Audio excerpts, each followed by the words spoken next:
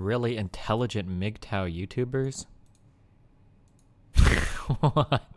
Wait, what?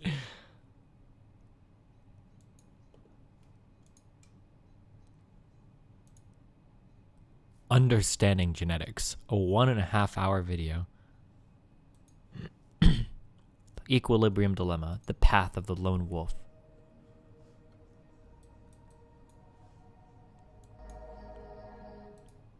As men, we are naturally loners. It's not to say that we... Nope. I'm sorry. Okay. Nope.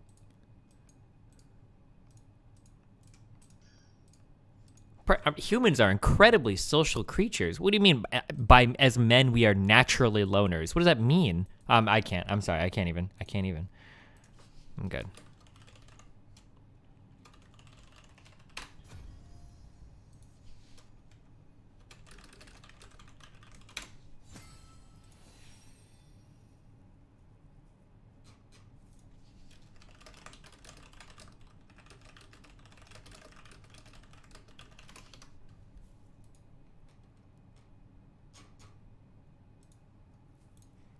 Quitting after one sentence?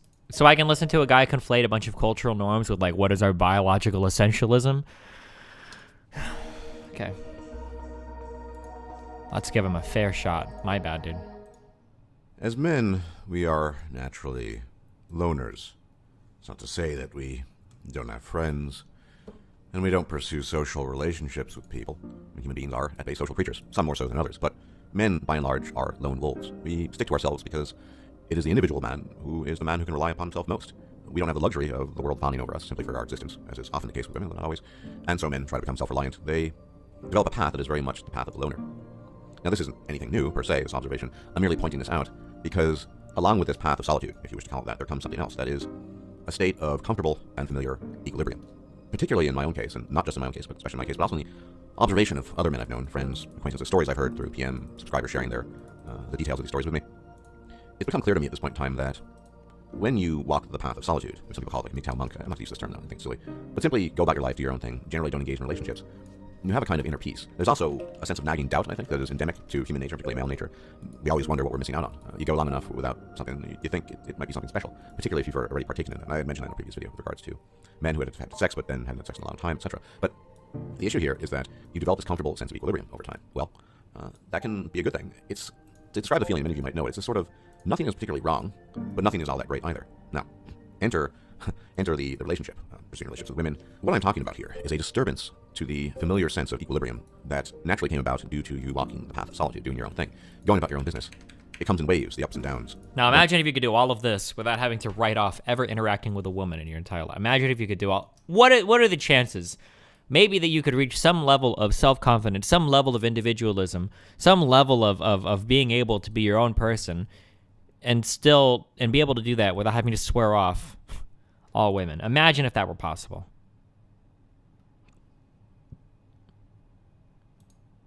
Or, you know, what keeps brothers like y'all from just, yo, come to the house, man. Let's have a meal. Let's sit down and talk face to face. Every time I see him doing an interview with David Letterman, whoever he's saying, that's my brother. Like, I love him. Like, so what stops y'all from just face to face communication? I would do it. Mm-hmm. Sometimes also, like when you have like such similar personalities and people are, you know, creating their own existence in their own world, in their own simulation or whatever, you know, they need to do it on their own. You know, when we were doing Watch the Throne, I was there, you know, in service to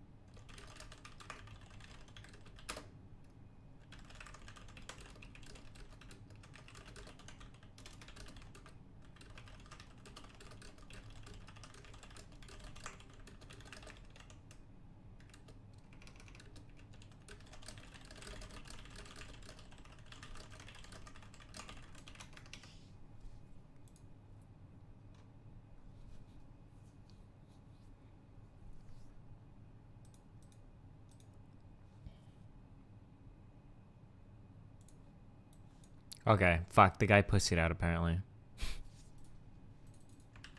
This was supposed to be the guy we were debating. I don't know what the fuck. It's a random no-name channel. Own independent mass flagging campaigns to target channels. Focus on facts, not opinions. Don't trust what can't be verified. Ooh.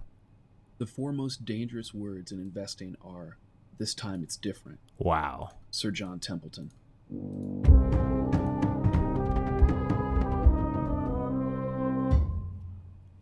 Welcome back to the Dojo, the series where I teach you the skills necessary to identify and protect yourself from panocentric and feminist threats. Before we get started, Thank God, the feminist and pancentric, what did he say? Threats. Oh, man.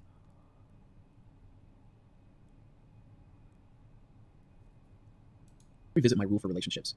Too many people wrongly believe the default setting in a relationship should be to listen and believe. It's not. It should be to neither trust nor distrust, then reconcile and analyze her words and actions over time to determine her trustworthiness and investment. I feel like, God damn, dude. If I would have started the internet when I was like 16, I could have been so big as like a YouTube skeptic. Because it's like I have like the mindset I did when I was like 16 years old, dude. I was like perfectly in here. And I think I could have even done it better than these guys too. Fuck these guys. No female is worthy of trust. She must constantly prove herself to prove her value. Like, fuck, dude. We could have been huge, boys, but here we are, cucking about as a feminist because we decided to grow up a little. Fuck. Fuck me, dude.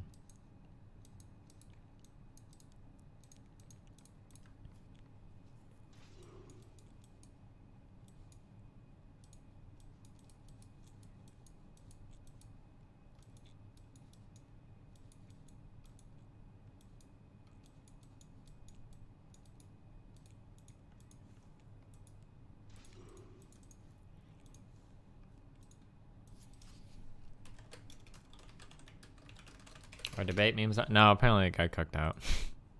Maybe he thought I was a woman.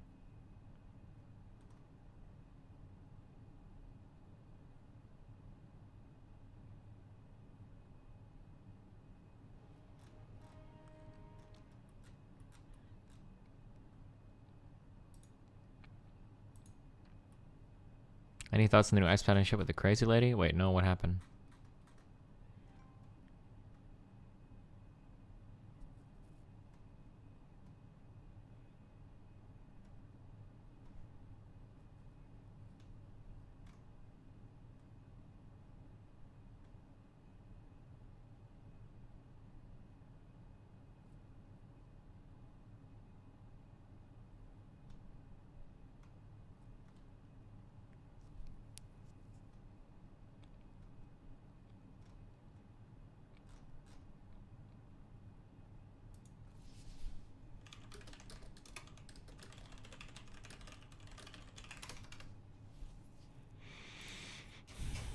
Long Medicare video.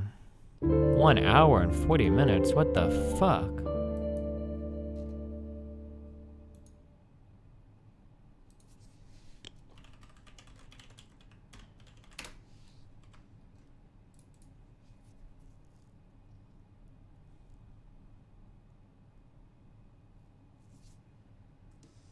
Jesus Christ. Kotaku in action.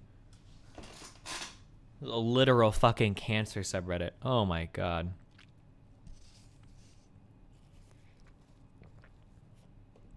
How he's trying to prove his innocence by reviewing footage with cops. Hold on, I gotta listen to this. 1 sec.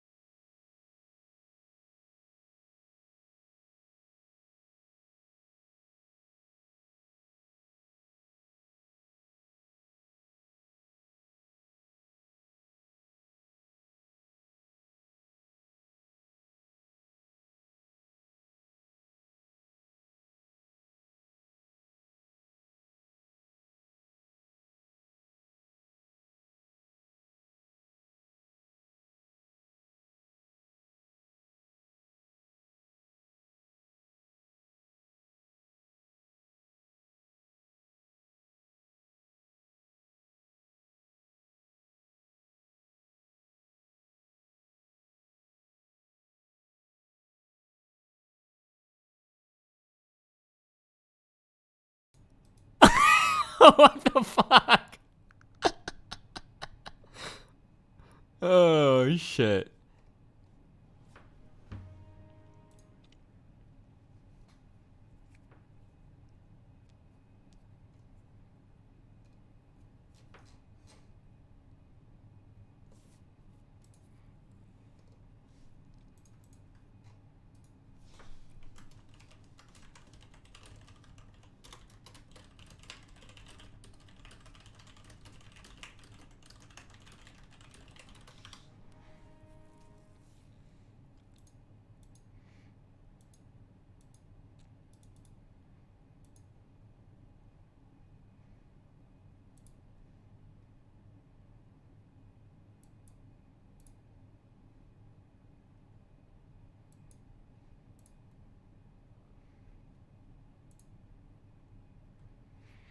Two of them. Okay, there we go. So now, welcome to 1999, back of a car, Game Boy Color, screen scratched, dad in front, chat on Game Boy printer paper. I remember the Game Boy printer. It's kind of a horrible nightmare, but I felt like this is the Remember those lights you could attach to the side of your Game Boy so you could see it in the dark? But then your parents would always shout at you, I can't see out of the window when you fucking have the light.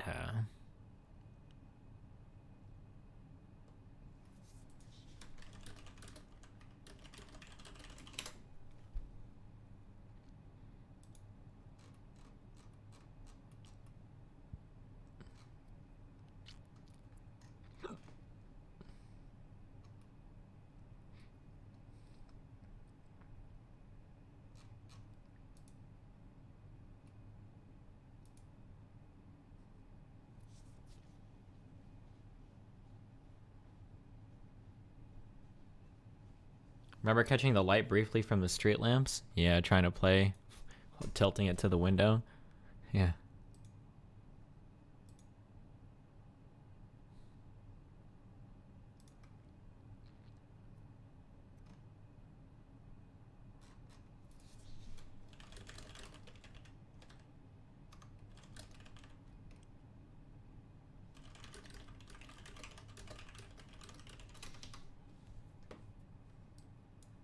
Listen to this Joe Rogan clip. Well below that average. And what about the people that say that they sleep, they go to bed, they sleep 5 hours, they wake up, they feel great? Yeah. Is that bullshit? We have the number of people who can survive on 6 hours of sleep or less without showing any impairment rounded to a whole number and expressed as a percent of the population is 0. Wow. Yeah. Wow, 0. And one of the big problems with a lack of sleep, by the way, is that you don't know you're sleep deprived when you're sleep deprived. So your subjective sense of how well you're doing with a lack of sleep is a miserable predictor of objectively how you're doing. So it's Especially like a with drunk men, right? Yeah, Right. especially, Yeah. Perfect example. You know, you're I used to talk about this on stream. It's actually really fascinating. If you've ever done something that requires, I'm gonna guess, fine motor skills, it might extend to other things. Maybe mental tasks as well. I'm not sure. But I learned this in college that for me. For most humans, I imagine, you're tired. The way that you know you're tired is when you feel tired, right? If you start to get a little drowsy, maybe you get a little clumsy or whatever, right? That's when you know you're tired, and that's when your body's actually getting tired.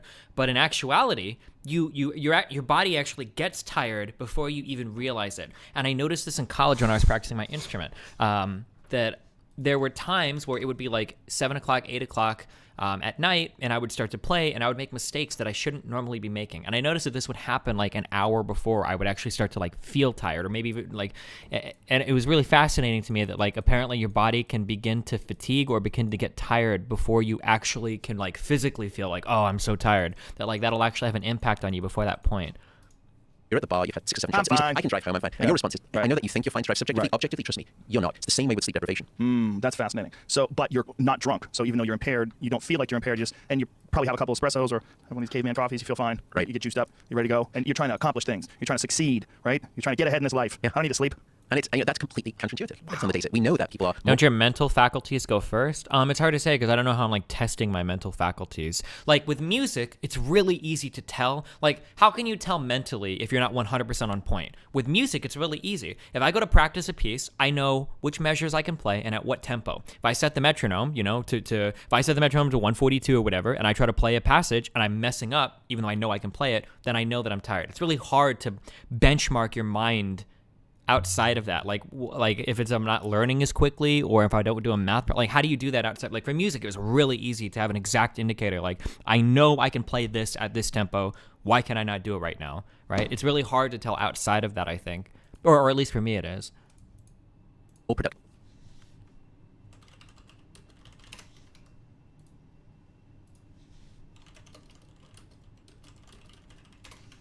What's your opinion on polyphasic sleep schedule shit? I don't know. Ask someone in chat does that. If woopboop is here, you can talk to them about it. 4 hours ago, what were they doing in chat?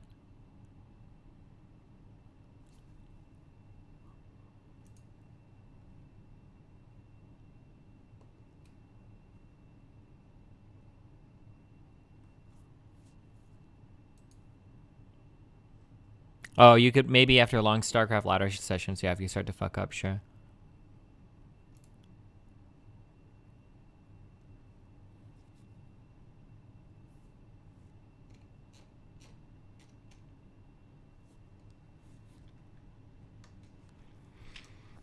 Much evidence has accumulated over the past several years implicating short sleep as a risk factor for numerous morbid conditions. In 1999, Spiegel and colleagues published a pivotal study that demonstrated in humans that sleep loss has negative consequences for the body beyond the brain. In this laboratory experiment, 6 days of time in bed restricted to 4 hours in young men was associated with alterations in glucose metabolism that over the long term could increase the risk of developing diabetes.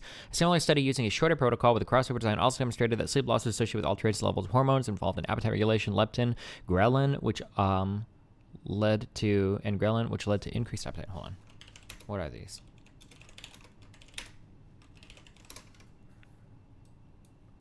Leptin or leptin from Greek? The hormone of energy expenditure. It is a hormone predominantly made by adipose cells that helps to regulate energy balance by inhibiting hunger. What are adipose cells? Also known as lipocytes and fat cells, are the cells that primarily compose adipose, I'm pronouncing this right, adipose tissue specializing in storing energy as fat. Okay, so these energies are the cells that store energy as fat. Leptin is a hormone that's made by those fat cells that helps to regulate your energy balance by inhibiting hunger. Okay, and then ghrelin is a peptide hormone produced by ghrelogenic cells, the gastrointestinal tract, which functions as a neuropeptide in the central nervous system. And it also regulates appetite. Okay, all related to appetite and shit. Somebody study using blah, blah, blah, leptin and ghrelin, which led to increased appetite, sure. Hormone changes that could ultimately increase the risk of weight gain. Similar associations between sleep duration and these hormones were observed in a large sample from the Wisconsin Sleep Cohort Study, providing further evidence for the link between sleep and appetite regulation. In addition to these laboratory findings, at least 35 epidemiologic studies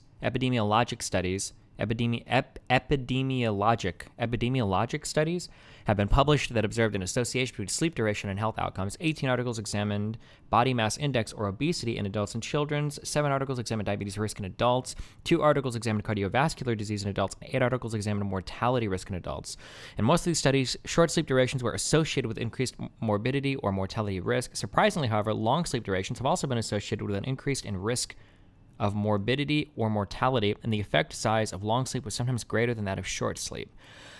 Man, I really, really, really feel like this data is worthless. Where are my memers in chat at? I feel like there are a million different things that are going to be confounding variables and stuff like this. So for instance, if you sleep very little, there's probably a higher chance that you work more, probably a higher chance that you have a less healthy diet, probably a higher chance that you deal with more stress or anxiety throughout the day, right? I feel like there's so many different things. And then if you sleep really long, it's probably because you're like sick or have like a disease or are otherwise unhealthy maybe, although I think this is probably going to get into that, right? Although I don't know if you're allowed to experiment on people like this with sleep. That might be... maybe that's not true, I don't know. In that same podcast, he mentions men who sleep around 5 to 6 hours of sleep have the testosterone levels of someone 10 years their senior. That sounds not true at all. So your testosterone replaces itself while you sleep. So that's possible that it could be a short-term impact. I'm bullshitting, or this is just what I have read, so I could be wrong. If you want to say that's fine. So it's possible that if you shortchange yourself on sleep, your temporary T levels could be low, but I don't think that would cause long-term T levels that would be 10 years, that would make you look 10 years older. But you do replace testosterone when you sleep. So if you don't sleep very much, your T levels will be lower. Your highest testosterone level is when you wake up first in the morning and then before you go to sleep, right? That's why they say correlation, no? Well, yeah, but I mean, like, the correlation could be so strong that I'm just not sure, you know? For example, analysis of data from the Nurses' Health Study revealed a significant relative risk of mortality among women for those reporting sleeping 8 or more hours, whereas sleeping 6 or less was not associated with increased risk of mortality after adjustment for covariates. Of course, many of the covariates may actually be on the causal pathway between sleep loss and mortality. This is what I was saying, right? Obesity, diabetes, which would explain why significance was lost. No studies published to date, however, have demonstrated a possible mechanism identifying long sleep as a cause of morbidity or mortality. The fact that adjusting for numerous diagnosed health conditions did not attenuate the disassociation between long sleep and mortality suggests that long sleep does not cause any of these conditions. So long sleep, so this is making it sound like they control for so many other variables that they were able to, or they believed they could eliminate the causal link between long sleep and mortality or morbidity. So that makes me think they probably did it here as well, right? That they would have. I would imagine so. The fact that adjusting for numerous diagnosed health conditions did not attenuate the situation. A paper in the issue of Sleep. Oh, there's like a journal called Sleep. That's really cute if that's true.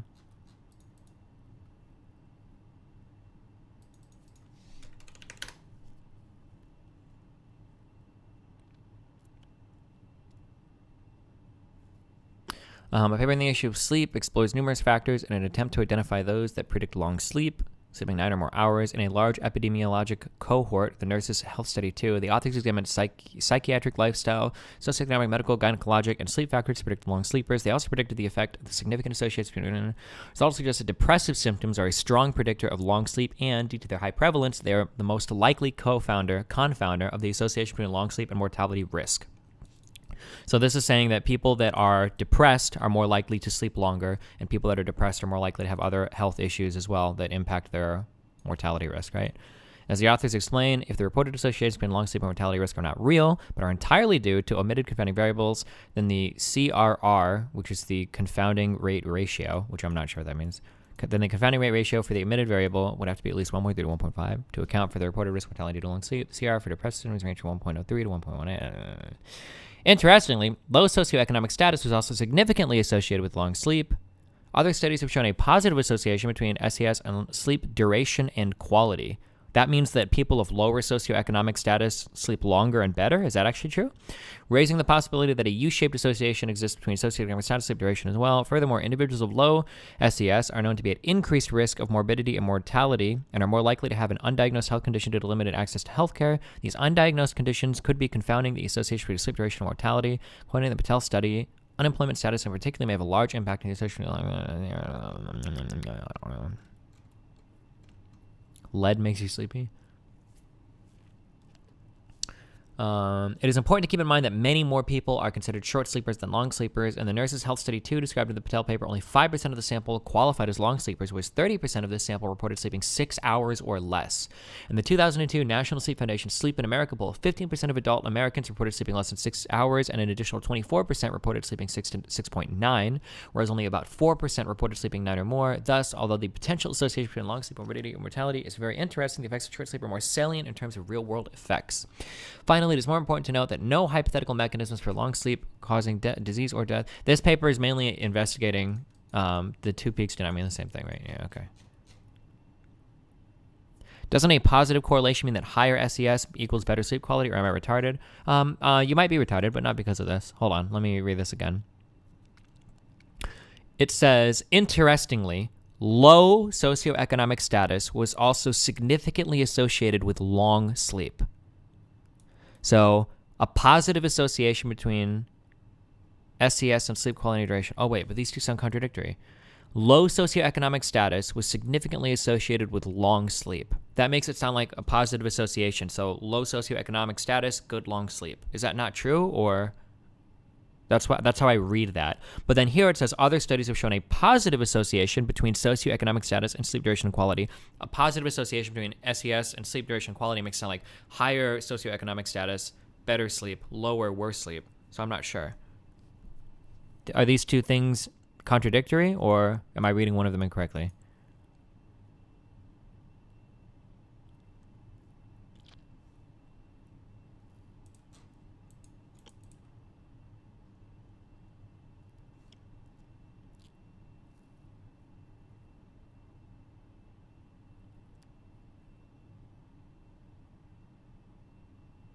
Pointing out that there are two studies that contradict each other. Okay, yeah, gotcha. All right. So then there's been different research. Gotcha. Okay.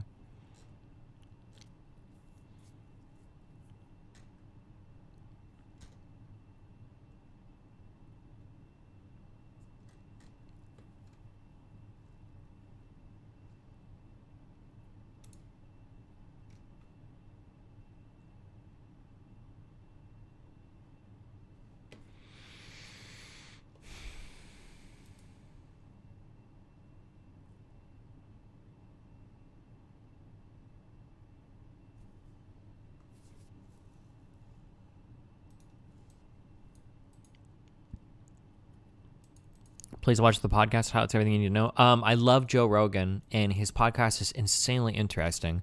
But every time I hear people on his show talk, I feel like I have to double check everything that's said.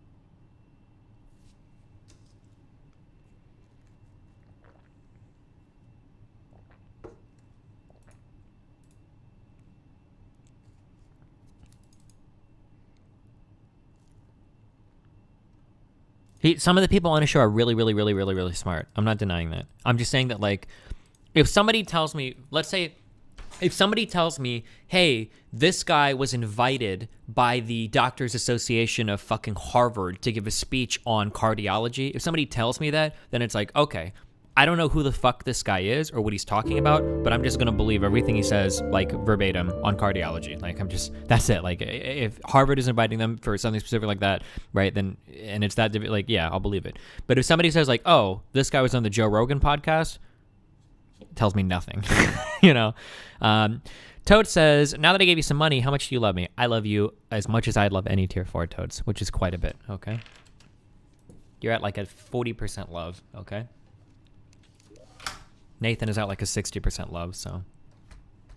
Classic appeal to authority. So appeal to authority is something you scream out every time somebody appeals to an authority figure because you don't understand the difference between a fallacious appeal to authority or an appeal to or an appeal to authority to not engage with facts. So let me give you some examples of a fallacious appeal to authority, and then let me tell you a legitimate appeal to authority.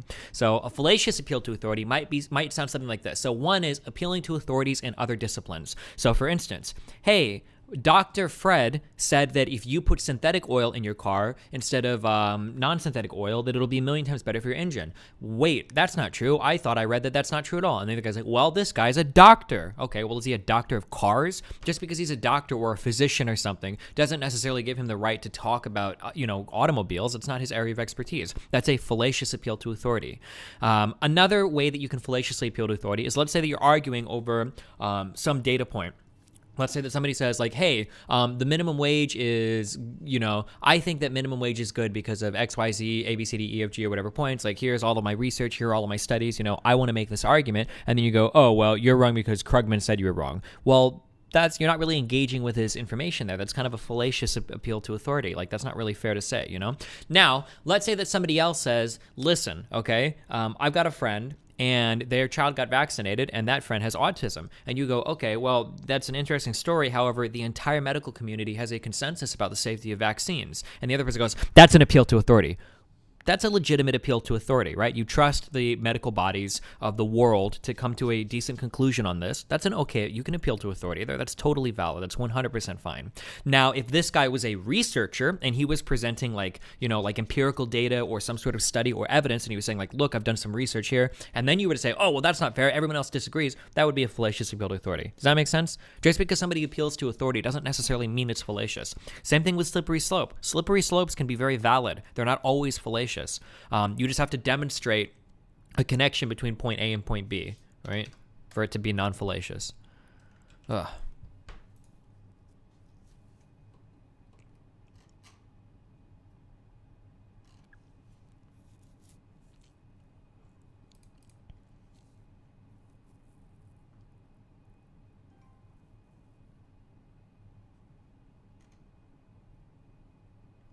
Why do gamer... Never mind, I don't care. Never mind.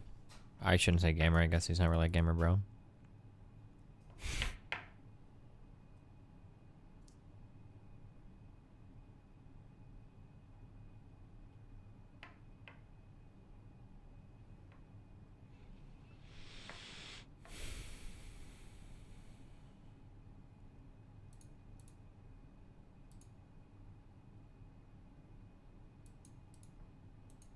DSM, the book that lists mental. Oh no. I heard that I was supposed to start this video off with a joke. Aiden Paladin. What can I say about her? Well, she's a political YouTuber that has a I don't need to watch any more criticism of her. In the last example, why would it be fallacious instead of just different viewpoint? The researcher isn't being dismissed off it. Well, I'm talking about dismissing somebody's evidence by appealing to an authority. And if the person is an expert in their field or the person is doing legitimate work or research, you can't just dismiss their point.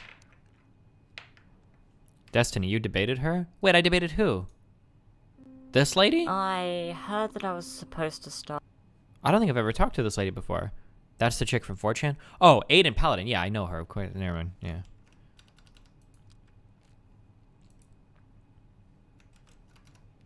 Where would you like to draw the line in terms of doctors being an authority figure on a topic? Would you think a cardiologist is a valid view on psychology, given their experience data to interact with patients? Nope.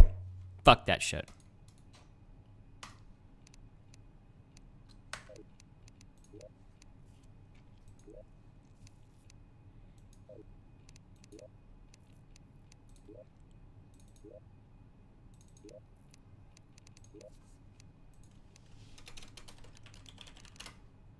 Do I have to add Stardew to the auto ban list?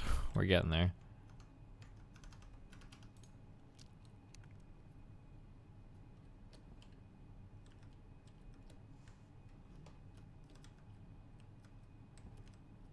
Do you think there's any shred of legitimacy to NoFap? Yeah, of course. There's shreds of legitimacy to everything. To MRAs, to extreme feminism, to fucking mgtow. There's always shreds of truth. There has to be for people, for ISIS. There's always going to be a shred of truth in any ideology that people follow. That's why they follow it.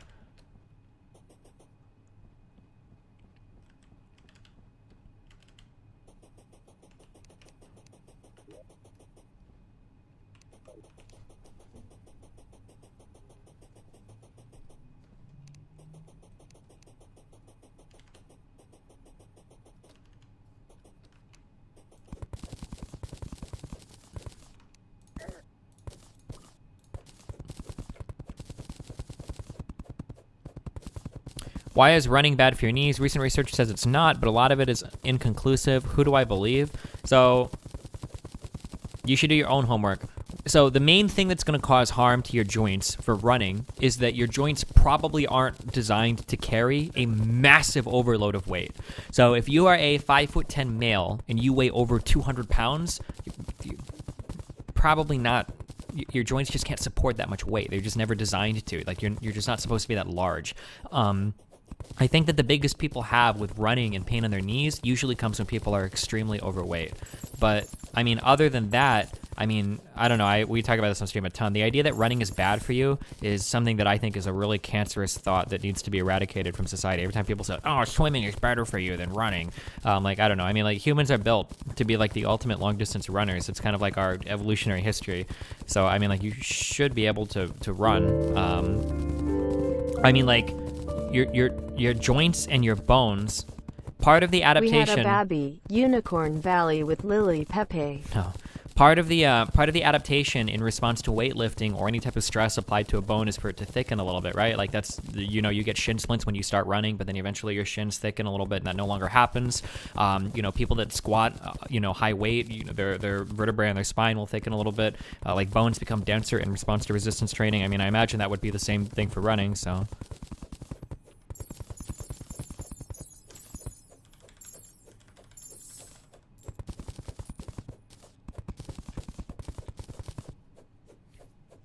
Can you explain that evolution thing? Sure. So humans are bipedal, which gives us an advantage in conserving energy, and humans can get rid of heat better than any other animal. Our ability to sweat is like, it is insane how much heat we can dissipate. Nobody else can do that. Look at fucking pigs, okay? Animals have to fucking roll around in the dirt and roll around in the fucking water in order to dispel heat. That's why dogs have to pant.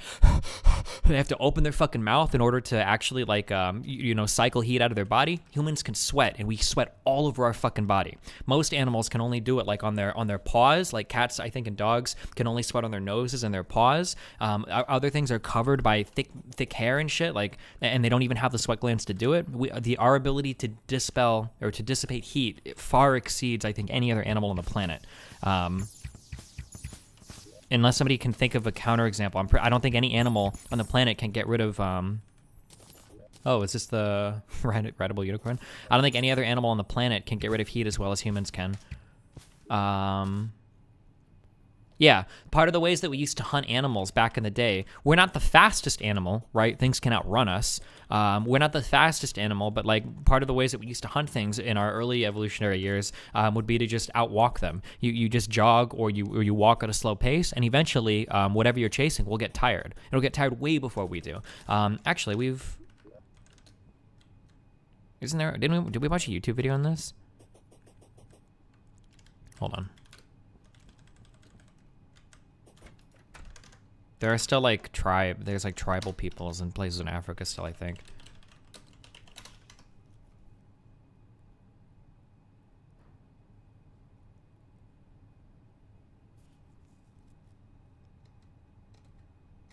It's like a deer type animal, but it's not a deer. It's not a lion. Is this it? They hunt.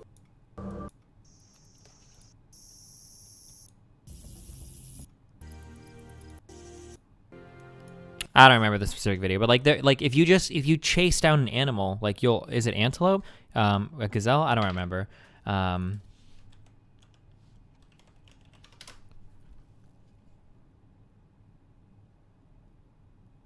Like humans can just outdo anything in long distance. Like, it's insane. With a few exceptions. They literally chase it until it falls over, and then they walk up and stab it. Yeah, there was a video that we watched on this. Fuck, I don't remember.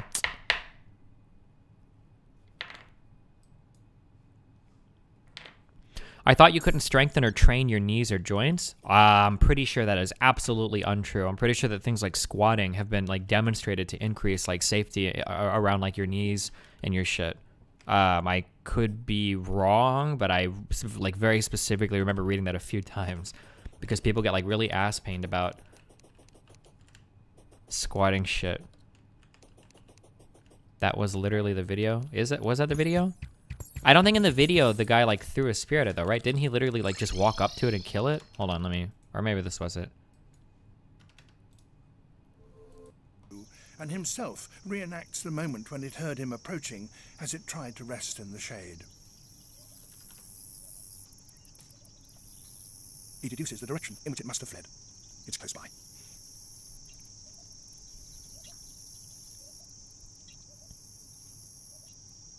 The chase has lasted 8 hours. Hunter and hunted are both at the end of their strength. Neither can go on much longer.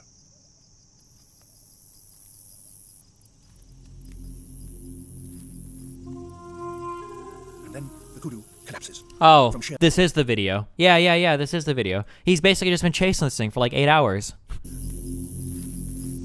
It's just tired. and then the kudu collapses from sheer exhaustion. It's close to death.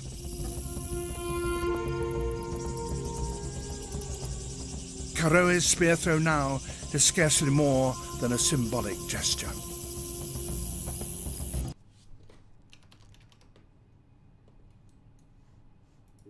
Yeah, but humans are like sick as fuck at that shit. Your ability to get rid of heat is like really, really, really important. Holy shit, it's like it's so invaluable. The process of like sweating is insanely valuable to you as a long distance hunter. Obviously these days it doesn't matter anymore. But yeah, sorry, that's what I mean. Because somebody asked earlier like what I meant when I said I feel like we talk about this like every 6 months on stream. But whenever I hear people say things like running is bad for you, it's like no. That's like, it's like literally the thing that we are the best at in terms of like what, like one of our best abilities as a human, like as a creature on the planet, is our ability to travel long distances on foot. Like it's a huge thing. You're definitely right that sweating gives humans a unique advantage over nearly every other animal. Be careful saying humans are the best. Certain species like the kangaroo rats have adaptations like long nostrils that are technically unique and superior to humans. Sure, but I would what animals can travel farther than humans, can cover more distance? Horses might be able to. I would have to look it up. In terms of being able to travel more distance in a given day, a horse might be able to. There might be some species of dogs that can as well, but for all the big game, I'm pretty sure like all of that can be ran down by humans. Why do people say that running is bad for you anyway? Because a lot of people are overweight and it can put a lot of stress on your joints. Oh, birds. Sure, oh, yeah, fuck birds. Fuck birds and fuck fish, alright? Nobody gives a fuck about them, right? They're stuck in the water, stuck in the sky. Fuck off. Hey! Did that guy just do 200 fucking... I have all my armor on, right? Why does he do 200 damage in a shot? That's insane.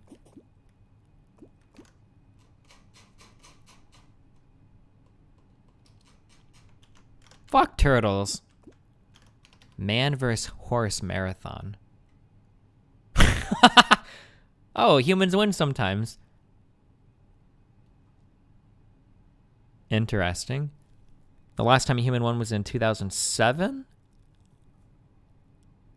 The times seem pretty close, though. Fastest horse, 2 hours and 23 minutes. Fastest human, 2 hours and 50 minutes. 2 hours 17, 2 hours 37. Ooh, camels might be able to outdo humans because they store a lot of excess water in their humps, right?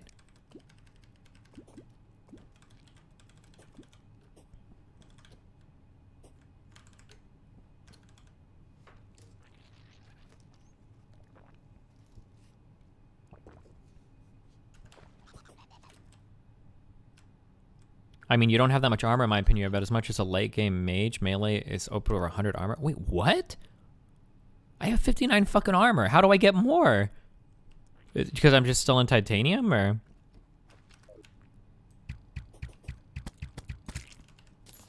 Statistically, aren't we comparing extreme outlier humans to regular outlier horses? Well, the thing is that extreme outlier humans were probably more the norm. Like, keep in mind that back in our early history, right, we were probably outside, outdoors, constantly walking, constantly out, constantly active. This idea of sitting for hours and hours, sitting for 10 hours a day is very, very recent, like in our evolutionary history, right? Like,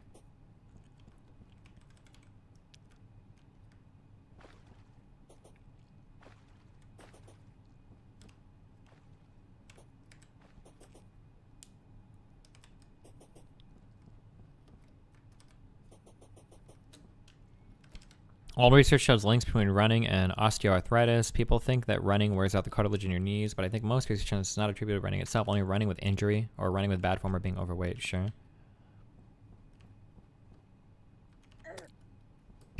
Oh, the humps are only for emergency? Oh, it's going on deprivation over long periods, not hunting or escaping, gotcha.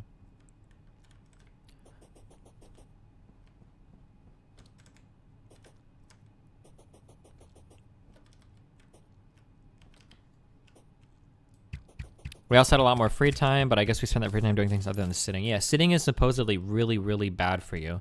I need to research this more. I'm uncomfortable repeating this without like actually looking it up, but like I've heard that like sitting is about as bad as smoking. That it's like a really, really, really negative thing that we need to worry about. But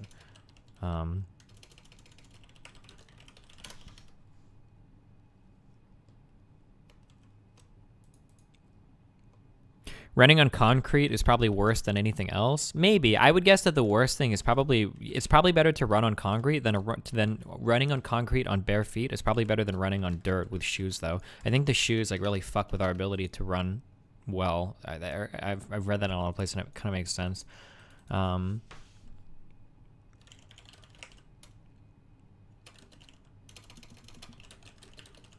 What part of your body does it harm? Well, it's just that, like we're so active as like a creature. Like we've evolved in an environment where we're constantly moving, constantly active, constantly out and about and doing things. And just the idea of like just sitting in one place for 10 hours, I don't think is very very healthy, right?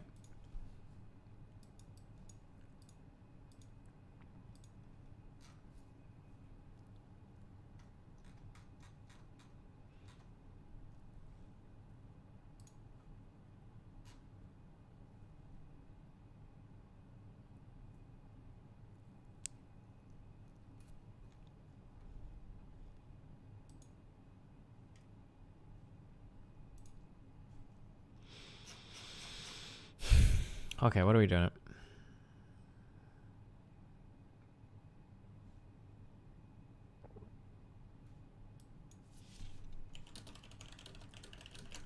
Why am I banned from Twitch chat? I don't fucking know. What did you do, dude? There you go, I unbanned you.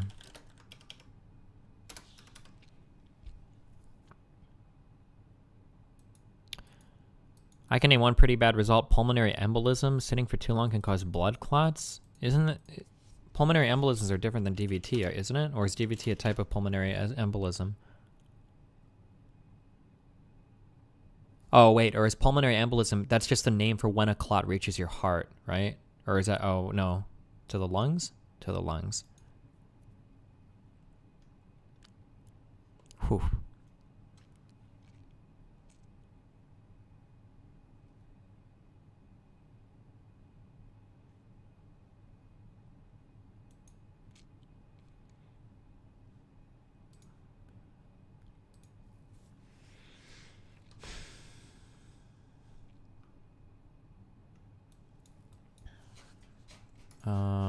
This is somewhat short.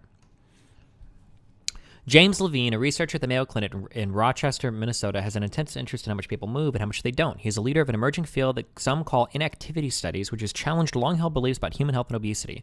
To help me understand some of the key findings, he suggests that I become a mock research trial participant. First, my body fat was measured inside a white, futuristic capsule called the Bod Pod. Next, one of Dr. William Shelley placed a hooded mask over my head to measure the content of my exhalations, gave me body's calorie burning rate. After that, I donned the matching underwear. Then went down to the hallway's laboratory research whose calories are measured precisely a week.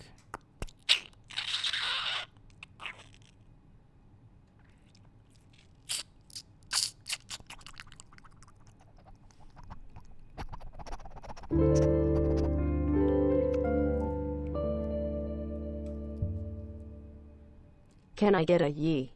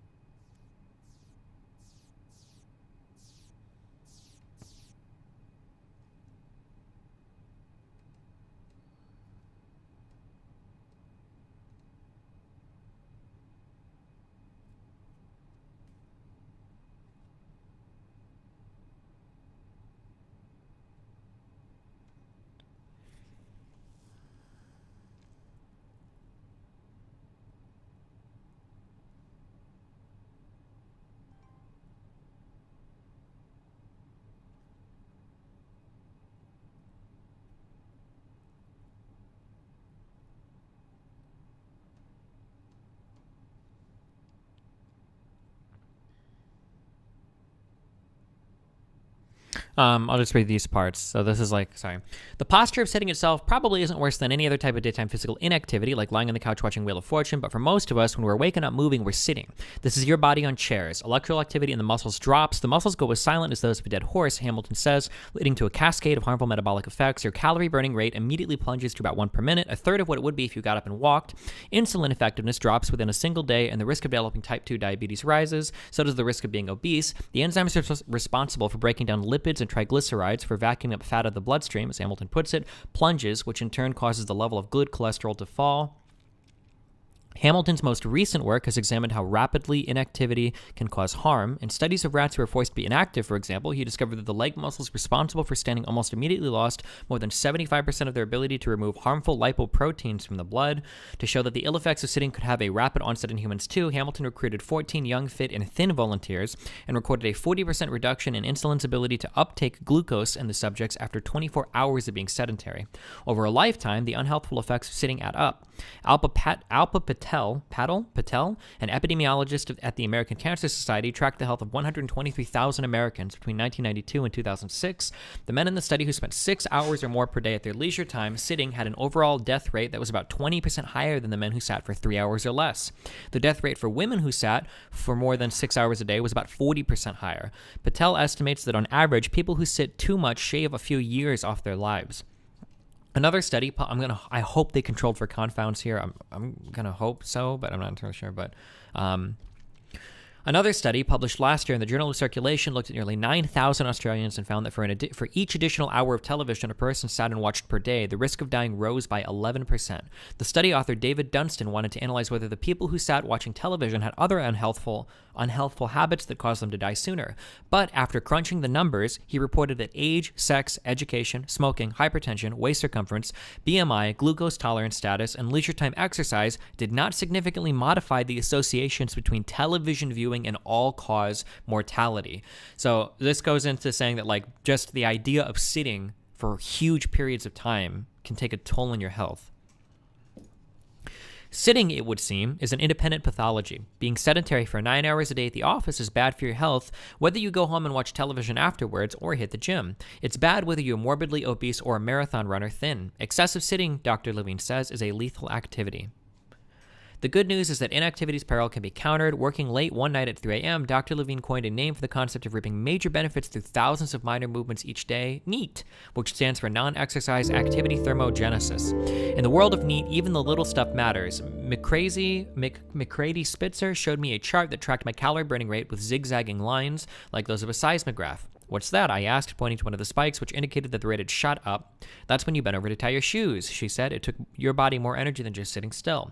In a motion tracking study, Dr. Levine found that obese subjects averaged only 1,500 daily movements and nearly 600 sitting minutes. In my trial with the magic underwear, I came out looking somewhat better: 2,234 individual movements and 367 minutes sitting.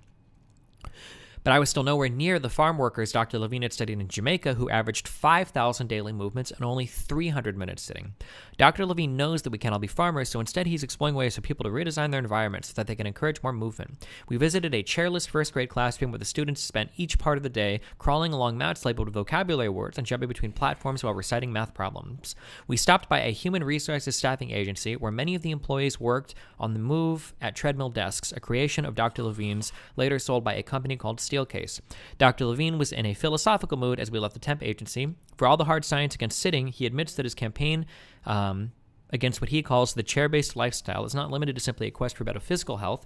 His is a war against inertia itself, which he believes sickens more than just our body. Go into Cubeland in a tightly controlled corporate environment, and you immediately sense that there is a malice about being tied behind a computer screen seated all day. He said, "The soul of the nation is sapped, and now it's time for the soul of the nation to rise."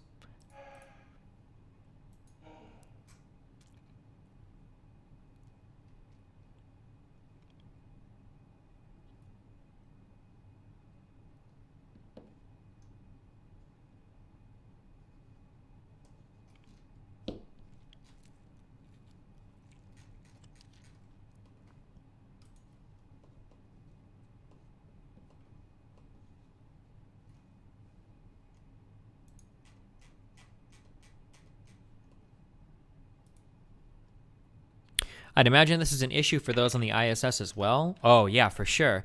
Things like bone density and whatnot drop hardcore when you spend any amount of time on the International Space Station.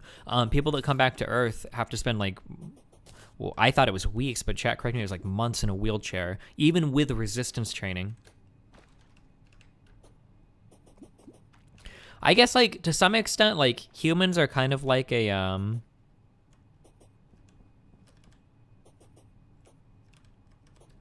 I guess, like, it's kind of like if you take, like, a really complicated program and then you try to, like... Fuck, I don't know. I'm trying to think of an analogy. I can't think of an analogy. Listen, we have spent millions and millions and millions of years doing particular things, like living the hunter-gatherer lifestyle. So the whole, like, sitting down for all day and, like, doing computer stuff and all that, that's, like... It's really, really, really recent. So there could be really far-reaching negative effects that are happening that are not immediately apparent or immediately noticeable, just because, obviously, we haven't had time at all to adapt, and we never will have time to adapt in an evolutionary sense, right? So, like, yeah, I don't know. It'll be interesting to see what comes out of that type of research, like how fucked are we going to be because of stuff like that.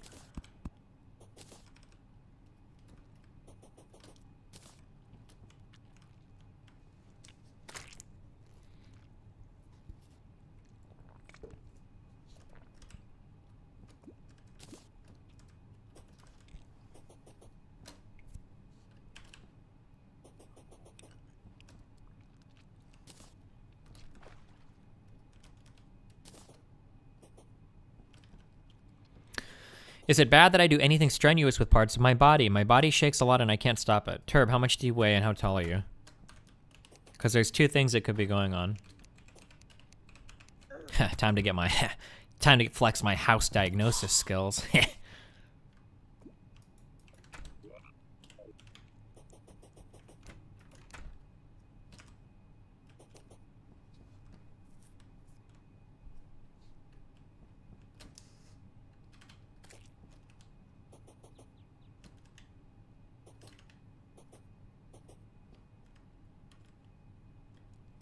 I'm 170 pounds and 6 feet tall. That sounds about right. What would that be, like a little bit on the low end of normal?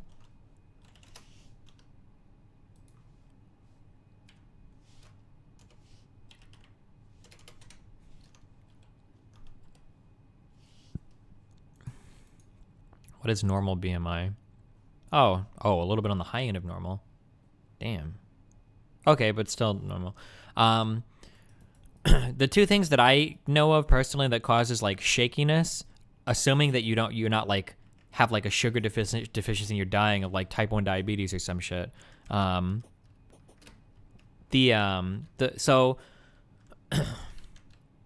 if you don't do anything and if you don't do anything and you're very, very, very weak, if you watch somebody go to do like a bench press, right? There's so much that goes into the movement of your body. Holy shit, there's so much. It's so complicated. When you go to push a weight up, right? If you're bench pressing, you've got, I think, is it 2 primary movers or 3 primary movers? Your pecs, your big boob muscles are the ones that do most of the pushing. I think it's your anterior deltoids, the front of your shoulders, push as well. And then you've got your triceps, which help to extend, right? So whenever you do like a lift, I don't know if all 3 of those count as primary movers. I'm pretty sure they do. Fuck, what's that exercise website? Hold on. It's like ex. Fuck, what's the name of the site? It's like the sickest fucking site for looking up like muscle involvement in activities.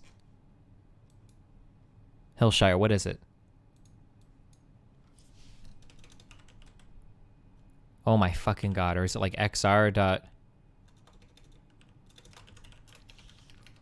Oh, this is it. Subscribe. No, that's not what I want.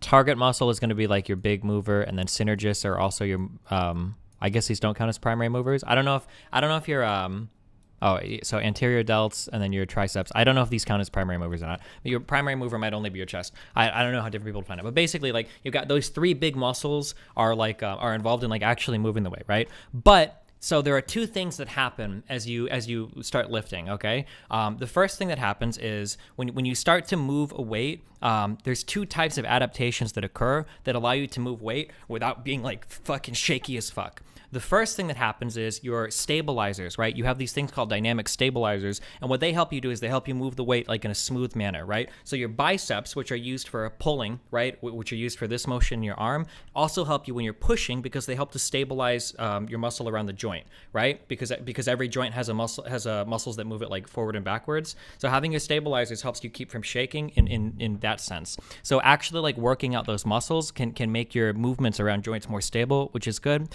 And then the second thing that happens is that as you move more weight, or as you start moving weight, central nervous system adaptation occurs, right? Your CNS adapts as well, so that you're actually capable of moving weight in like in a steady manner without being like a shaky person doing it. So if you're super shaky when you move things, usually like if you train at it for a little bit and your muscles develop and then your mind gets a little bit better at utilizing and recruiting all of your muscle fibers, that'll help. And then, yeah, I think that's the main thing. But you could also be shaky because you don't eat at all, or because you have like a fucking sugar problem and you're dying.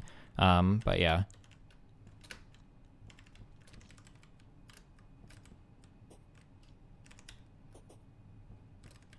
I did do some weight training, but I stopped at some point for a while. Yeah, if you stick with it, you'll stop shaking. Like, the shaking is going to be really common when you first start because all of your stabilizers are totally undeveloped, and it's a mind thing too. Like, the CNS adaptations that occur are really important as well when it comes to weightlifting. The ability to like actually recruit all of your muscle fibers to do a lift is a really big part. That CNS adaptation is a really big part. That's why some exercises are harder than others and are even more exhausting too. Like things like deadlifting or squatting are like hugely taxing on your CNS.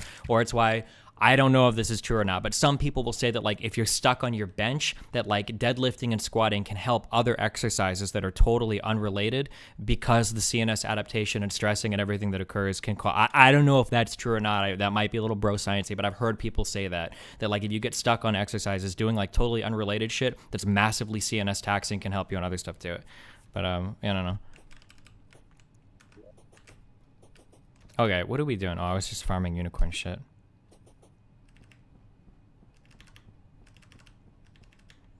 This is a concept known as greasing the groove, the idea that you have to actually practice lifting. Yeah, sure.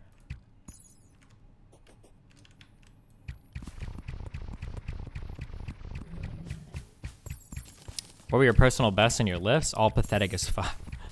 I got my deadlift up to 2 plates. Well, the next time we start lifting, we'll go for 3 plates, okay? Whew. Someday. Listen, the problem is that like I don't want to start lifting again if I'm not eating properly, you know? And I don't want to start eating properly if I'm not lifting again, because what's the point? So it's like you're stuck in a perpetual state of being a lazy piece of shit.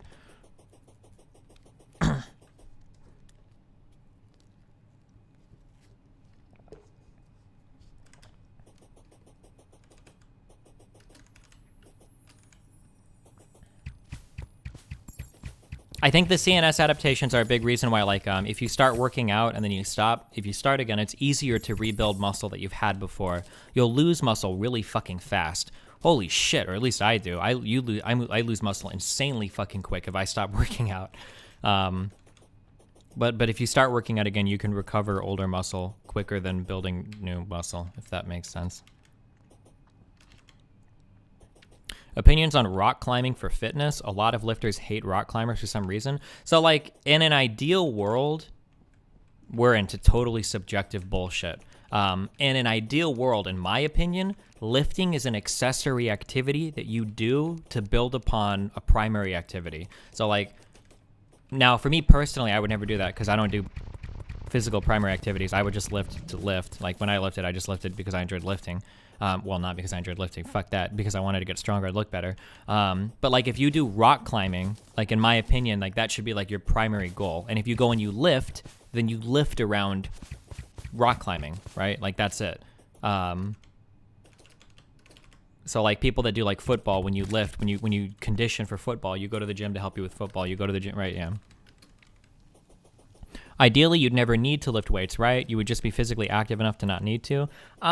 Maybe like in a super ideal world, but like, I don't know. Like the thing is that like lifting can confer other benefits as well.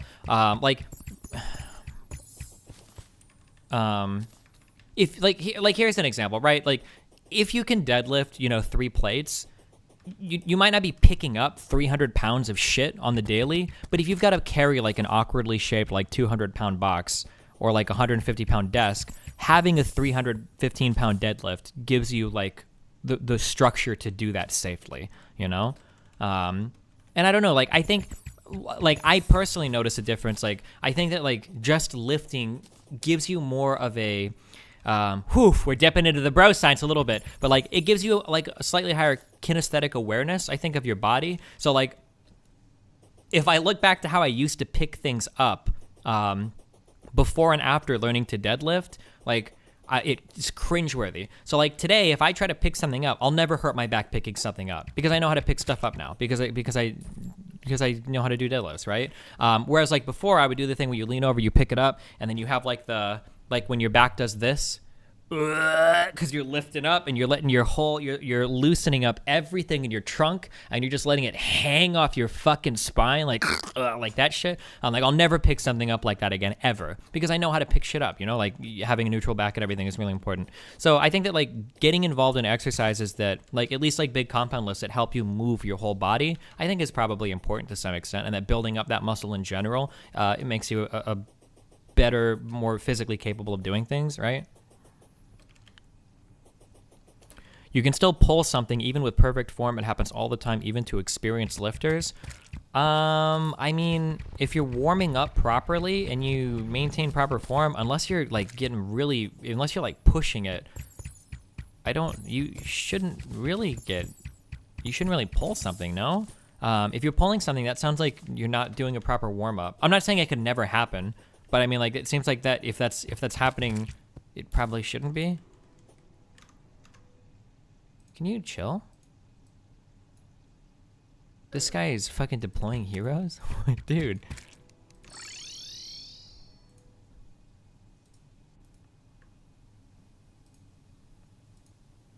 Chill. Hey. There's no need for this.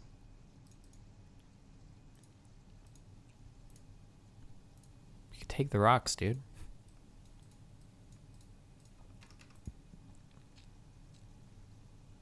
It happens mostly with weight you are familiar with, so you don't pay attention too much. Oh, well, sure. I mean, if you're just derping about, then yeah, of course, you can always hurt yourself.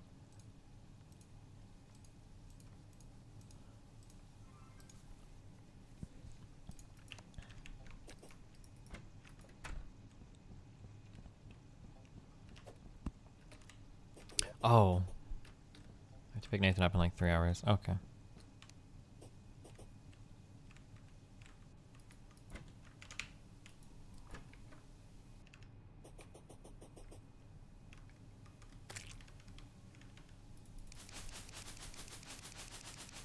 Is there really no way to, like, why are these things still here? There's no thing for them to even be on. It doesn't make any sense.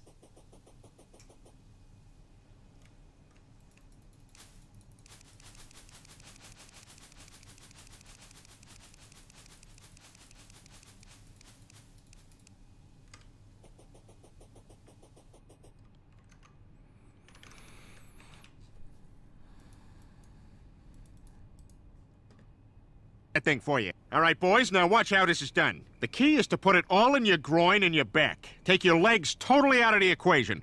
Lift with your lower back in a jerking, twisting motion.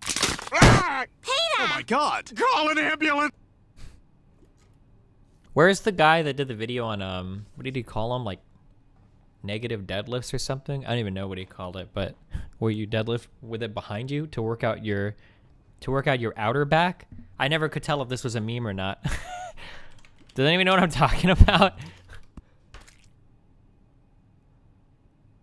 Oh, it's the reverse deadlift. Is this a real thing, Hillshire? Deadlift.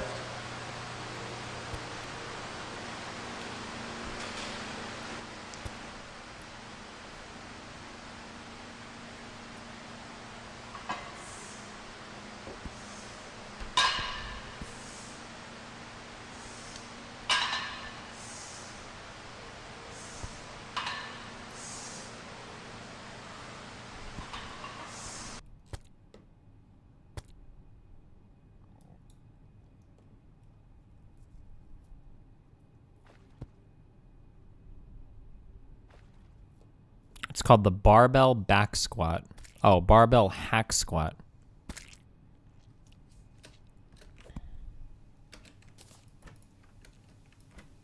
So one interesting meme is that the whole point of your back, the whole point of making your back strong is to make it so that it basically never moves, right? That's the whole point of having so basically anytime you're picking something up, you want to keep your back in like a neutral protected position, meaning it's not like perfectly straight, but like in a neutral position, right? And then your muscles and everything are supposed to support things. This is one of the reasons why I have heard people say, I'm not telling you to do this or not do this, but I've heard people say things like sit-ups are actually really unhealthy exercises, that sit-ups are not a real exercise that you should ever do because they encourage you to use your back in a motion that is insanely unnatural, and that is using your back to bend it while you do a sit-up. That is like the antithesis to the reason why you do anything involving working out your core or working out your back, that in no other exercise will you ever be bending your back like you do in a sit-up, that it's just like the dumbest exercise in the world. I've heard that, and I've seen like really strong arguments put out in a lot of places for that there's literally no reason to ever do a sit-up, and it's like the dumbest exercise in the world. Pretty sure the military does planking now. Planks are fine. Planks, because it's a neutral back and all you do is, right, you tighten your abs or whatever, and I guess your booty, your glutes. I'm not using timers, okay? Ain't nobody got time for that bullshit. But thank you for your suggestion. Do crunches keep a straight back? Isn't that only in proper form? I thought proper form is using the abs to keep the torso straight for sit-ups. Can you really keep your back straight in a sit-up? I don't know if you can. Well,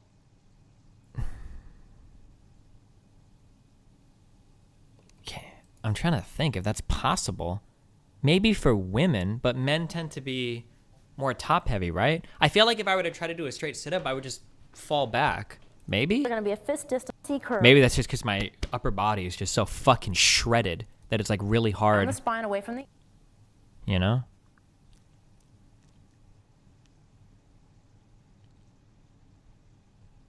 Like this movement right here where she starts, like, doesn't look like a good movement to me, right?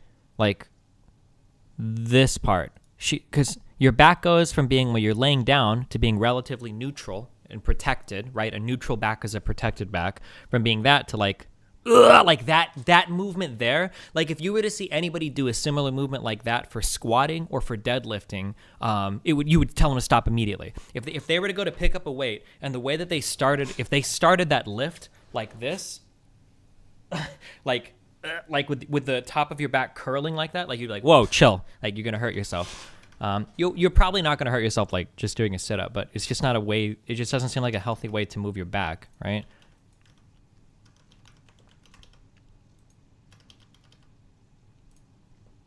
She is showing how not to do it?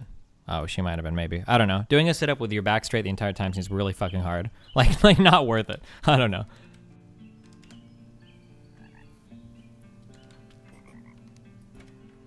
It's okay to be rounding your upper back in a lot of exercises. Lower back is the issue. Can you name an exercise where you round your upper back? I'm trying to think of.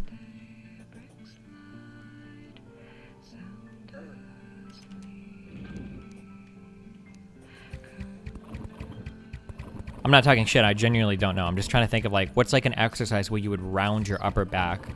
Also, I feel like I would be really scared to be consciously rounding my upper back, but keeping my lower back straight. It seems like it would be really hard to do.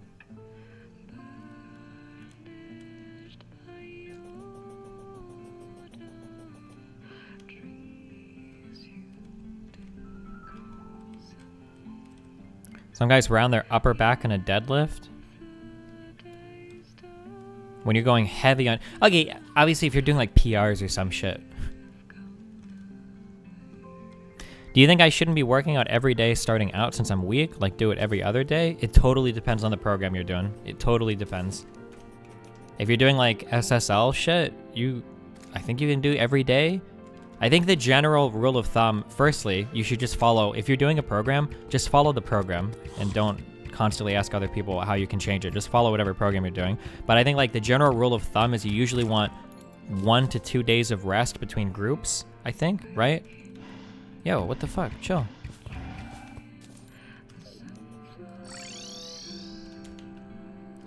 But then different muscles can take different rest, and it's so variable, dude. Like you should just follow whatever program you're on. Like for instance, like your shoulders, I don't think you could overhead press 3 days a week. I could be wrong.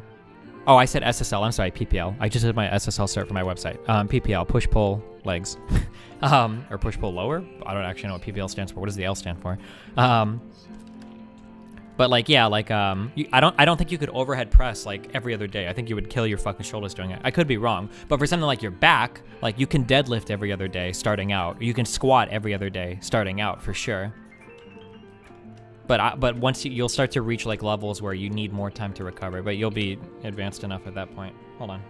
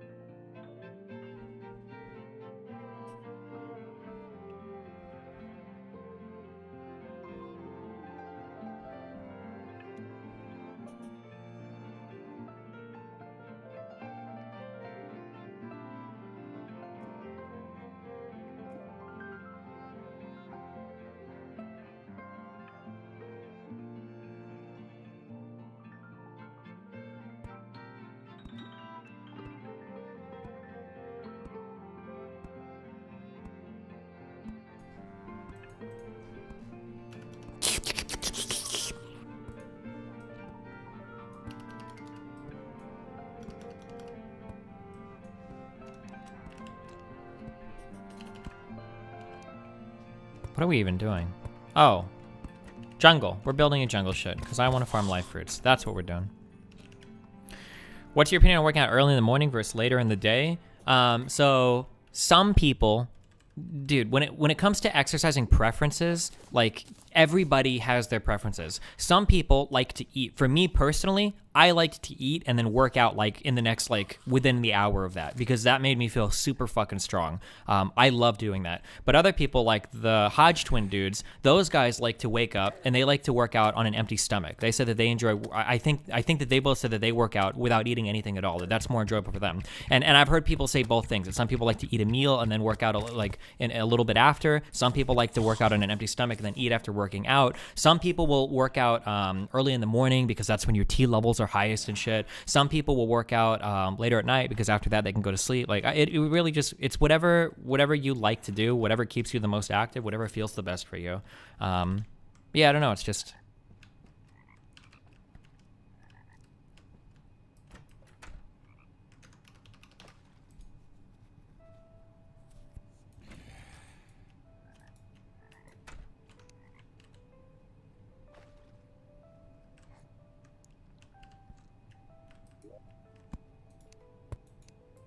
Mud blocks.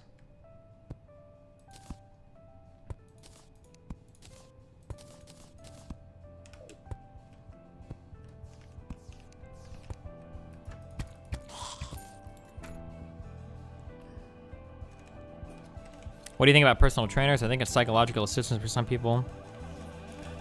Okay, here is the big meme about weightlifting, okay? Here is the most important fucking thing about lifting weights, okay? The 100% most important thing is find something and stick to it. This is why bro science exists, okay? Because some guy can go to the gym and jerk off for 2 hours, okay? And just fucking walk around and hit up random fucking machines and do fuck all. And then after 2 years, he will have results, okay? The guy that goes to the gym and fucks around on random machines for 2 years is always going to be better off than the person that theory crafts the 100% perfect pre-workout, post-workout, diet, and exercise plan, but only manages to go every other week or a couple times a month because of like blah, blah, blah bullshit, right? This is why bro science exists, because people will get results doing anything. Like just find whatever you can do, find what you can do, and do it often, and like that's like the best starting point that you can do it, you know?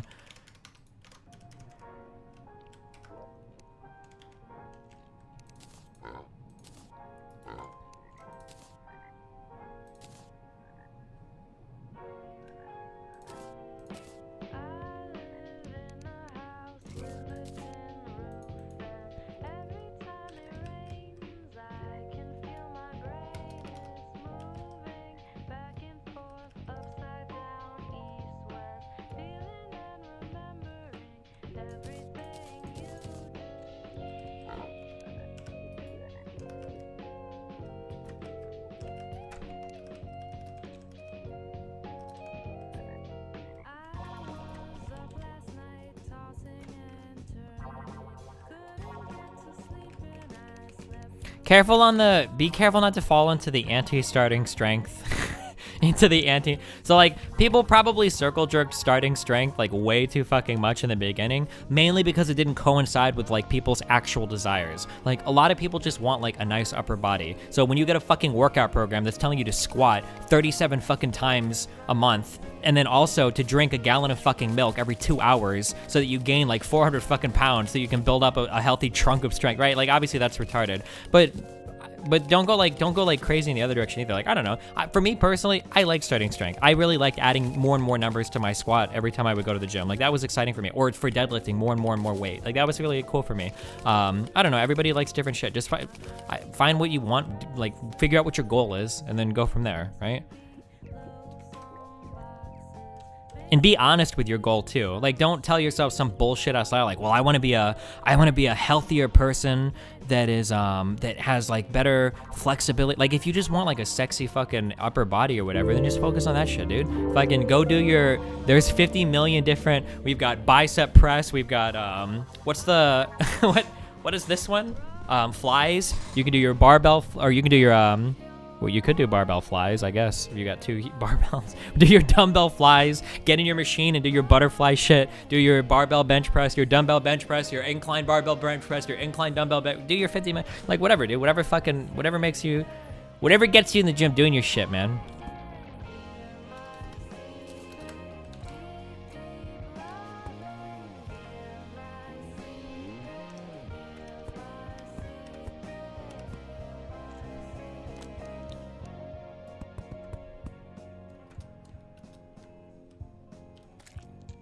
If you make your life fruit farm, it isn't ever going to spawn. Life fruit only spawns in the underground cavern /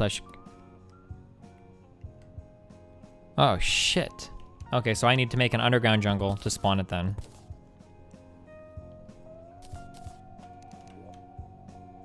Fuck. What's your opinion on FIT? F-I-T-T? I don't even know what that means. What is it?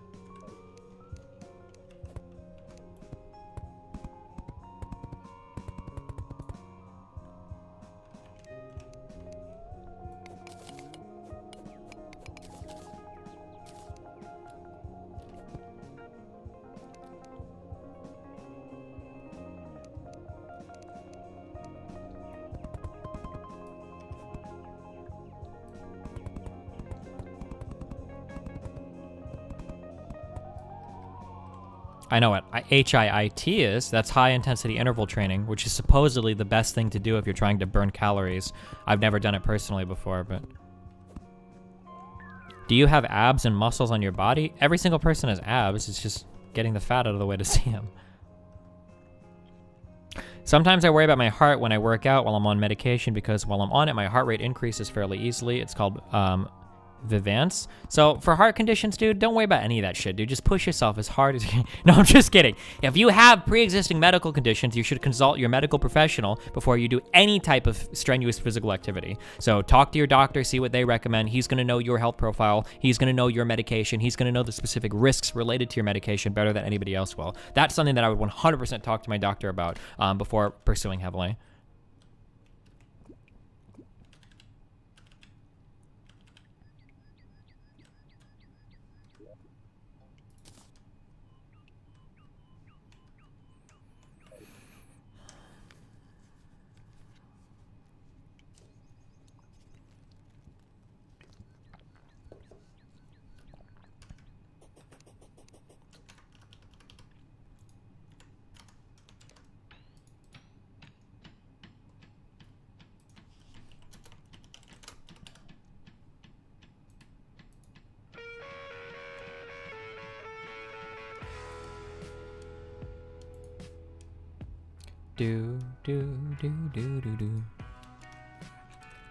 How many caffeine pills should you take per workout? 3 or 4? Pre-workout never did much for me. I never really felt anything from pre-workout. Other people feel differently though. There are some people that really, really enjoy taking pre-workout. I don't know. For me, I don't know. I never felt like it helped much.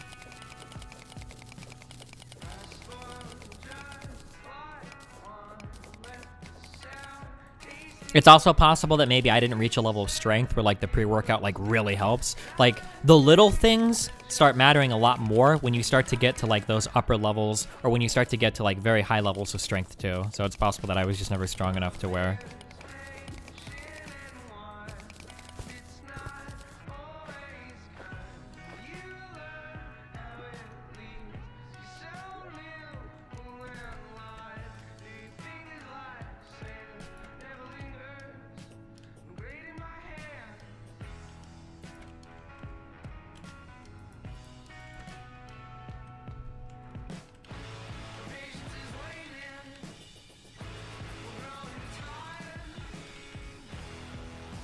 What? What do you mean, what? The need for complexity in any given strength training program increases as the level of skill increases. That's pretty simple to understand. Okay, so what is going on here? Every time I pull the lever, it only breaks one plant? Why? This seems so dumb. Okay.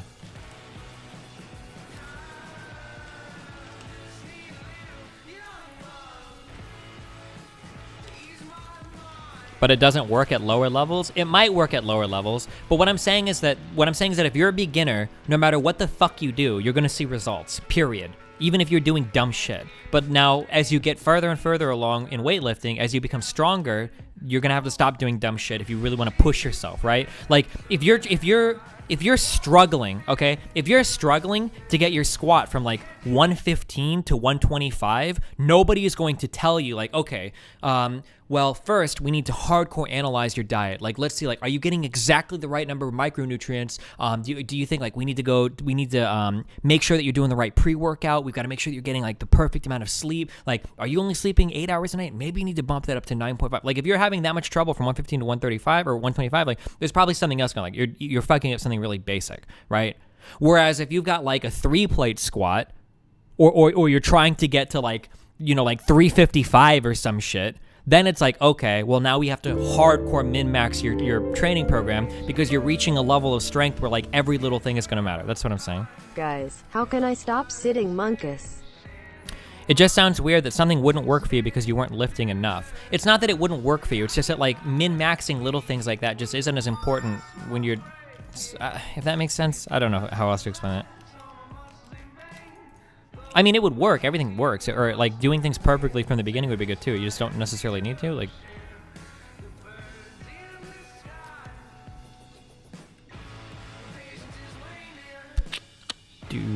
What am I doing? I'm so lost. I shouldn't be talking during this. Oh, underground jungle biome. That's what we're doing. Oh, rope. That's what we're doing. The marginal benefit is lower. There we go. That's a perfect way to describe it. Kyle stopped using his drill. Little fucking cuck.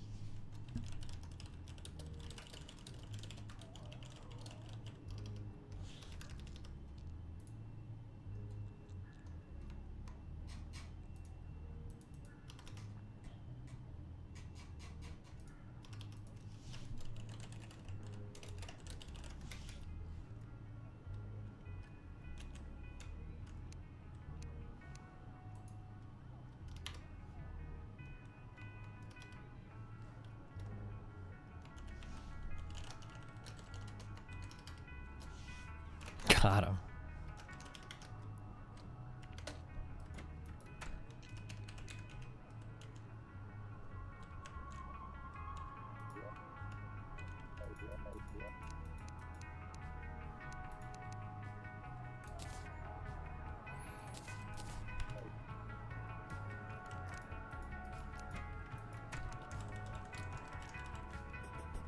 Okay, so if I build this exact same contraption, but I make it in the underground jungle, I should be able to spawn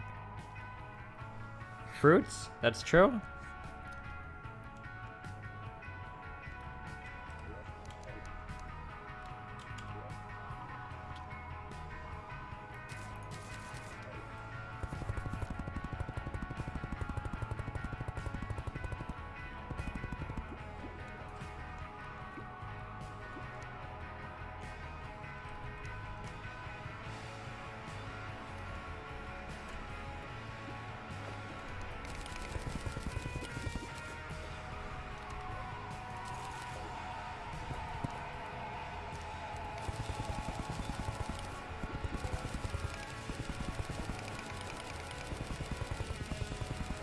Did only spawns after beating a mechanical boss? Yeah, we beat all 3.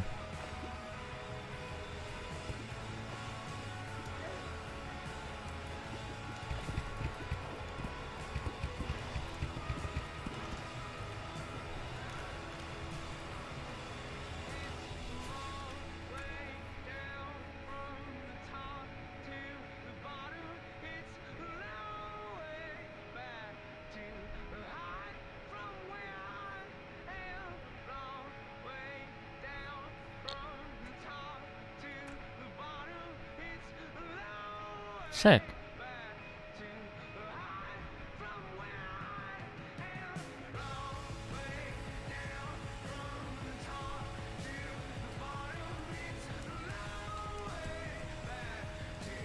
Have you ever watched Escape from LA? Yeah, I had to, of course. I was a massive Metal Gear, or I am a massive Metal Gear Solid fan.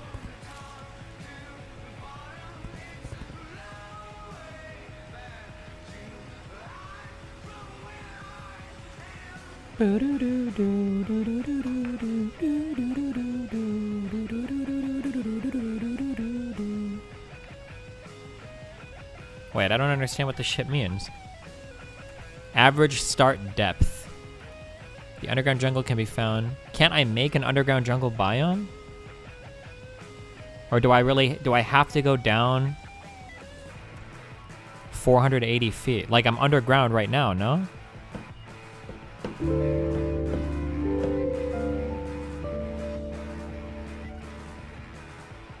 This isn't the Witcher DLC, Nathan Pepe.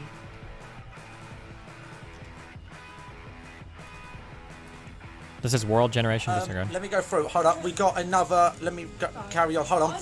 A guy got you. You just sit quietly while I thank these donations. All right. You can cake. Jack donates £5, and if I had sisters like yours, Ali, my kids would come out with Down syndrome. Thank you, Jack, for that. What does that mean? Don't worry. I know what Down syndrome means. A League of Noob donates 100 bits, and How strange is it? I'm not talking shit to Grossy or anything, but like, Grossy makes a 6-figure income, but his family lives in like a fucking trailer. How weird is that? Do you think I'm gonna go on his hit list?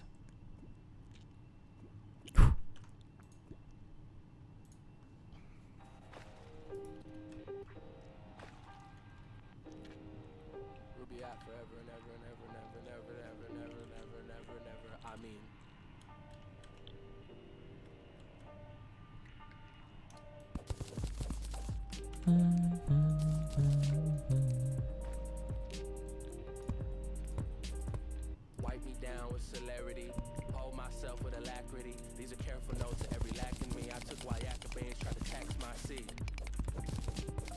College wrote Zionism, these scars come with broke fire pistons, Renaissance dance, plus the blunders tracing the fault line. British taxes, self-employed plus housing is shit there. Tried to defend my distance. Big ass pain to myself like I'm Lonnie Liston. The auto-tune clamoring modernity. On autopilot for an eternity. She plays Shirley Scott and I'm Turing team. Feel my spirit bugging, but it's bell smurfs. Yo, so was cussing that felt hers. He offered to fix her house, but they said no. He was going to loan them the money, but his mom would only take it if it was a gift. Aw. Hey. Or wait, I don't know. Hey, what's up, Chrissy? Hey, girl. That's probably a guy. It's always a guy. You fucking Europeans all have like girl names, and then you send me an email, and I'm always excited. It's like, oh, here we go, new cutie pie. And then it's like, oh no, what? My name's Jenny because I'm Swedish, but I'm also a man. Like, oh, okay, my bad. Not that there's anything wrong with that, okay? All of your names are beautiful.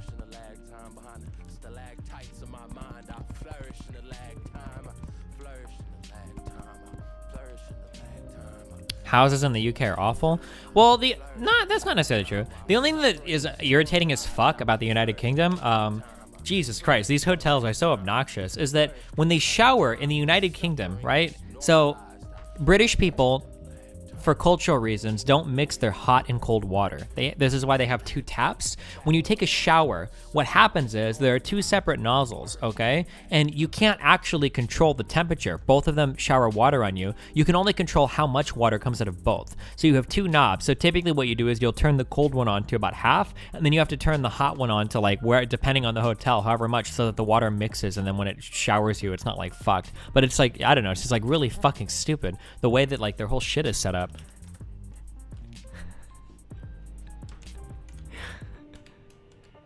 Alright, I'm done.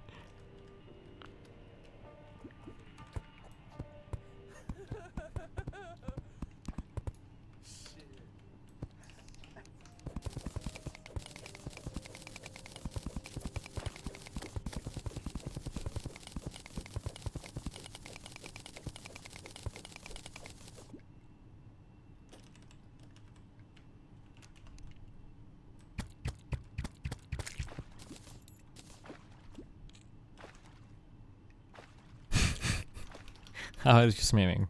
Calm, chill out.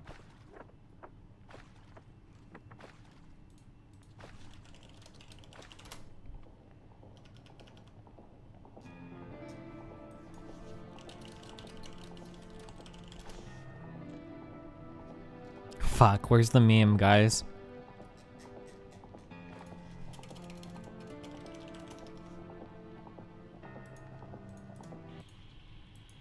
This is how they have to mix the water. It's just, this is how they do it in their showers too. One for hot, one for cold.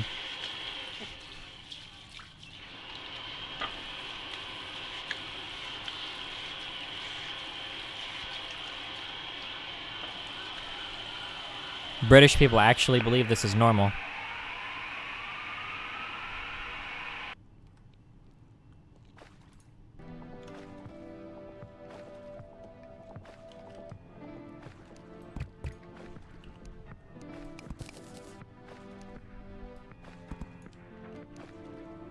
Okay, I'm just fucking with you.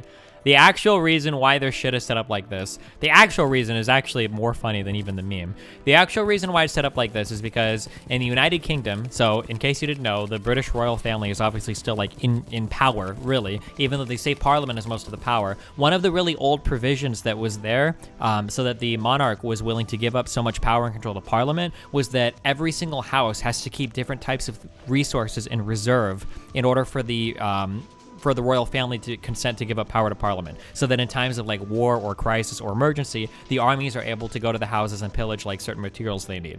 And there was a loophole that Parliament made a long time ago, because it was supposed to be like some people had to keep stores of gold, ammunition, water, etc. But they have it now so that basically in order for your house to comply with like the British royal bullshit, you just have to have an extra tank of water in your house. And a lot of people just ended up heating that water up, and they use it as their hot water reserve. And that's why British people have 2 different sources of water. So that if the British royal family ever needs water for their military, they can go to your house and request to use your hot water tank. Alright, I'm playing Terraria for real now, okay?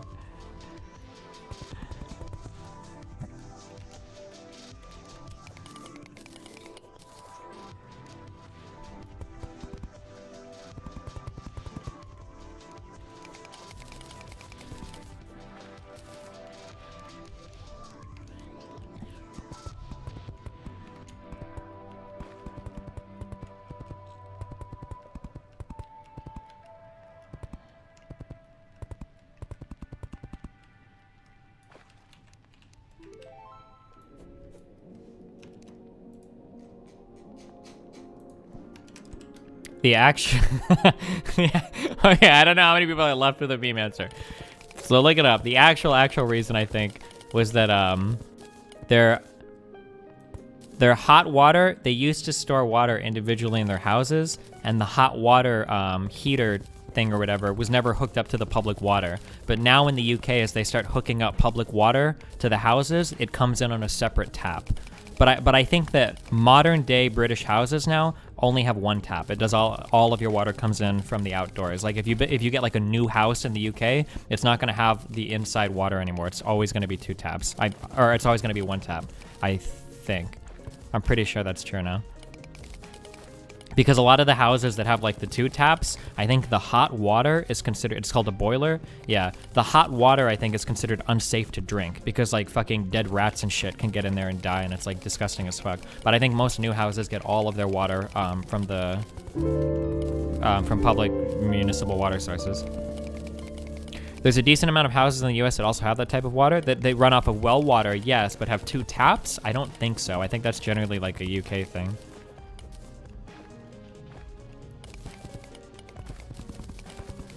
I could be wrong on that, though.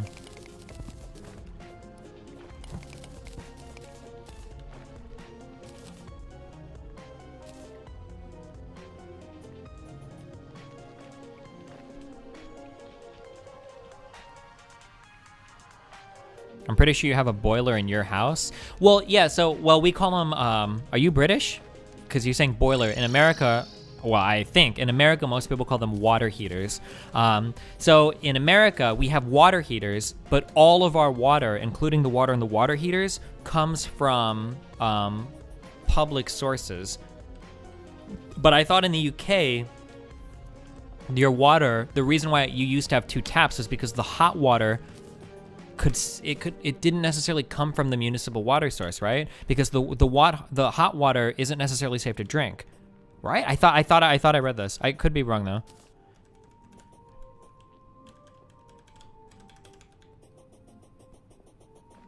Hot water heaters have tanks. Boilers are instant.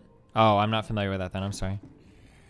You don't have water tanks? In American houses, no, we don't have water tanks. No.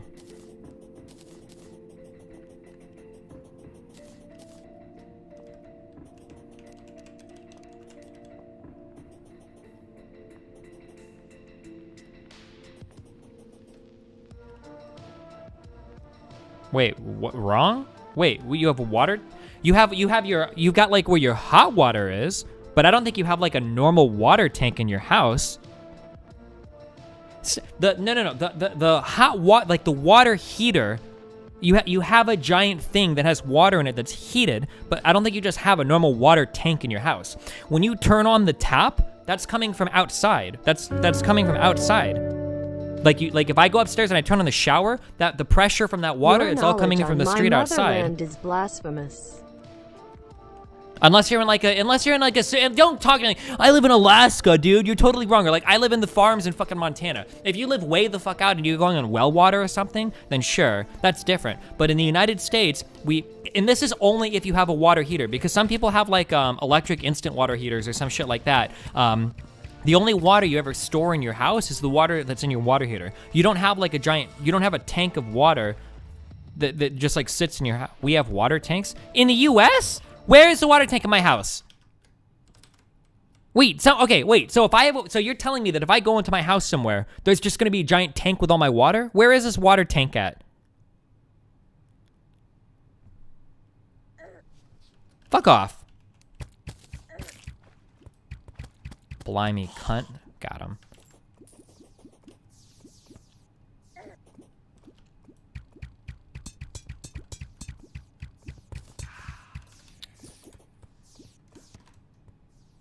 No, when you turn on the shower for hot water, it comes out of your water heater, which is a tank. Well, it mixes with the water from outside. Okay, yeah, but like, I've already clarified that if you want to call that a tank, then sure. Like I said, we store hot water in our houses, but that's just because you need time to heat it up. But aside from like the water heater, like the tank of water that's on the water heater, we don't have like tanks of water in our house. I'm like 90% sure retards are thinking their water heaters are water tank. Yeah, okay, I'm pretty sure that's what's happening. Yeah, right. I'm pretty sure. Yeah, you were just talking about the water in your water heater. That's.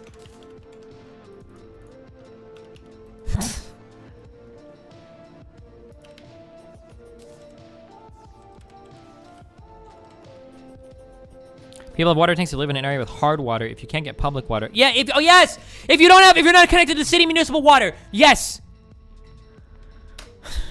Okay. Where's Kyle at? I need him to suffer through this fucking autism.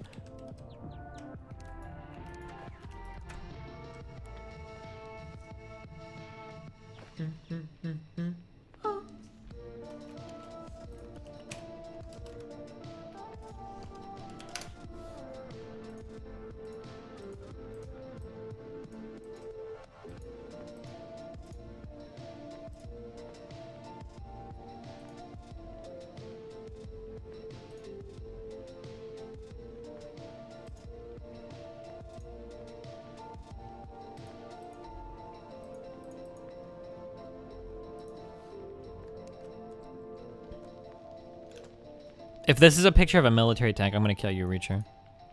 Ah. Even you, Reacher, are not immune to the bans. You're taking a timeout.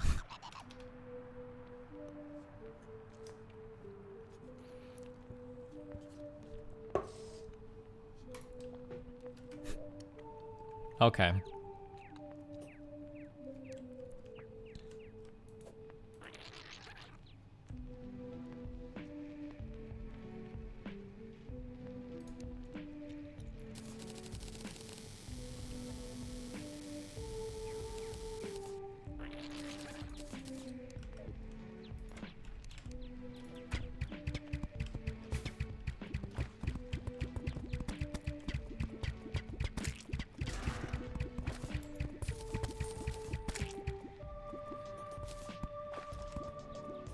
What did you say, Reacher? Because I'm pretty sure that Ricer, R-I-C-E-R, is pronounced Reacher.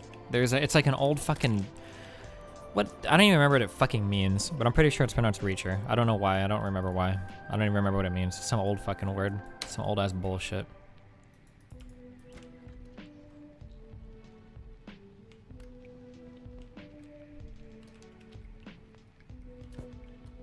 It's not Rice car, it's Reacher car.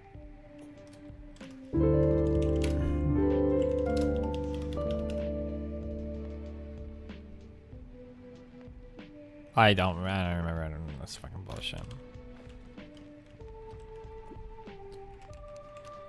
Have you set a date for Metal Gear Solid? Yes. When your mom lets me put it all the way up her ass without screaming, we're playing Metal Gear Solid. She failed again last night, but she's getting stronger. I'm sorry.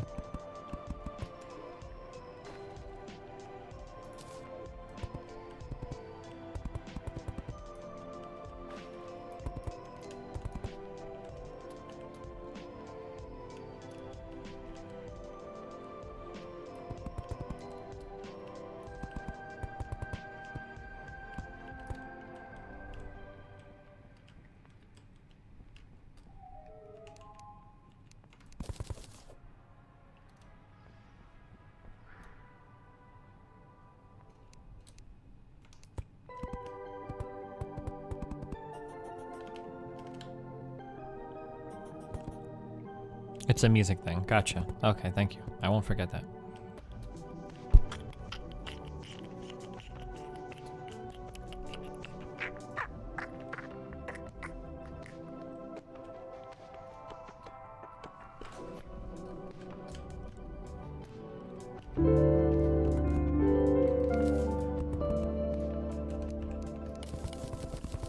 Hope you're having a good I'm day, not. buddy. But thank you for subbing. Now I am. Thanks, buddy.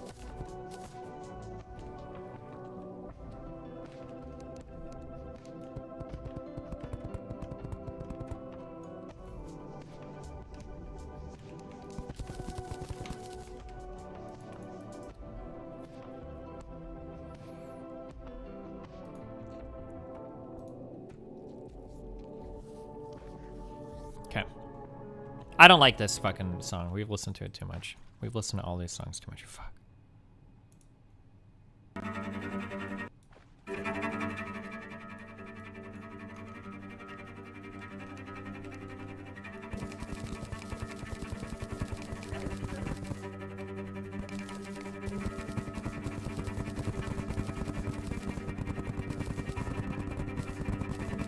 No mgtow debate? Nope, the guy pussied out.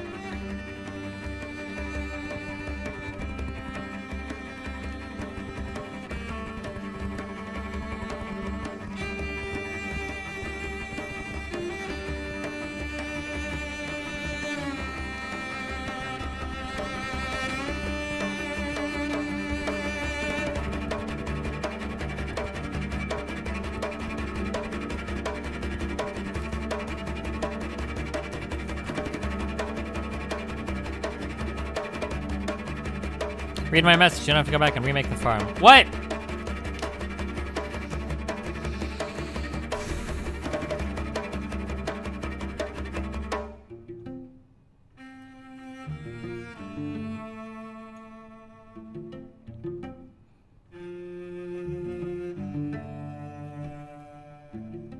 What about how should I make the farm differently?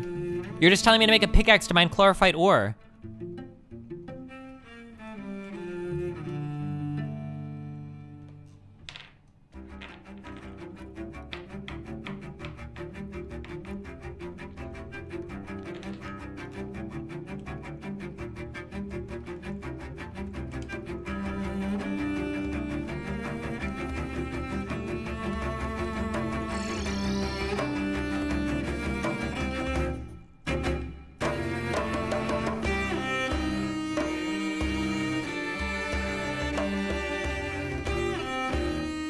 Click this 1-6 with major 7 memes.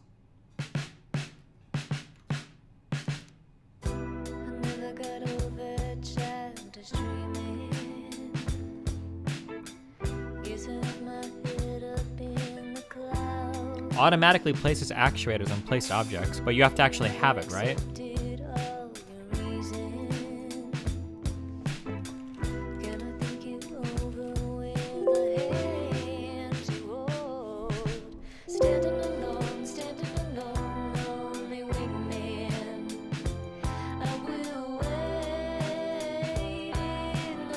Okay, right chord progression, but fuck that song.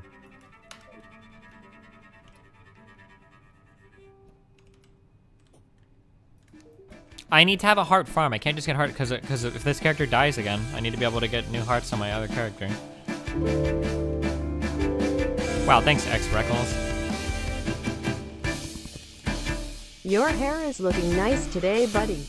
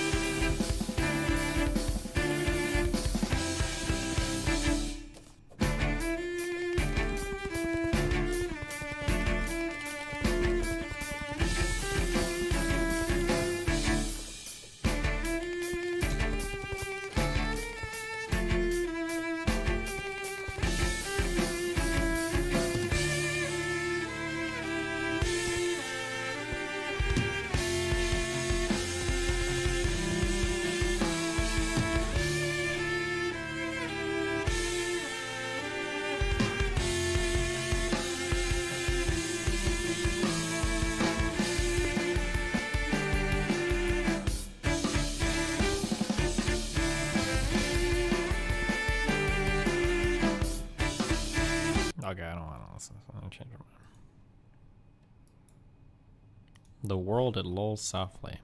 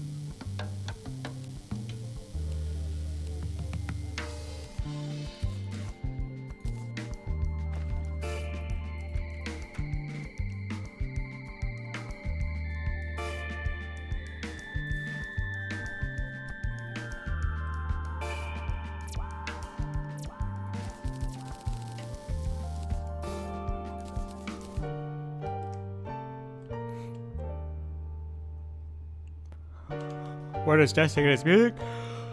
Okay, from YouTube. I don't even like the song. I just like the one middle section. It's like super fucking sick. But the rest of the song is like super eh.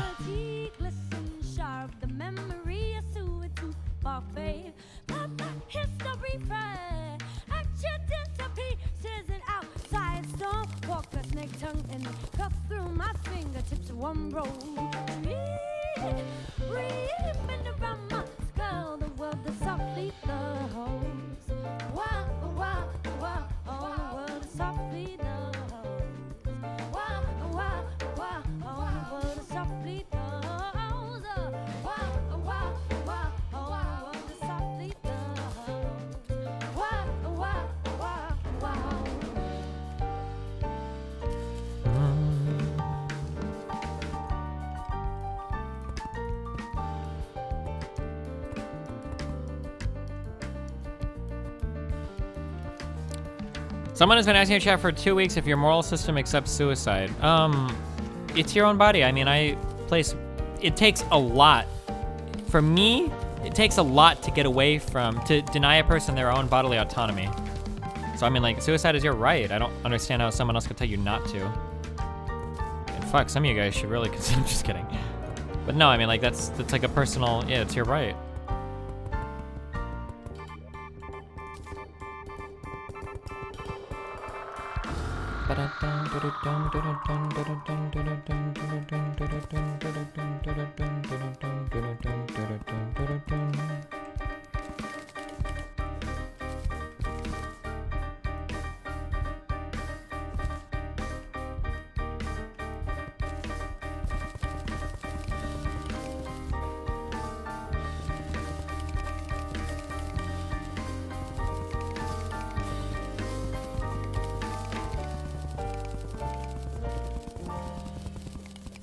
Clarity, glisten sharp. The memory is silver tooth bark vein. Let's let history burn. Action did to be distant outside. Slow for the neck tongue in it. Go through my fingers this one roll. Stream, breathing around my skull. The world is softly love. Didn't you say you'd be against it? I mean, I personally would never fucking kill myself. But if somebody wants to make that decision to do it, I don't know what right you have to tell another person not to.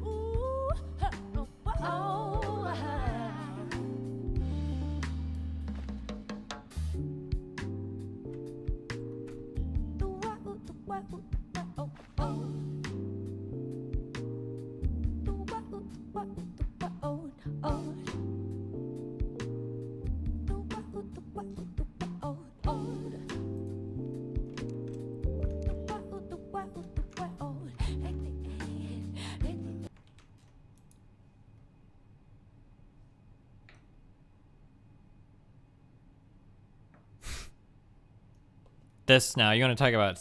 I can't even make suicide jokes. This is so stupid. I love that I can't fucking talk on my fucking stream anymore. Please hurry up and get big YouTube so I can actually fucking say shit on my stream again. So fucking stupid. Holy shit.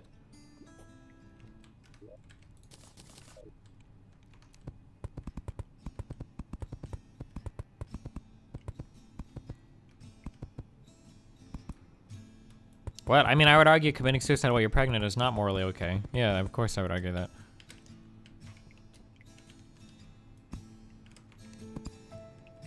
What the fuck?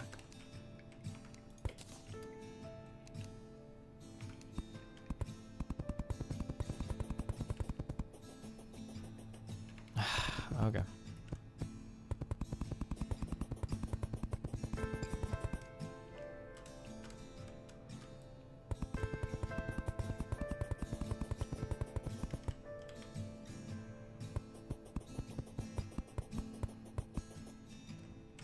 What do you make for jungle lanterns? What did I use up here? What do you think looks best? What kind of light looks best in the jungle, guys? What are we thinking?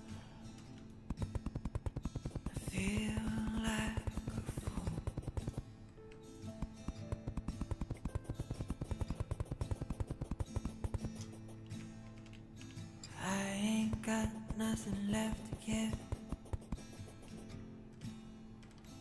Nothing to lose. Emerald torches. I don't know how much emerald I have. So come on, love, dry your swords. Shoot me to the ground.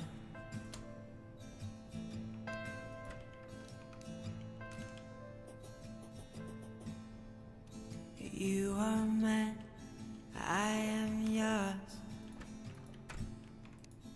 Let's not fuck around. Oh shit, I've got a lot of emeralds. Well, but fuck, I'm gonna make a lot of... 'Cause you are Palmwood lantern. Okay, that looks good.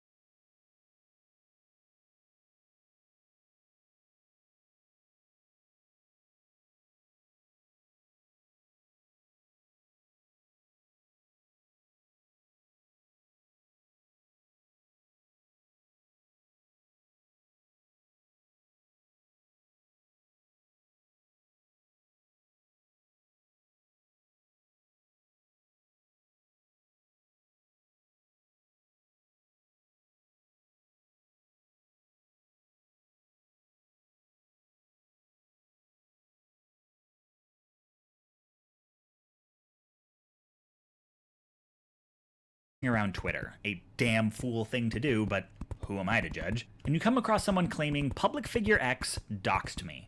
You're thinking, oh no, I'm a fan of public figure X. I find their work very inspiring. So you look a little deeper into the story and you come to understand a few things. First, it turns out by public figure X, they mean an employee of public figure X. Well, employees are often acting on behalf of their employers. If your campaign staff meets with Russians, it's reasonable to say that you are in contact with Russia, so maybe this is something like that.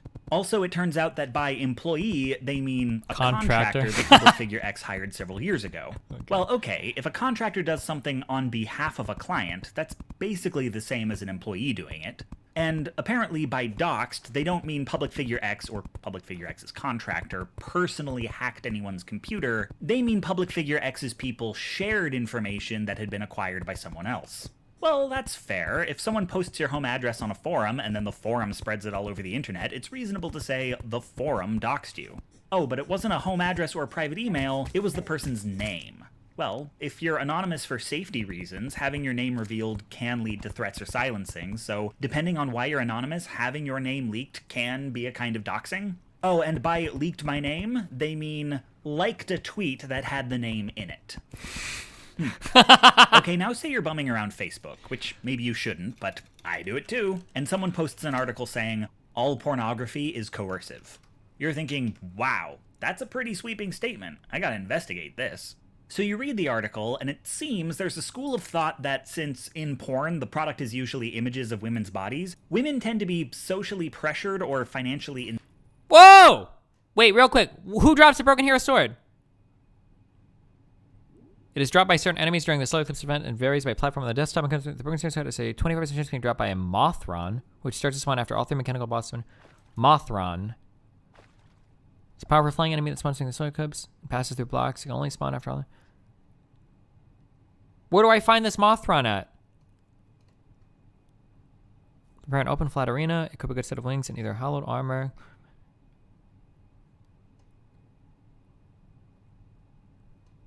How do I spawn this?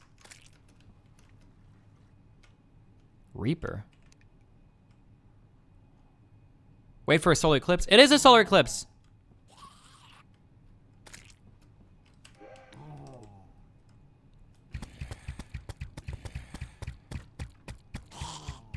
You need to beat 3 mechanical bosses first. I have beat the 3 mechanical bosses.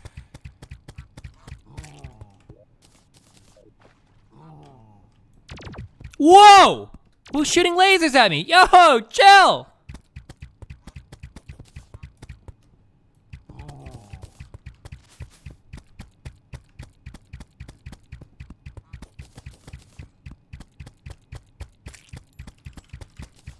Fuck, I just got hit.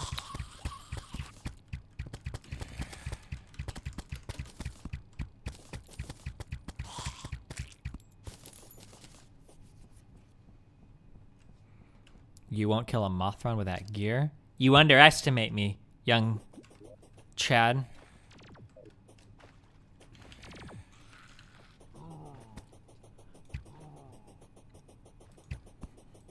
You need to destroy Plantera?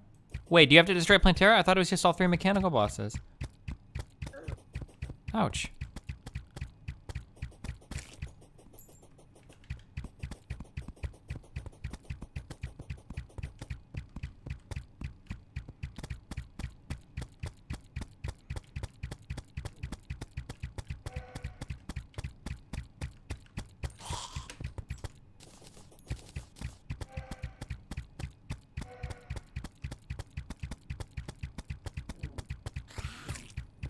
Resume the video. Hold on, I gotta focus during the blood run, okay?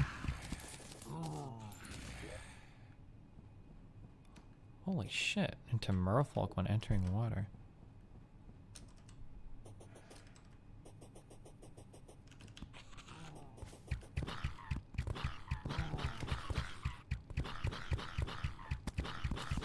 There is not enough light on this fucking platform.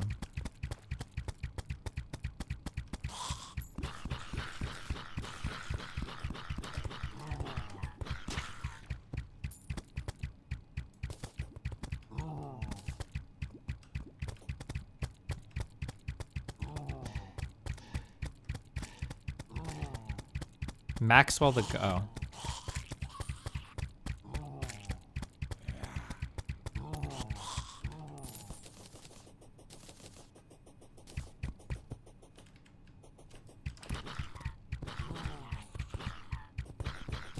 How long will the thing spawn up here?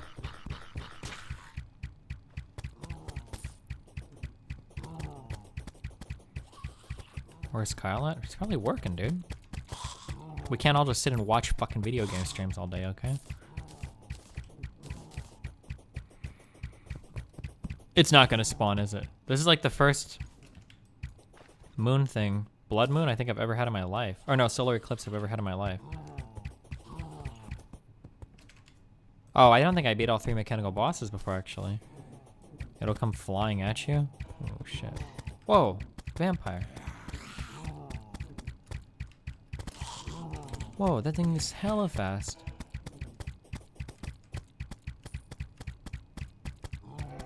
Oh, it's the bats. I didn't even notice that before. Holy shit.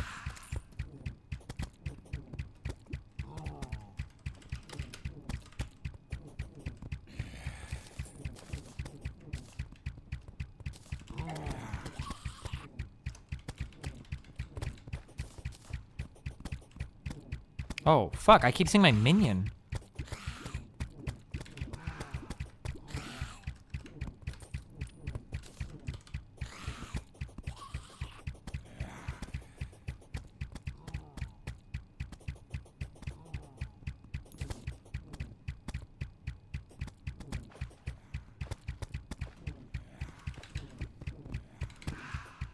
You just dropped a fucking heart?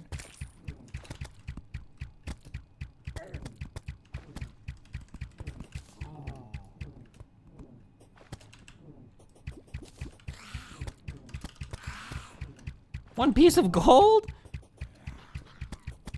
Oh, there it is!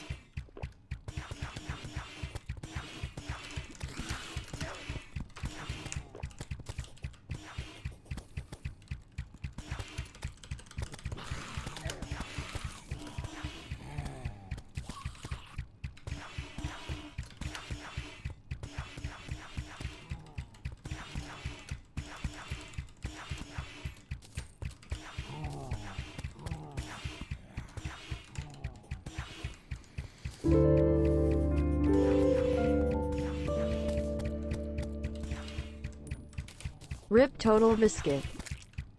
Whoa, did it die?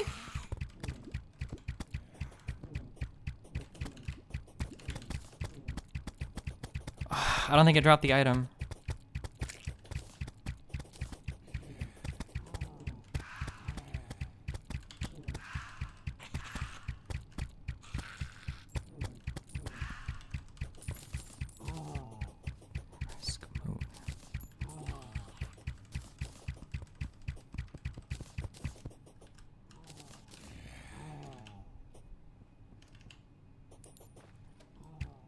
That timing? Wait, what happened?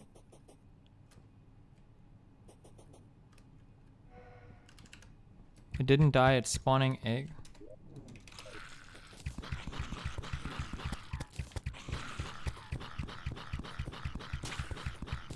Multiple spawns? I have no idea. The donation. Rip Total Biscuit. Oh, did it die? Oh no, that...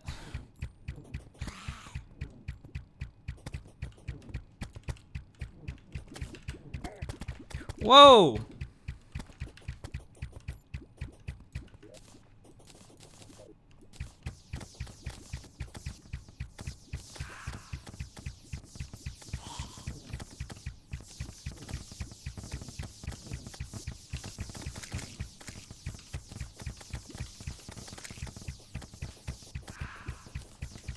It's just a normal mob and it drops eggs. Wait, so what happened to it? Because it looked like it died, but it just dropped 2 eggs? Did I kill it and it just didn't drop the item I was looking for? Or? It doesn't drop before Plantera? Why is that guy saying that? Is that actually true?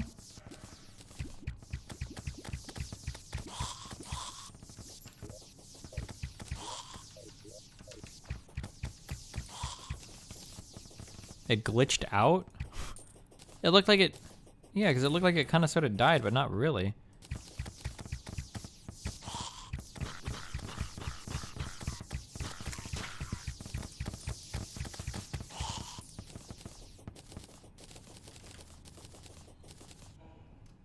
I think it did. I think it did glitch out.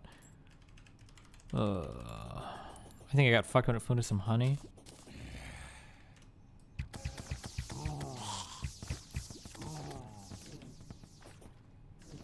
Is a full moon a random event, or does the moon have actual cycles in this game? Or not a full moon, but an eclipse? Can we get out of here, the fucking shit vampires? Increases all stats if worn during the night. What kind of stats?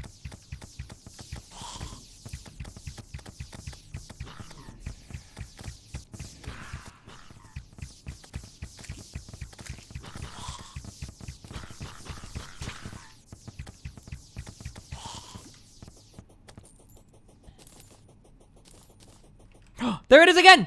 Come up. What do I even need? Oh, the broken hero sword is what we're trying to get from this guy.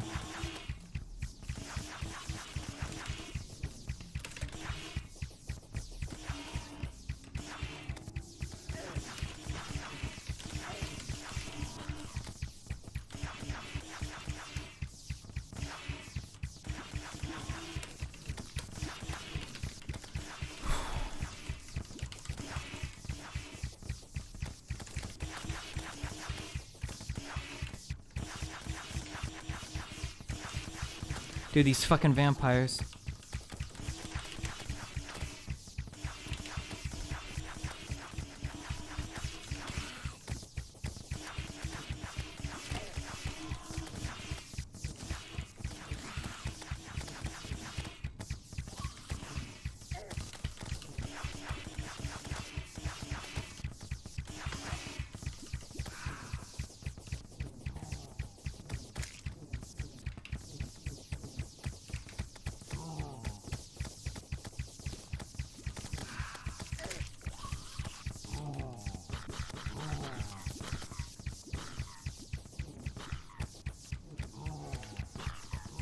I don't think it dropped.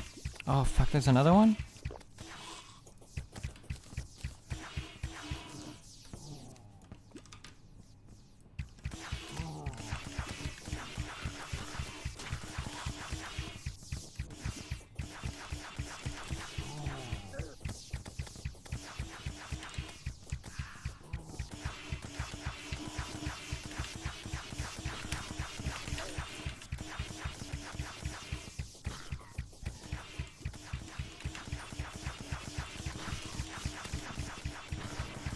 Whoa! That glitch.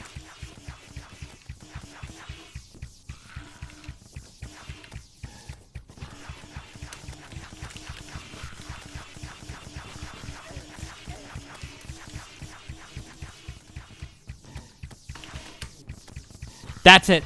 That's a sword.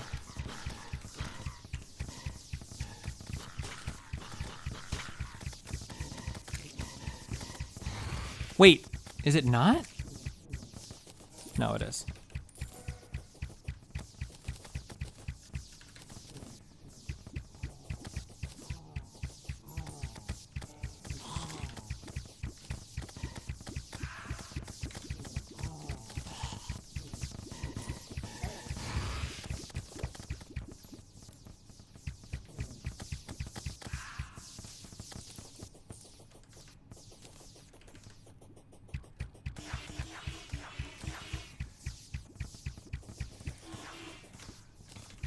I keep clicking off screen. These monsters keep picking up my gold pieces and running off with them.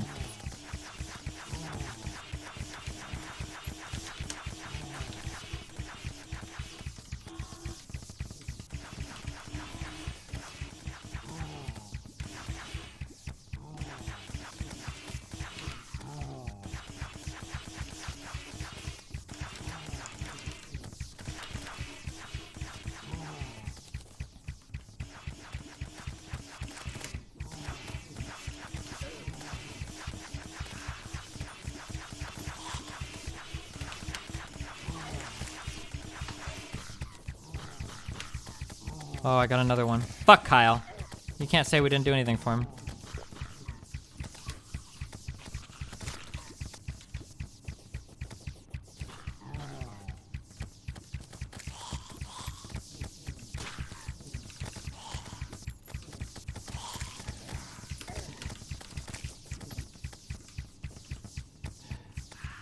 How long does this shit last? Another one, fuck!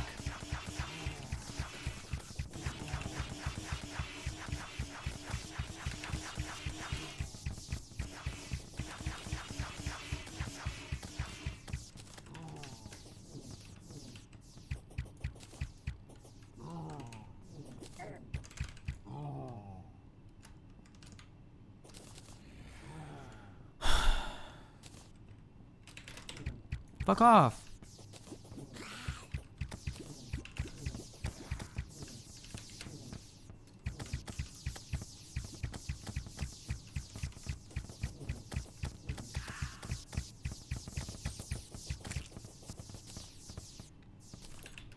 You need 3 of the broken here with 2 swords you can make the terror blade. Wait, I need 3? Are you fucking serious?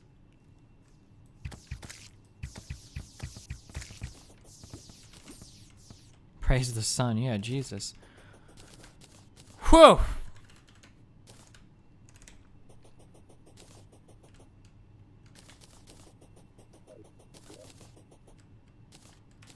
No, you just need to. You need to ignore that retard. Okay. Good call, guys.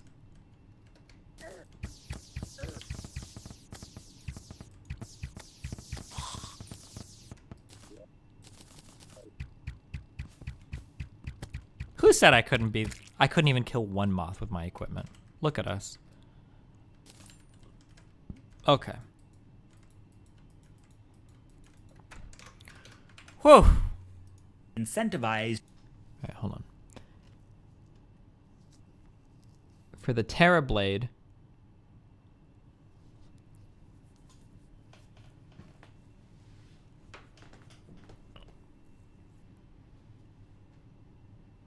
okay, so Knight's Edge plus Broken Hero Sword will give us the true Knight's Edge.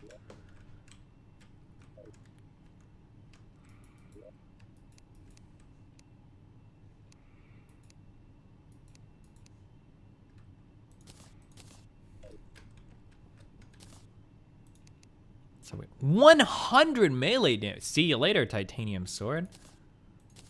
Holy shit.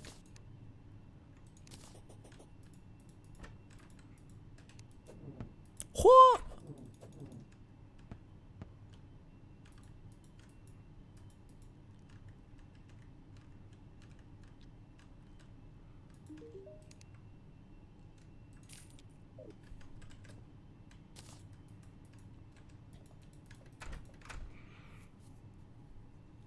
How do you get Excalibur? Wait, can I make this now?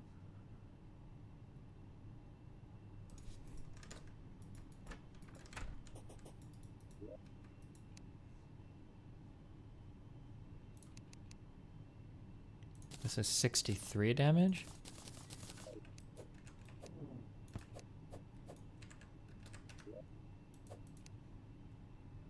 Only 73 damage.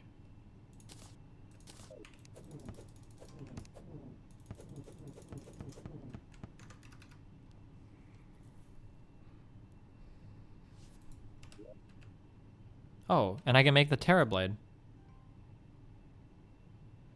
Wait, so the True Knight's Edge is 100 damage. True Excalibur is 73 damage. And when you combine the two, it's just 106? I guess at least it's very fast.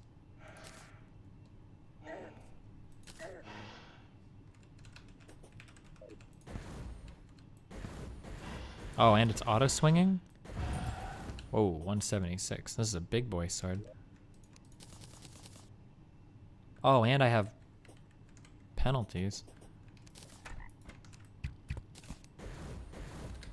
Holy shit.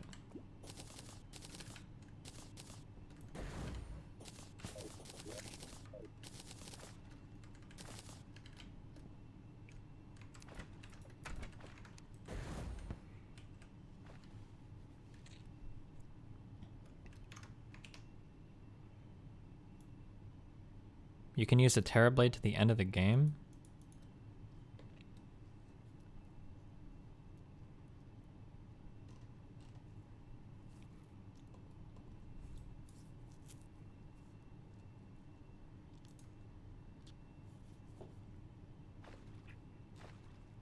Okay, this is a lot of fucking shit, okay? Alright, hold on. To do things with their bodies that people like to see, but they aren't necessarily comfortable with. Since that consent is not freely given, all pornography is coercive. And you think, well, what about worker-owned porn collectives, or amateur porn that's just exhibitionists who don't monetize their videos? And after digging around the author's work, you find buried in a footnote in another article that, in their opinion, if it's worker-owned or unmonetized, it isn't porn, it's erotica. Okay.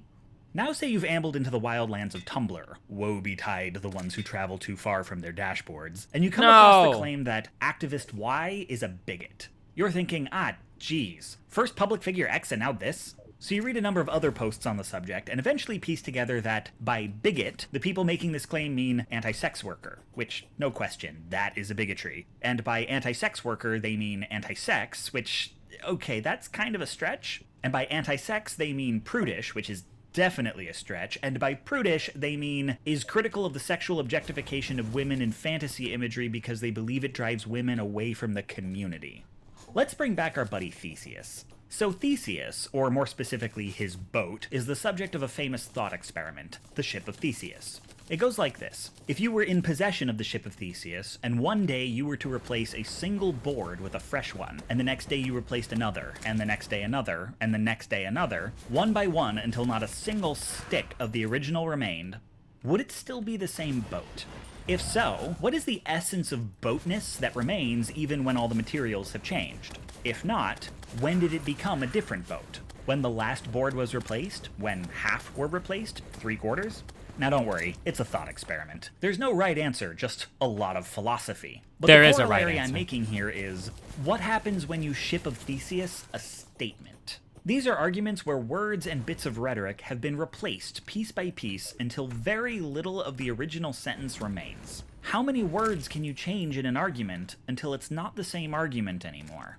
There are a few different aims when somebody does this. Hey! So, what do we think about Stephen Bonnell being a self-admitted child rapist? And by self-admitted child rapist, what we mean is that he supports child rape. And when we say he supports child rape, what we really mean is that he really wants there to be child porn of 5-year-olds. And when we say he really wants child porn to be 5-year-olds, what we really mean is he wants to give ethical child porn to pedophiles. But when we say he really wants to give ethical child porn to pedophiles, what we mean is he really wants to use porn that's already been made and give it freely to pedophiles. But when we say he really wants to give porn that's already been made freely to pedophiles, what we really mean is in like a therapeutic environment. But when we say a therapeutic environment, what we really mean is like a treatment facility. But when we say treatment facility, hey, I remember these memes. One is making the unacceptable acceptable. The statement, activist Y is against sexual objectification, is not controversial among progressives. If you go after activist Y for that belief, you're going to make progressive enemies. But if you redefine this as anti-sex and anti-sex as bigot, now it's activist Y who has the enemies, and you've just smuggled an anti-feminist argument into feminist language.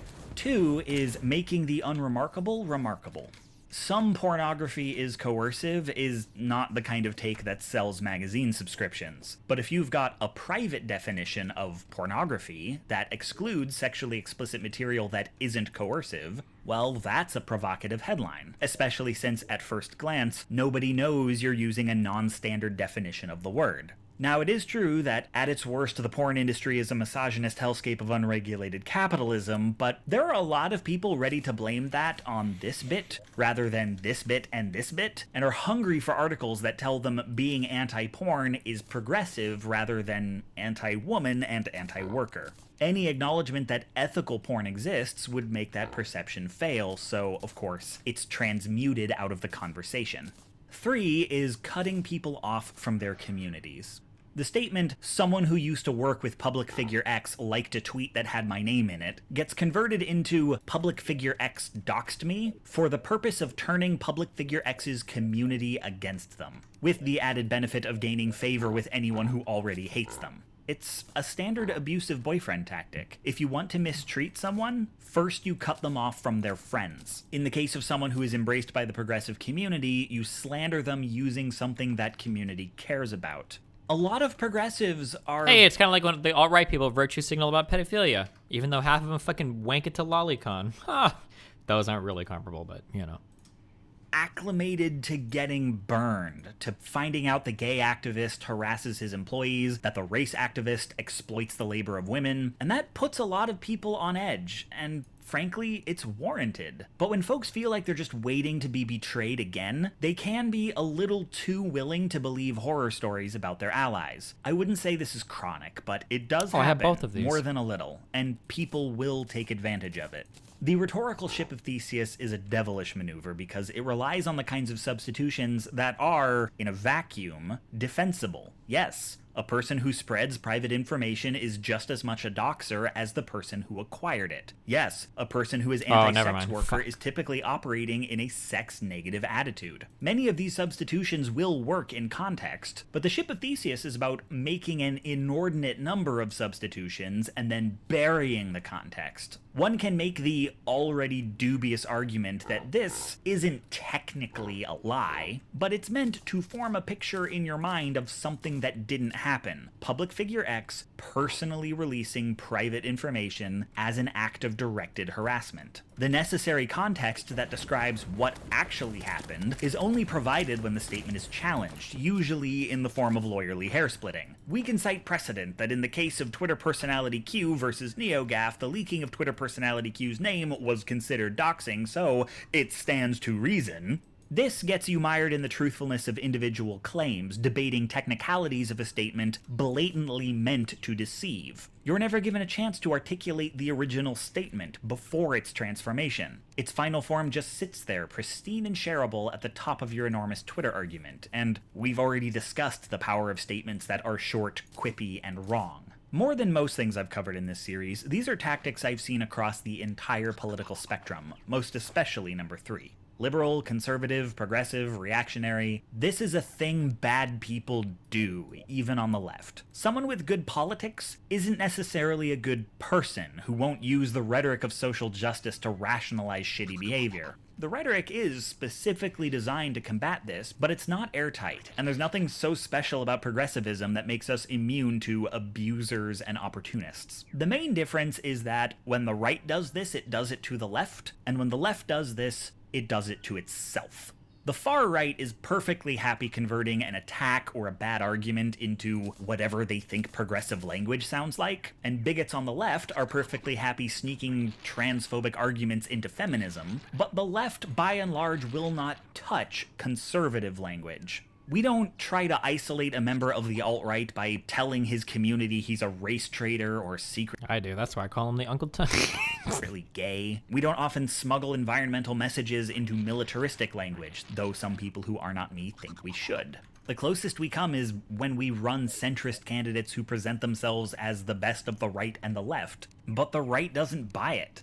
Even when we call someone on the right racist, homophobe, anti-Semite, which the right will claim is a ship of Theseus, it doesn't serve the same purpose. People can disagree with me on whether the left is disingenuous when it talks like this, but they can't argue this is hurting the right. I mean, when's the last time a Republican lost a job for being too homophobic? They're more likely to lose the job for being queer. And we can call Republicans racist until the castle rises above the clouds, but their constituency is made up of people who either cannot be convinced that one of their own is a racist, or can, but don't care. Or they prefer it that way. Discussing bigotry on the right is mostly so the left knows what it's up against. There's no real solution to the ship of Theseus other than to memorize what the dummy words are. To know when a TERF says child abuse, they mean calling trans kids by the correct pronouns. When a SWERF says rape, they mean consensual sex work. Wait, what is SWERF? Sex worker exclusionary radical feminist. Jesus. I can't give you a comprehensive list because I don't know all the words that would be on it, and it would be outdated as soon as I gave it to you. But with practice, you can get a sense of when an argument sounds fishy and which people tend to give fishy arguments. Usually with a bit of Googling, you can find all the buried context has already been dug up by someone. People tend to be pretty quick about this. Learning to spot the ship of Theseus when you come across it is useful not just so you don't repeat hearsay you haven't verified, but because it tells you something about the person using it. The ship of Theseus is a kind of elaborate euphemism. What language they use reveals what they think we care about. What language they won't use reveals what they can and can't say. It's a temperature check for where we are as a society. What things do horrible people feel they can get away with, and what things do they have to disguise? But no disguise is perfect, and if you do the fact-checking, it will show you where they're weak. People will try to contort the truth, but the truth leaves an essence behind.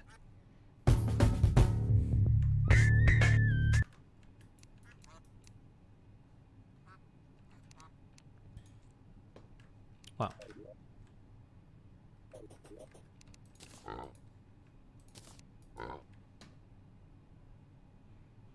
What should I use for my last success right now, since we're melee mode?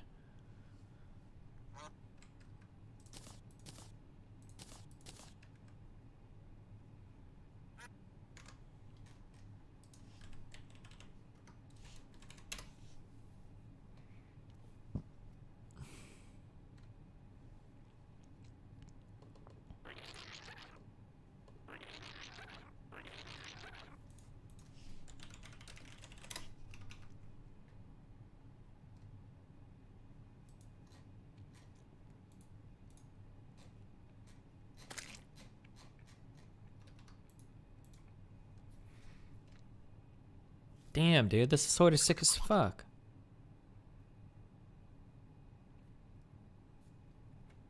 Does this Terror Blade build into anything else, or is this the end result?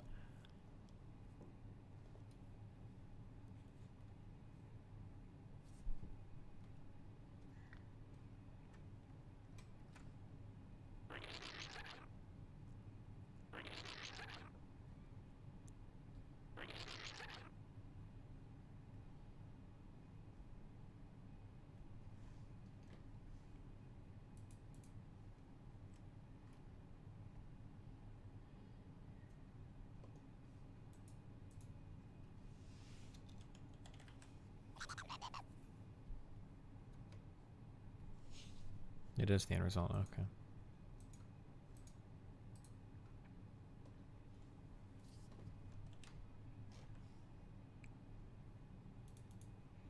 There was a dinner last night here in Washington. The president has decided for political strategy purposes to go on the road 2 years in a row during this dinner. I get it. Smart politics on the president's part.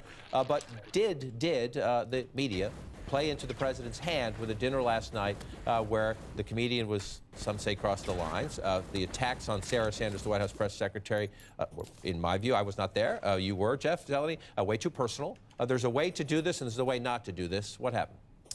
Look, there was a comedian at the dinner last evening. I thought the jokes were one-sided, not necessarily funny, but she was invited by the White House Correspondents Association. So, you know, I think that this dinner has had a lot of bad moments.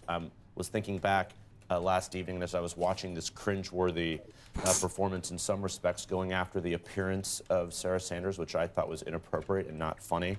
You know, I don't agree. I don't agree that it was going after the appearance of her. I am somebody that is generally, I actually tweeted this before my account was banned, that going after people's appearances, I think, especially in this administration, is a dumb thing to do because there are valid reasons to want these people fucking killed. Literally, as like a threat to the fucking republic. That being said, 1, 2, 3, 4, 5, 6. I don't think attacking people's appearances is valid because there's so much great material to work with. But that being said, I don't think that this was an attack on her appearance. I think it was just making fun of the fact that she fucking has to lie all the time. Killed in Grand Theft Auto, by the way. If you were to find them in a GTA game. The weapons of mass destruction video from the Bush administration where people were climbing around the floor of the Oval Office looking for the WMD. Also not funny. So it's not the first time there have been awkward moments. But look, I think the president wins. He goes out to Washington, a township of Michigan, far away from this. The press has done a lot of incredible work this year here at CNN. Of course, the Washington Post, New York Times, other places. A lot of that. Why are they doing this? They're eating their own? Because Democrats, it's really, really hard. It's a really hard thing. How do you do messaging against Republicans? I don't know. I don't know what the correct answer is. Like, it's easy to point to Democrats and be like, well, Democrats eat their own.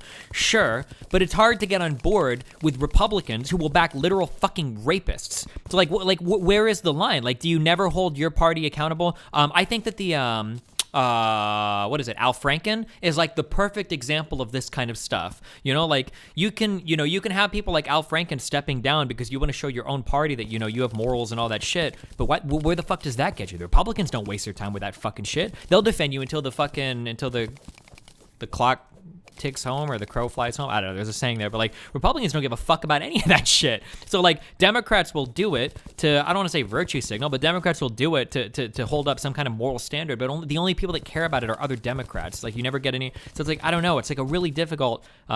Is stalled in here?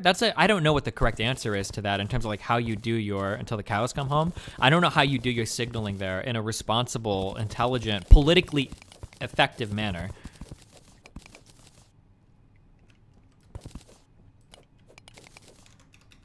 That was, I think, overtaken by a skit that wasn't very funny, and we sometimes celebrate ourselves too much, I think. The reality is it's a important job, and last night, I don't think we lived up to it. Right, incredibly important moment in the sense that we do need to stand up to this president who attacks us. Sure. We do need to stand up to this White House, which often shades, if not just twists and bends the truth. But there's a way to do it.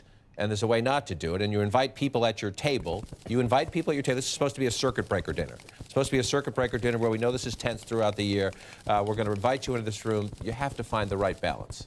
It's also, I mean, like if you endorse a comedian, even if you're not vetting the jokes, you're effectively endorsing. There's also this idea of like being nice to the other side. Like, this is something that we've stopped talking about, and I know that no one cares to hear it anymore, but like this administration cannot be normalized. Like, Trump is one of the most disgusting fucking political leaders that we have had in the history of, well, I shouldn't say that, but I guess like since I've been alive in the United States, holding an office as high as he does. You absolutely cannot reach a point where you're like, we need to make sure that we're being critical of both sides, and we need to make sure that we're being fair. Yeah, like, sure, you should be, but like, Trump has sunk to lows that were unimaginably fucking, like, unattainable. Like, unbelievable fucking lows. Like, this shit, like starting fights with people on fucking Twitter about nuclear warfare. This cannot be something that we look back on and it's like, well, are we being very fair to the Republicans? Like, this dude is a fucking loony, and he should be laughed all the way out of the fucking White House. And everybody that supports him should be as well,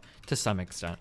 Endorsing what they say, and she is effectively speaking for the press at a very, very. What do you think about him that's so bad? I will say the same thing about him because we've got a few viewers here, so maybe there's some new. I'll say the same thing about him that I always say. Trump is a fucking idiot. He is stupid. That's his biggest problem when it comes to politics, is that he's a fucking moron. Among other problems, such as the extreme narcissism and the hugely ego-driven behavior, those are problems as well, okay? But Trump's biggest problem is that he's a fucking buffoon. And the same challenge that I will make, because I'm sure there's a Trump supporter out there, okay, that doesn't like me when I say that, the same challenge that I'll make, find me a video of Trump talking about something related to politics over the past 2 years, so not 30 years ago, okay, before he got fucking senile and his brain started to fucking turn to mush in his skull, okay? Find me something in the past 2 years of Trump speaking about a political issue where he sounds informed and intelligent. I challenge anybody that can post that clip. I would love to hear a conversation of Trump talking about taxes or international politics or war-related shit or economic-related stuff where he's not saying things like, we're gonna bigly make this bigly better. We're gonna bring bigly jobs. China's killing us on bigly trade. We're gonna bring it back to way better. If anybody can post a video of this, I would love to see it. And just one video, I would love to see it. Tense moment, and also, I mean, there's the optics of it, right? Because this is fine, the circuit breaker between reporter. It's so funny and it's so hard as a Democrat. Like, they've got to feel like the frustration, like, because we're talking about like, well, what are the optics? Okay, if we invite a comedian to the White House and the comedian tells really bad jokes about the president, what are the optics of that type of humor? And then meanwhile, Roy Moore, okay, so maybe he fucked a 14-year-old. Okay, listen, it's fucking who cares, right? Like meantime, the Republicans, Trump grabbed him by the pussy. I mean, this is a little casual rape, it's locker room talk. It's not a big deal. And then the Democrats, well, what are the optics of having this comedian at the White House telling a joke that might be a little bit too offensive? And subject, okay, cool. But it's not that. It's the reporter and the subject, and you're inviting all of America into the living room where you're having that circuit breaker chat, And the optics of it do not translate necessarily that well. And if you are somebody who is already primed to be skeptical of whether the media is, unbiased or not. Having nuclear. I can't listen to this. This is the strongest man in the world right now. Arguably, of all of human history. This is the most powerful man in all of human history. Having nuclear. My uncle was a great professor and scientist and engineer, Dr. John Trump at MIT. Good genes, very good genes, okay? Very smart. The Wharton School of Finance, very good, very smart.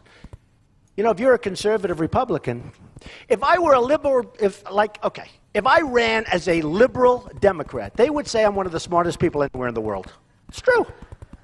But when you're a conservative Republican, they try, do they do a number? That's why I always thought of went to Wharton, was a good student, went there, did this, built the, I have to give my credentials all the time because we're at a little disadvantage. But you look at the nuclear deal, the thing that really bothers me, it would have been so easy, and it's not as important as these lives are. Nuclear is so powerful.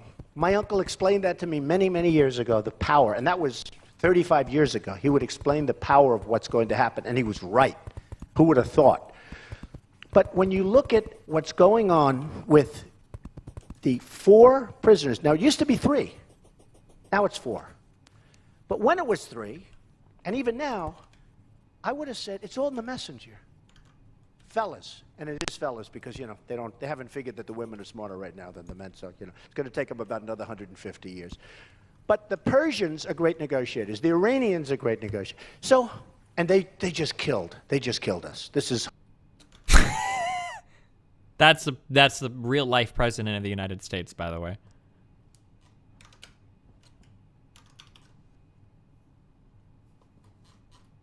Having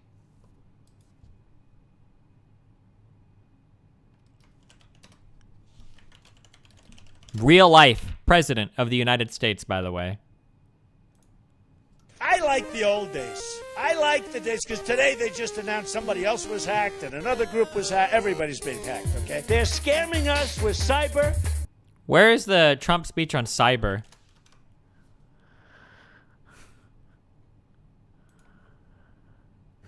We came in with the internet. We came up with the internet. Cyber is one of them. And cyber... Is it this? I do want to say that I was just endorsed, and more are coming next week. It'll be over 200 admirals, many of them are here, admirals and generals endorsed me to lead this country.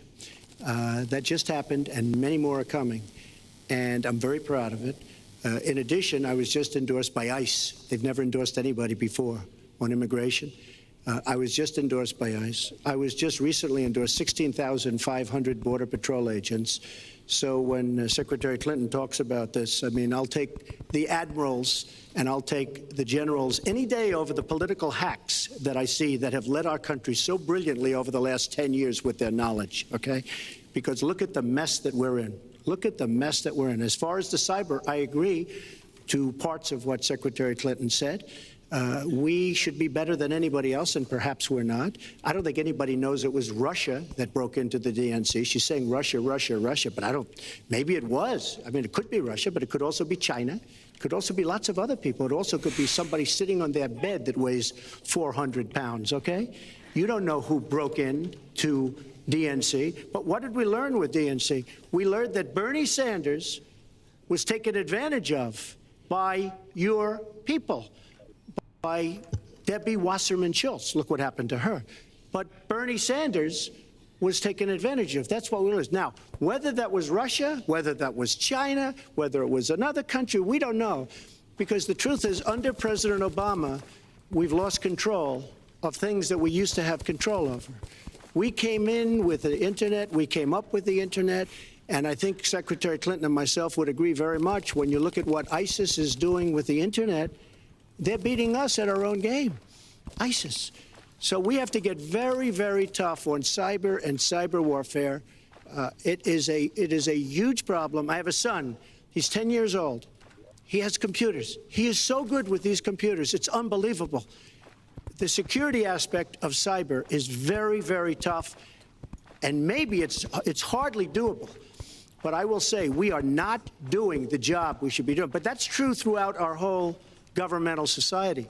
We have so many things that we have to do better, Lester, and certainly. He sounds like a Maybe this is actually true. Maybe the real Donald Trump is dead. What are the names of the computer? Oh, fuck. There's a very specific name. I think a subreddit simulator uses this, where you take an AI and you analyze mountains and mountains of text so that you're able to throw together phrases that make sense. Does anybody know what this type of learning is called? There's like a specific name for this.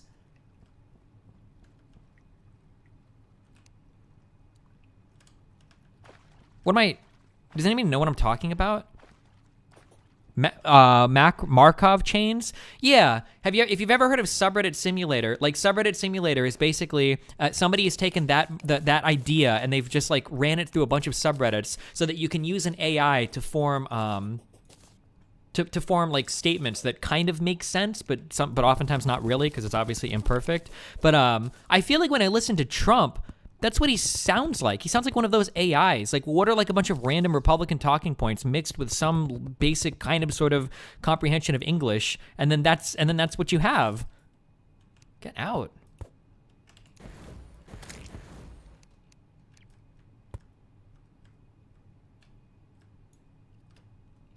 Oh my God.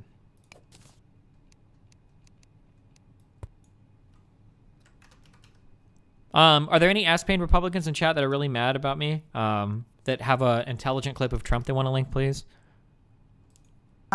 It's difficult to have the disclaimer that says, wait a second, this is just an outtake, this isn't really us, because you see what you see. And when you have the president on the other screen, talking the way he's talking and not letting up, he's not doing a circuit breaker speech. There you go. Well, some people love these things. I stopped going to prom a long time ago. I think it jumped the shark a long time ago. But here, the president trying to take advantage of it this morning. While Washington, Michigan was a big success, Washington, D.C. just didn't work. Everyone is talking about the fact that the White House Correspondents' Dinner was a big bust, big boring bust. So-called comedian really bombed. Look, people will have different views on this, but the president, this is one of the reasons he is president. Runs against the establishment, runs against the elites. Smart politics from the president, right out of the box on Twitter this morning. Yeah, this absolutely 100%, as we talked about in the green room, was a gift to him.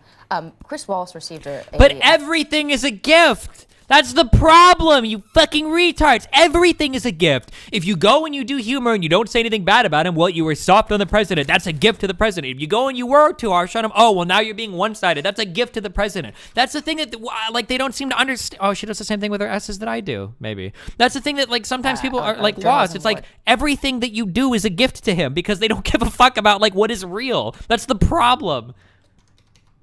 I think maybe 4 months ago or so, and I remember him saying, to the media, the message was, do not get sucked into this narrative the president has been trying to peddle for a long time, which is that it's me versus the press, and the press is out to get me. A lot of times, we are attacked, our stories are attacked, they're called fake news, and the reflex is to defend yourself and maybe make jokes at the White House. But if you do that, you undermine your own credibility, and it's just a bad look for us. We can't. You wouldn't want to do anything to undermine our credibility, she says, as Sean Hannity unironically buys into the Seth Rich Pizzagate Hillary Clinton is murdering people stories. Like, come the fuck on, what the fuck?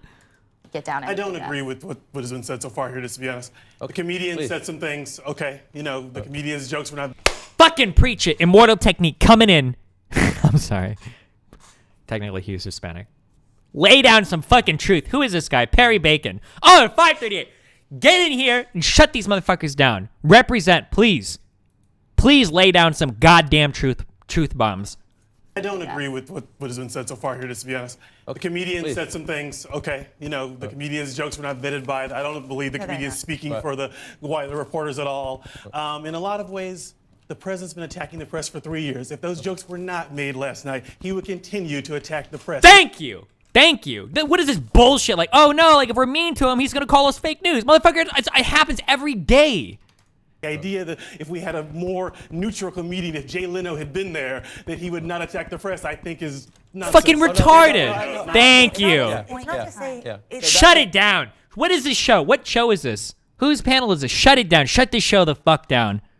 That's a very important point. That's not the point I was trying to make. I just think that there's a balance to it. There's a balance to it, and the president will continue to attack us. And to that point, it's our job to stand up. And here's one of the points right here. The president last night was bragging about how he was out of the swamp. He was away from the fake news media that hates him.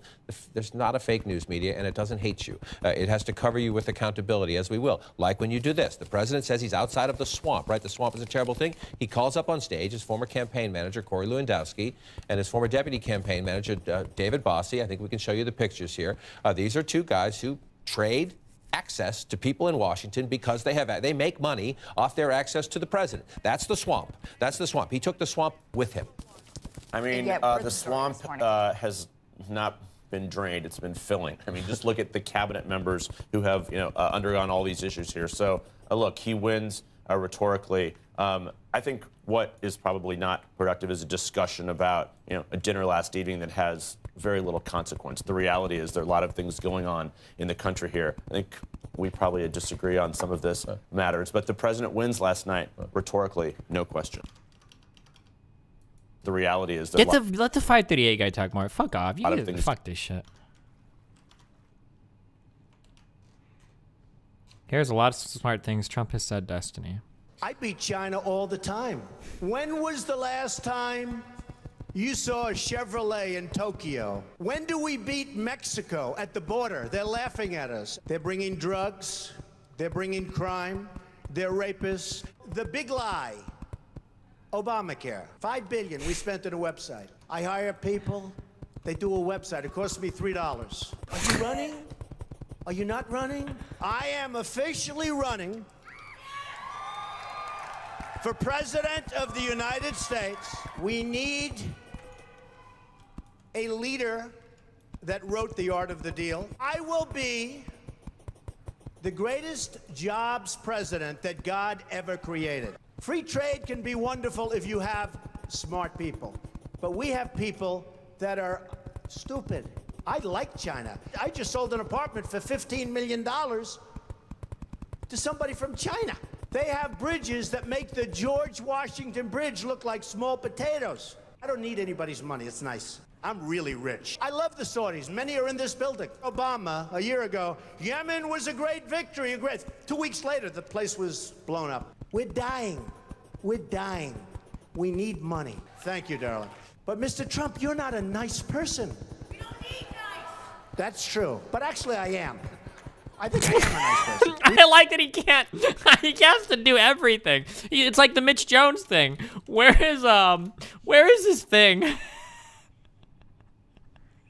This is my favorite Trump one-liner. My favorite Trump one-liner of all time. You're not known to be a humble man, but I wonder. I think I am actually humble. I think I'm much more humble than you would understand.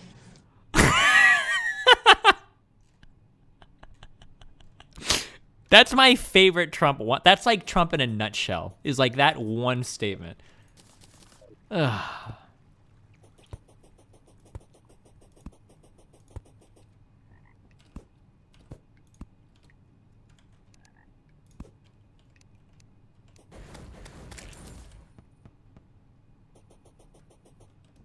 Oh, I'm sorry. I didn't mean to mention Mitch. Like, I was referring to our talk yesterday, not Mitch in general. Mitch is a new Mitch now. Okay.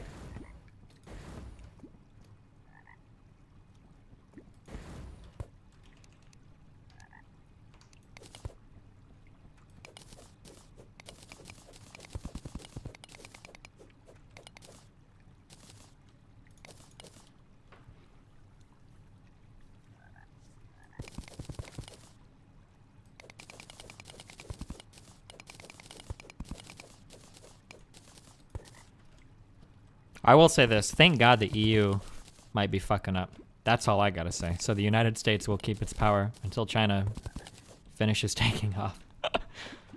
I wonder what it's going to do. The thing about So the thing about, I don't know how many people understand this or how many people get this, or if it seems like a meme. Americans really do think that we are the best in the world at everything. Like a lot of Americans like genuinely believe, I say a lot, I guess mainly older Americans like genuinely believe that. And in some regards it's true. Our media is the most influential, our military obviously is the largest, and I think we still have the largest GDP in the world, although China's catching up. But like, I feel like, but Americans will take that and they go crazy with it. Like, we have the best education, we have the best fucking every single thing is like the best in America. Like, my mom will say this. Like, when I argue with my mom, every time I question her too much on it, she'll start crying. So like, I wonder what's gonna happen when in the next 2 decades, I guess, like it becomes more and more apparent to even Americans that things are starting to not be the best, because it's going to be like, because when people finally start to notice, it's going to be too late, you know, like we're already in times where we dramatically need to reform some of our huge systems, you know, like education is like really,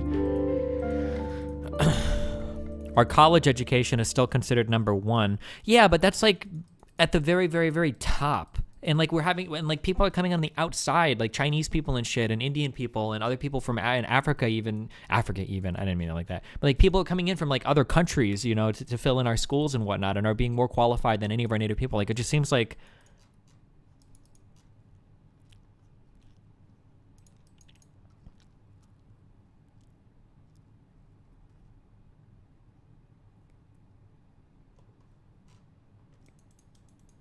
the boomers will be dead by then, they won't care? Yeah, maybe.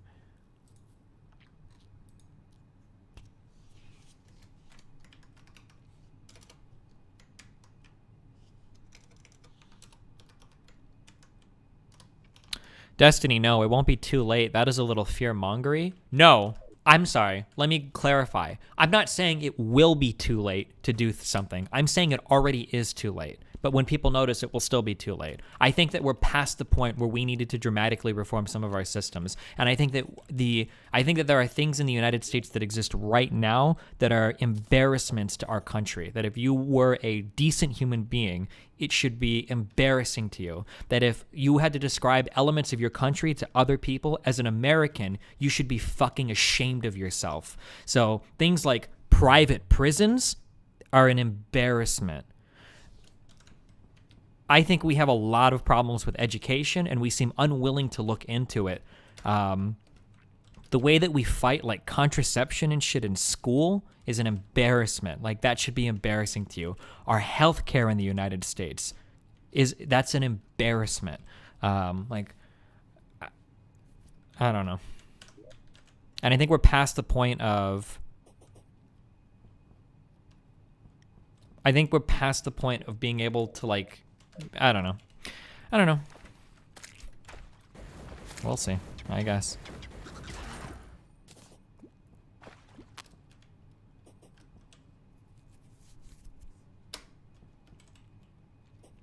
Please explain Blackwater and why it is allowed to exist. What is Blackwater, a private military contractor?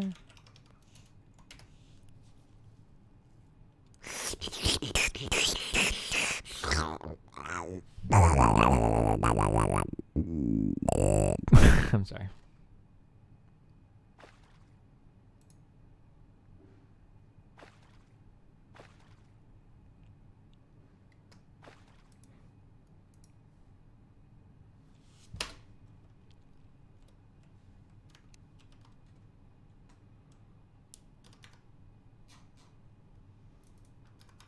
Sometimes you just gotta let it all out, you know? This clip is so fucking edgy. I tried to watch the show, but it's so preachy. Oh my god, it's so preachy. But like, this is true. Oh god, this is so preachy. I'm cringing a little bit, but it's generally true.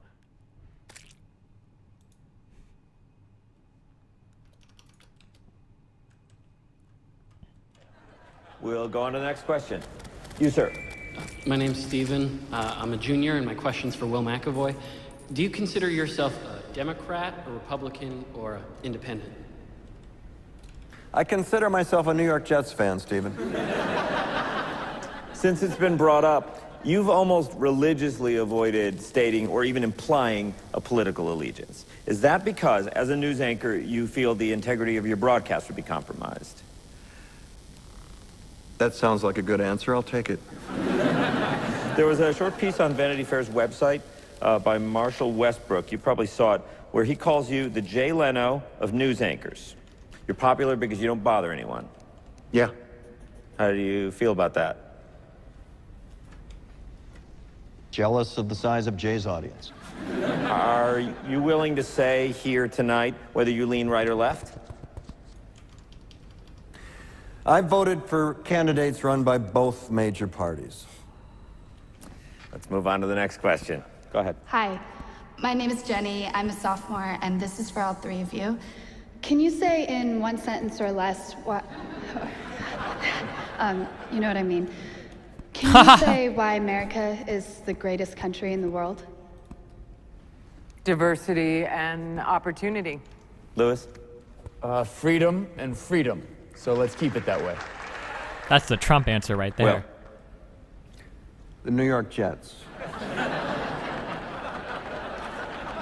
No, I'm going to hold you to an answer on that. What makes America the greatest country in the world? Well, Lewis and Sharon said it. Diversity and opportunity and freedom and freedom.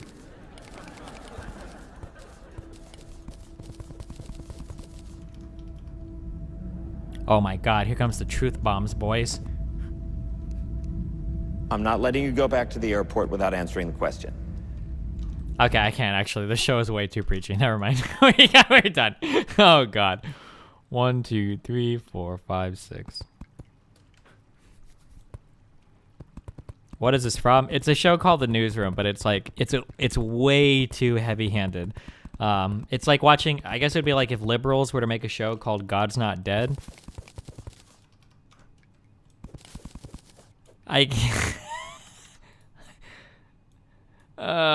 It's or if Hop Sin did writing. Okay, we can listen to his answer. No. I'm not letting you go back to the airport without answering the question.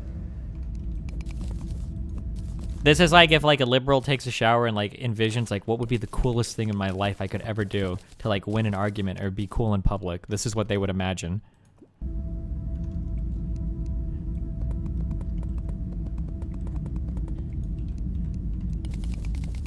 Well, our Constitution is a masterpiece. James Madison was a genius. The Declaration of Independence is, for me, the single greatest piece of American writing.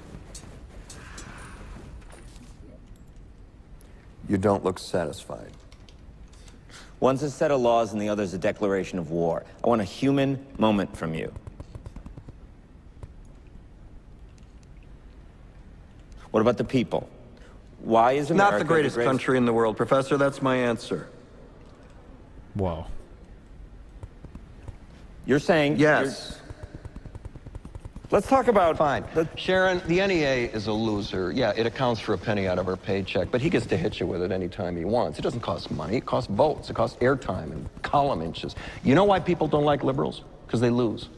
If liberals are so fucking smart, how come they lose so goddamn always? Hey. And with a straight face, you're going to tell students that America is so star-spangled awesome that we're the only ones in the world who have freedom? Canada has freedom. Japan has freedom. The UK, France, Italy, Germany, Spain, Australia, Belgium has freedom. So 207 sovereign states in the world, like 180 of them have freedom. All right. And yeah, you, sorority girl, just in case you accidentally wander into a voting booth one day, there's some things you should know. And one of them is, there is absolutely no evidence to support the statement that we're the greatest country in the world. We're 7th in literacy, 27th in math, 22nd in science, 49th in life expectancy, 178th in infant mortality, 3rd in median household income, number 4 in labor force, and number 4 in exports. We lead the world in only 3 categories: number of incarcerated citizens per capita, number of adults who believe angels are real, and defense spending, where we spend more than the next 26 countries combined, 25 of whom are allies. Now, none of this is the fault of a 20-year-old college student, but you nonetheless are, without a doubt, a member of the worst generation ever. So when you ask what makes us the greatest country in the world, I don't know what the fuck you're talking about. Yosemite?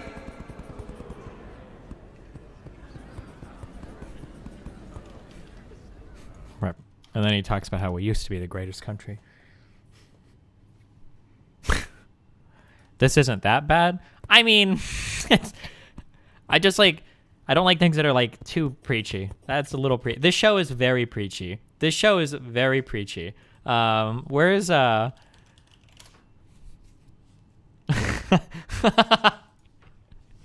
world has passed a long fear of films. The amount of carbon Mr. Westbrook? dioxide or CO2 Yeah. in the atmosphere I'll take you to has the studio risen now. above a scientific Okay. level of 400 parts per million, reaching a concentration not seen on the Earth for millions of years. Scientists took this reading, predicting the level to dip below 400 Will, we're running this late. Can you summer tease as the leaks interview were out another 40 seconds? Yeah. 10 30 billion seconds. tons of carbon out of the air. But sadly, How are you? that will I'm Will. only be Nice a to meet you. temporary. So there won't be any hard questions. I'm just going to ask you to expand on the report. Pretend you're an expert witness, and I'm your lawyer. Sounds With a growing In 10. consensus Here we go. among Stand by, environmental camera experts one. that the 450 parts per million will soon be crossed, the question remains, how will we respond? And joining us now in studio is Richard Westbrook, Deputy Assistant Administrator of the EPA. Welcome. Thank you. Mr. Westbrook, you've spent most of your professional career as a climate scientist in the public sector. Yes, 10 years as a supervisory management analyst in the Office of Environmental Information. And before that, I was a program specialist in the EPA's Resource Management Division. And you have a PhD in climate science from Stanford. Yes, and another in chemistry with a master's in biology. Okay. Tell us about the findings in the report that was just released. The latest measurements taken at Mauna Loa in Hawaii indicate a CO2 level of 400 parts per million. Just so we know what we're talking about, if you were a doctor and we were the patient, what's your prognosis? 1,000 years, 2,000 years? A person has already been born who will die due to catastrophic failure of the planet. Whoa. What did he just say? Okay, can you expand on that? Sure. The last time there was this much CO2 in the air, the oceans were 80 feet higher than they are now. Two things you should know. Half the world's population lives within 120 miles of an ocean. And the other? Humans can't breathe underwater. You're saying the situation's dire. Not exactly. Your house is burning to the ground, the situation's dire. Your house has already burned to the ground. The situation's over.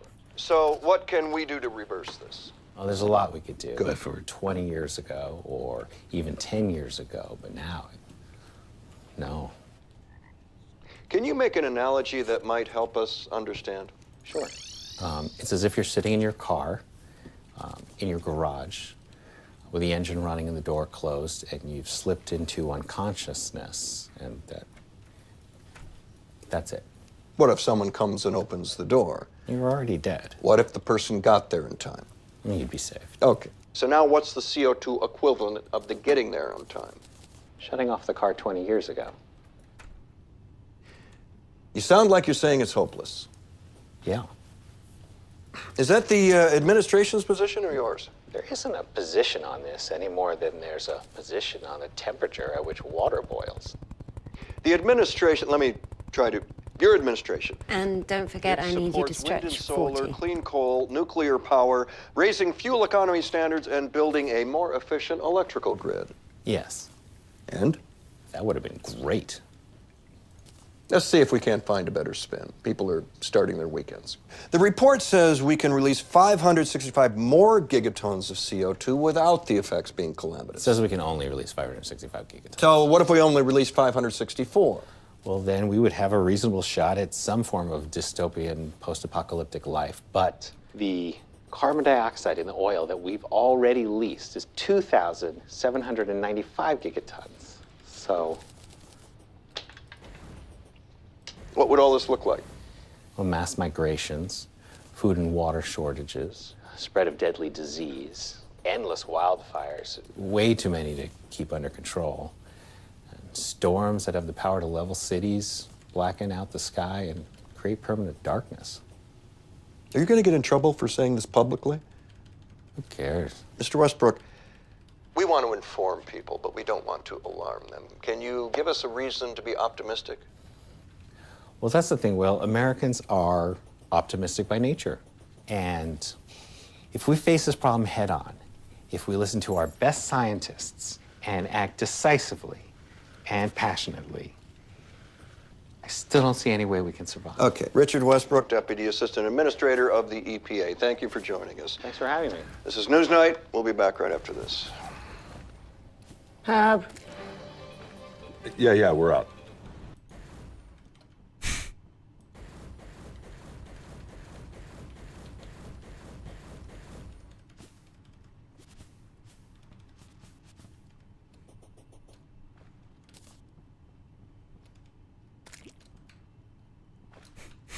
A little heavy-handed. Yeah, I don't know. I feel like I'm listening like in another world where Ayn Rand grew up to be left-leaning instead of right-leaning. This would be like the type of stuff that Ayn Rand would probably write. Where is palmwood? I need palm trees, right? Which grow on the beaches, I think. Do you think there's merit to that, Destiny? I don't keep up on climate-related stuff as much, just because it seems fucking hopeless, because nobody gives a fuck. But, I mean, the climate stuff seems pretty, like, very fucking serious. Like, if I was a little bit smarter, or if I had more knowledge on the topic, or let me put it this way.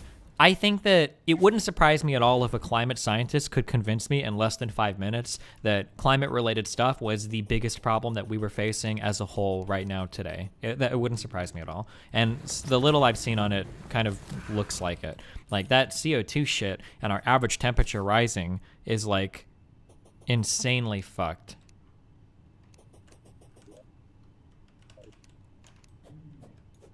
Oh my fucking god. Did I just come all the way out here without a goddamn axe? I came all the way out here without a goddamn axe.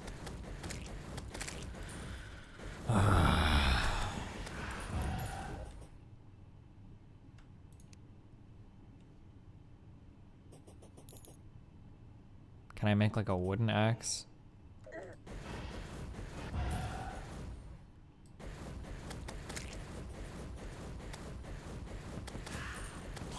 Bomb it?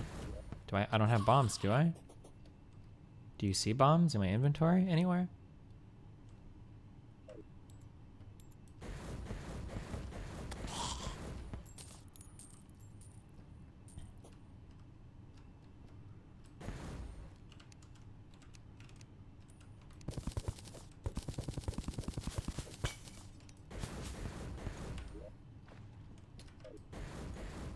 Fish for bomb fish. I don't have any bait on me.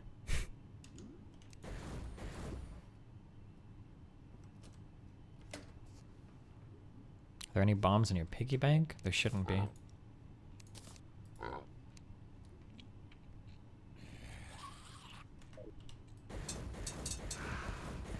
What can the average person do about climate change? Nothing.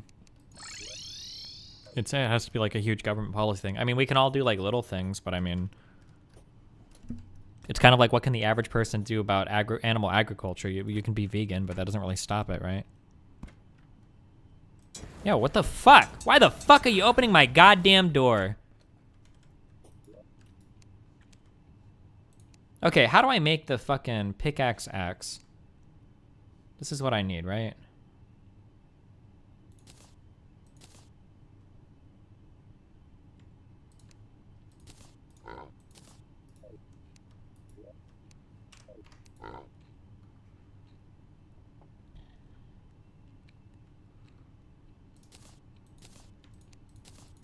There we go.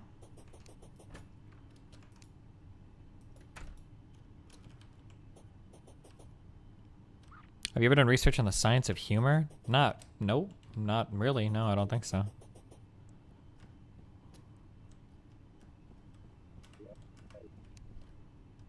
You could be a politician and do good things, stop fear-mongering, we can do change and make America. I don't think I could ever be a politician, my dude.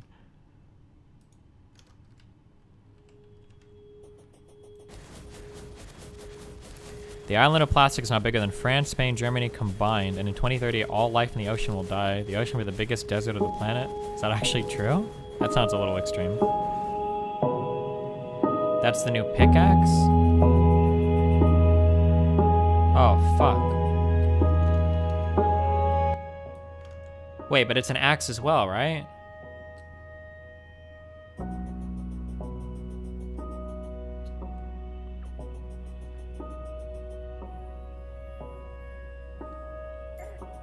Pickaxe and an axe. Okay.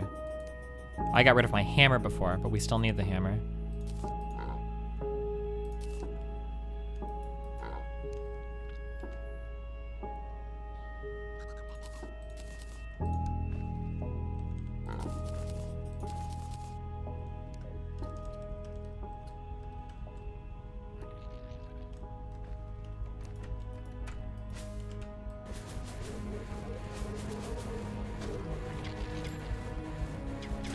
This sword is insanely strong. Look at that DPS, holy shit. And it's even dull, fuck me. Let's see if we can re-roll our pickaxe. Only 7 gold to re-roll this. Maybe we can get 2 re-rolls? Oh my god.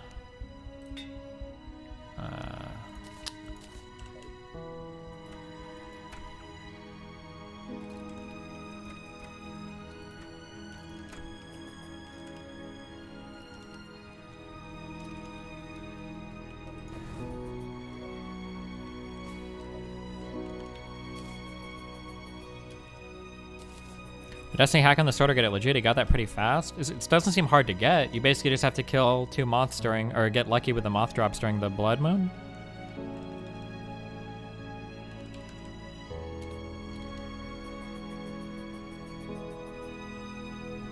What happened to your plat? My plat what?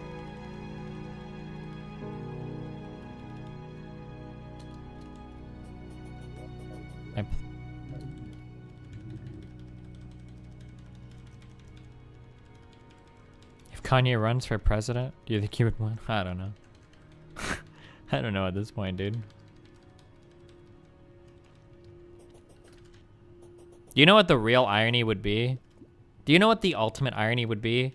Is if in 60 years, everything they said about climate change was right, and the entire planet has to move inwards, but like the combination of people moving closer together like improves all the economy shit, and that like the more temperate temperatures make it so that we can grow like more human-friendly crops and shit, and that all the animals that die don't really matter, and the world ends up being like a much better place as a result of global warming, and all the conservatives are like, we told you, God had a plan the whole time. That would be the real fucking meme, dude.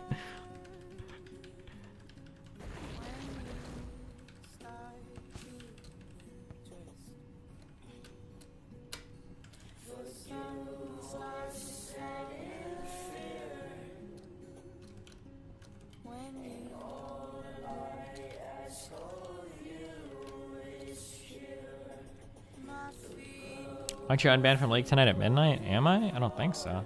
I thought it was like the 6th.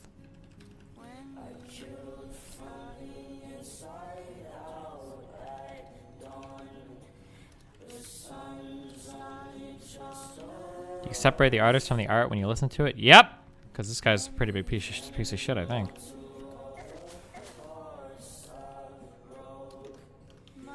Well, I don't even know, like...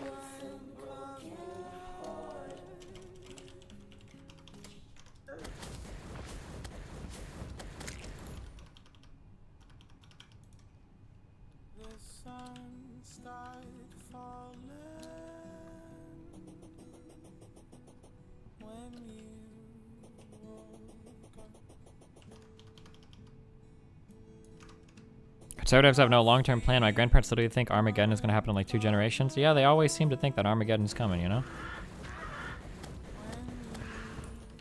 Kyle's going to be super mad that I have this sword, dude.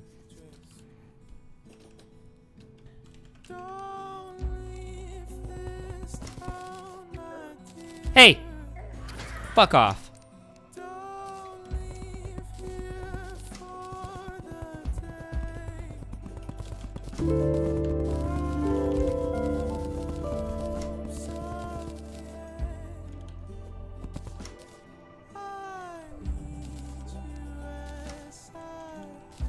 Do you have to plant acorns to regrow these trees? Oh, I didn't sell my pickaxe.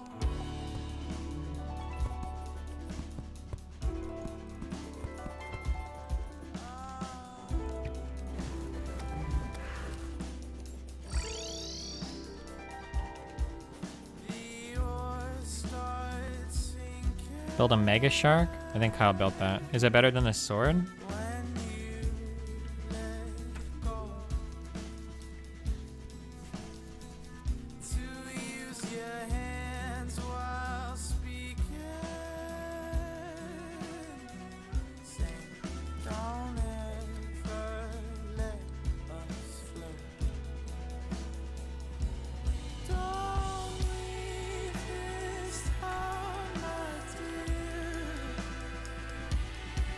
Indian one, Craxy? The crumbs one? Kill Moonlight for the ultimate weapon? Okay, hold on, I'll be right back. Do you think if I AFK, my character will die? I need to make it on single player, but then I can't tab out and work.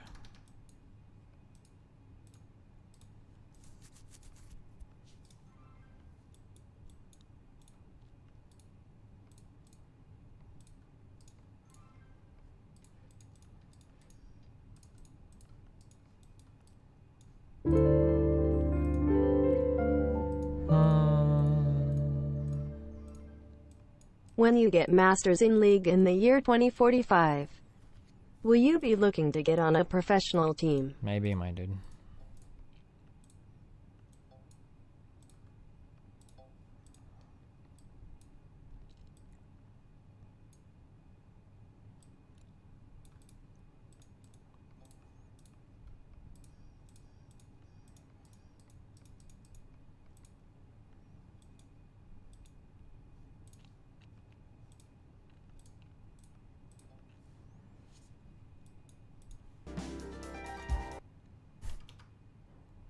All right, I'll be back 1 sec.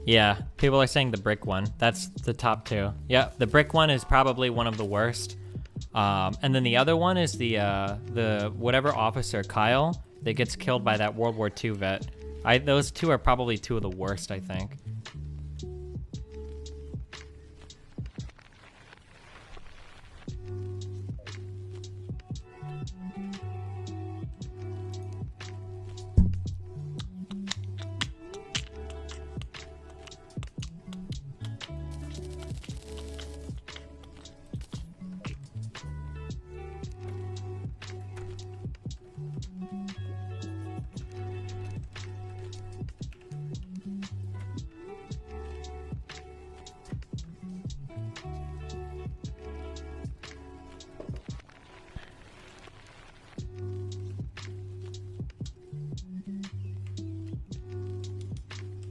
The cartel one was pretty bad, but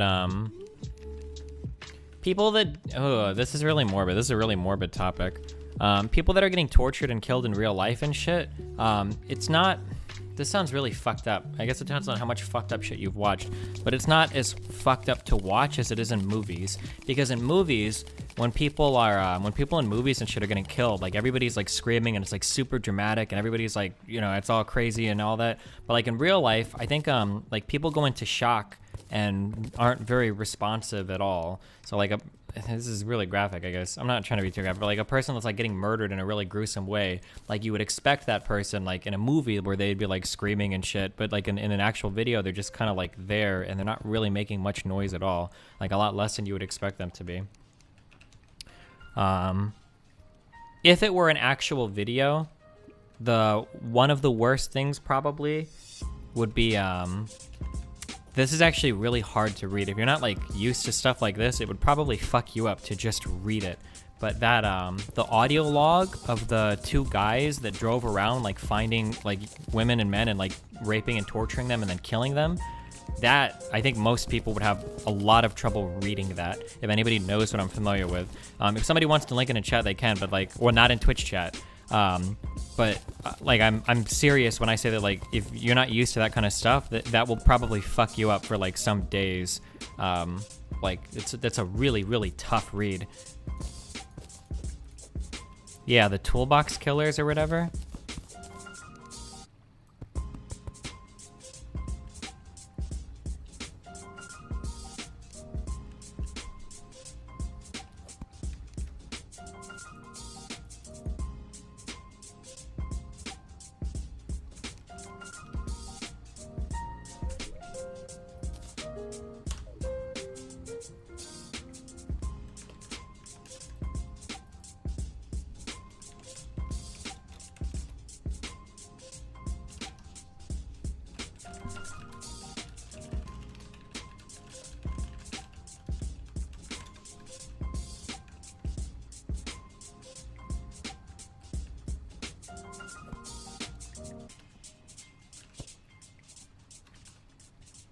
Yeah, I think that's that transcript of the Shirley Lynette stuff or whatever. Care to explain what happened in the examples you give? For example, the brick? Well, I don't want to... Basically, it's just some guy's driving and a brick goes flying through the fucking windshield and kills his wife or fiance or girlfriend or something. It's... Oof.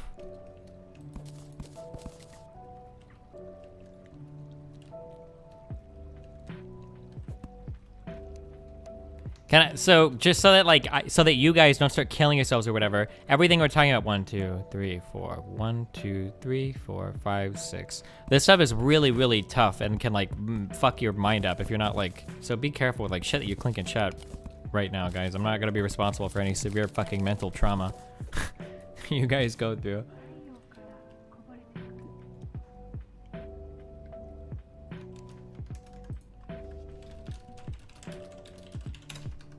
Explain the Kyle one. Well, basically, it's an officer that goes to pull over a guy for a traffic stop, and I think it's a Vietnam vet. If you ever find yourself like hating cops and think that cops are too fucked up during like traffic stops and shit, well, I mean, there's a lot of problems with cops or whatever, but like watching this clip will give you sympathy for police officers. It's basically just a routine traffic stop, but it's the guy decides to pull his rifle out and get into a fight with a cop, and it's really fucked up.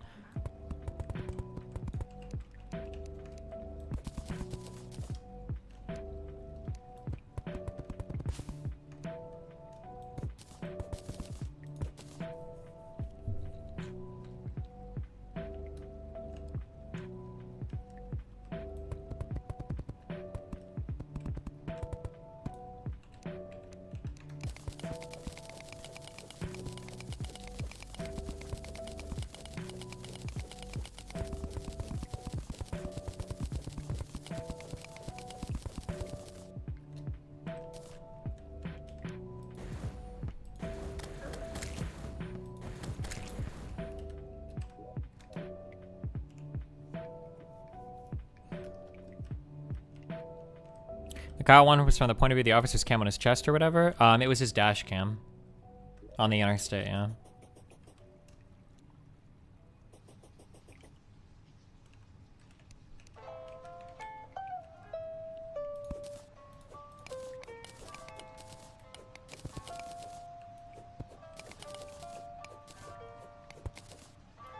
What am I working on? I'm just building a large underground thing.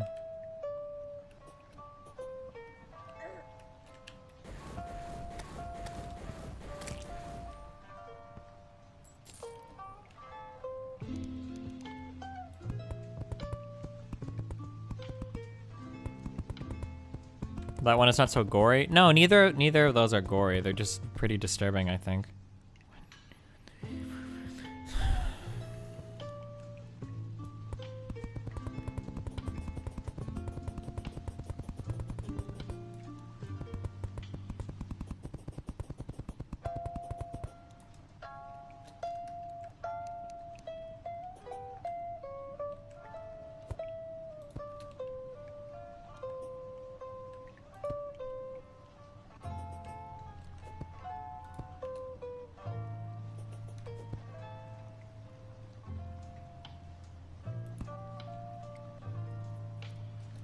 Did you see the Facebook shooter with the old man? Oh yeah, the black dude that was just like, I'm gonna go kill somebody? Holy shit, that was like really fucked up.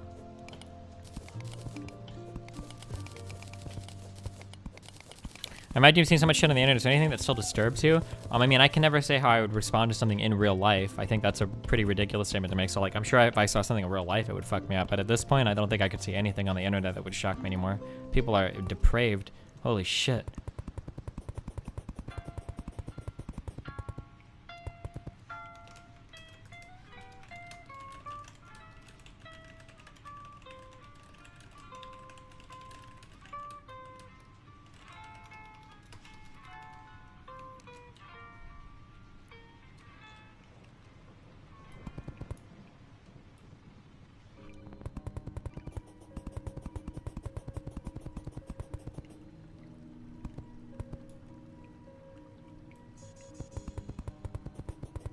Have you seen videos on watch people die? I don't really check out that stuff anymore. I went through like a huge phase of it growing up where I watched like a ton of it. I mean, like, I guess if somebody links me something, I'll click it, but I don't know. I just don't have a desire to like seek it out and click it anymore. I think I've just been so desensitized to it that I just don't care anymore.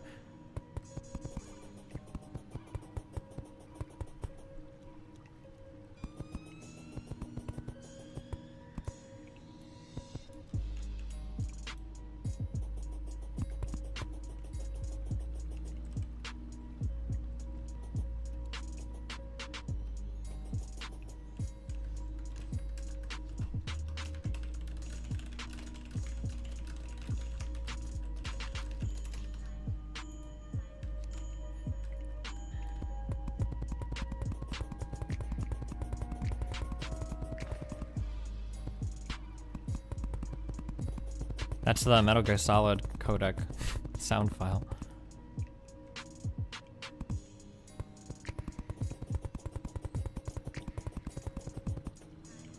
Oh, that was really fucked up. Well, I think somebody said the name, the shaver guy. The when the cops were like, Simon says, put your hands on your knees, like stand up, but keep your hands on the floor, put your hands down, stand up, like, and then you fuck up and you die. That was really fucked up. Oof, that was insanely fucked up. Holy shit. I don't think any cop ended up getting in trouble for that either, did they?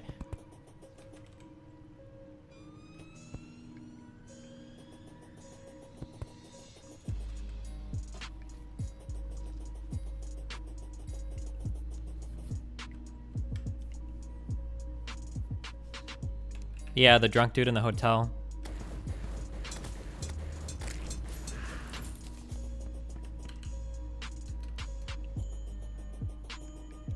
They did, Destiny. The guy who shot got fired. Is that all that happened? I don't.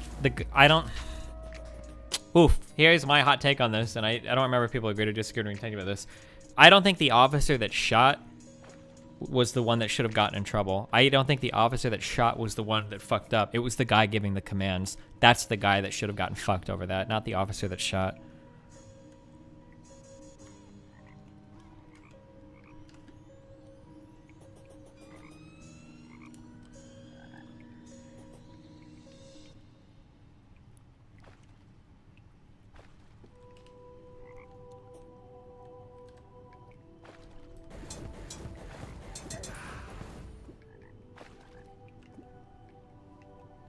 Why not both?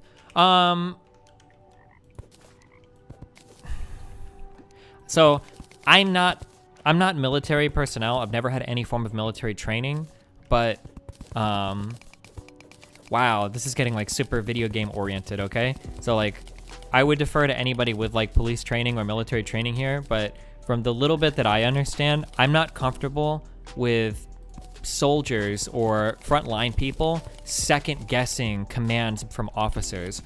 It sounds really mean to say it, but I don't think it's like a, I don't want to say like a grunt, but I don't think it's like a frontline person's job to do that.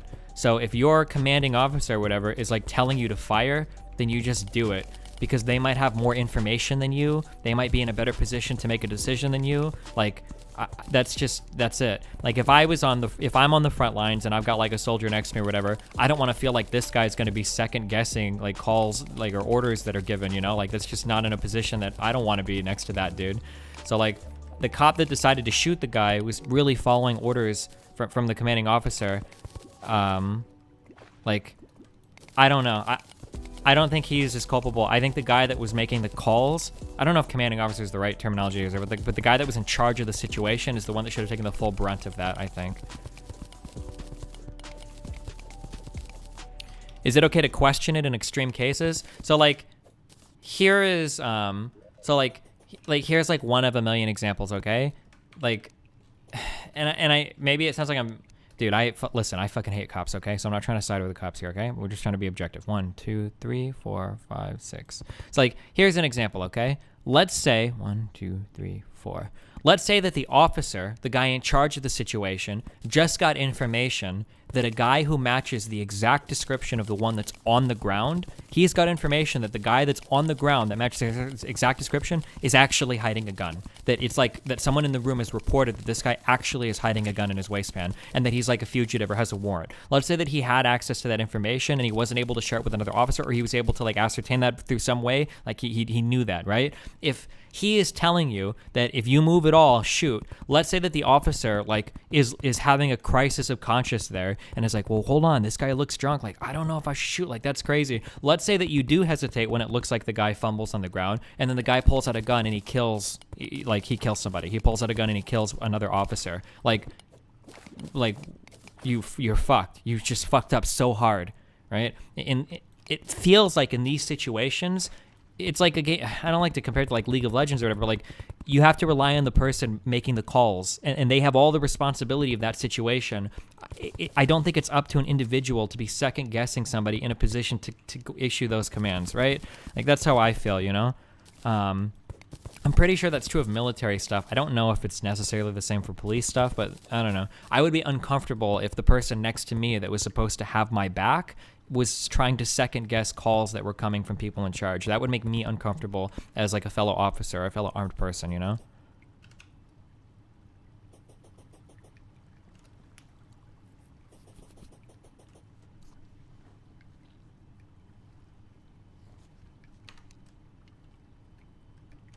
Like, I know, like, in the movies, we always like to have this idea that we can all, like, make these hero calls, like, in the moment where we can evaluate, like, what is the perfect thing that we can do? What is the best call we can make and be the hero or whatever? But it just seems like in real life situations, you don't want, like, people on the front lines, like, trying to make these value calls, these snap decisions. It's just, it seems like so much can go wrong if it happens, but I don't know.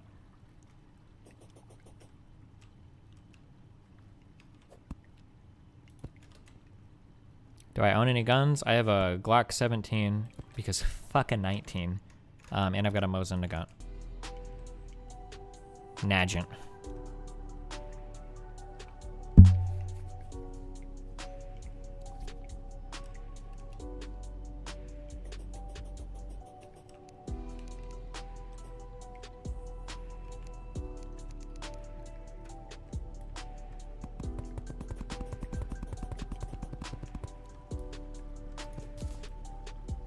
The fuck up is that the commanding officer, whoever was speaking, has to get proper control of the situation, use the right words of command, etc. to keep the situation safe. That was not done, so a situation arose where an officer felt the need to shoot, ergo it was the CO's fault, not the shooter. Yeah, that's how I feel. Like, the guy that shot, like, he has to in that situation. Like, how can you be second guessing your Jesus fuck? Like, it just opens you up to a million different situations. Like, we can see now, it's easy for us in computer chairs to look in the past and go like, oh, well, the guy wasn't armed, he was just drunk, blah, blah, blah, blah, blah. Like, it's easier for us now to say that, like, oh, well, he shouldn't have shot. But like, at the time when you're given an order to shoot and the guy is like not necessarily complying in the way that he should be, and like say the guy pulls out a gun and he kills you, or he kills your partner, or he kills a civilian, like, damn, dude, now that's your fault. Now you own that 100% because you were given an order and now you've taken responsibility of the situation. And it's not your situation to take the responsibility for. Like, you do what you're told, you know?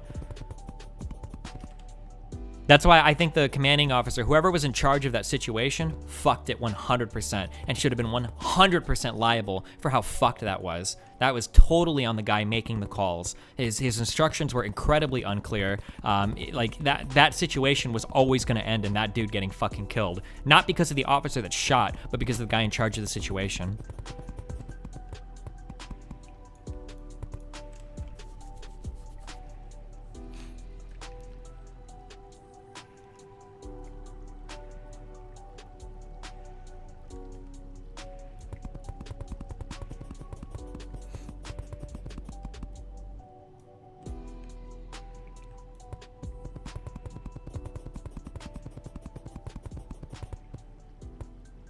Are you talking about the hotel thing? Yeah.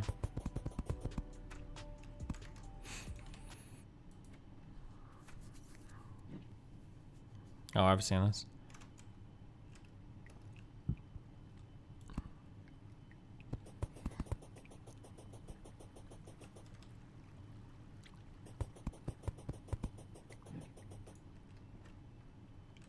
Well, yeah, the reason why the officers were called to the room was because they were called to the room that there was a real rifle that was being kept in the room. That was why they were originally called. Now, I think what it ended up being was that it was just like an airsoft gun or a BB gun or something.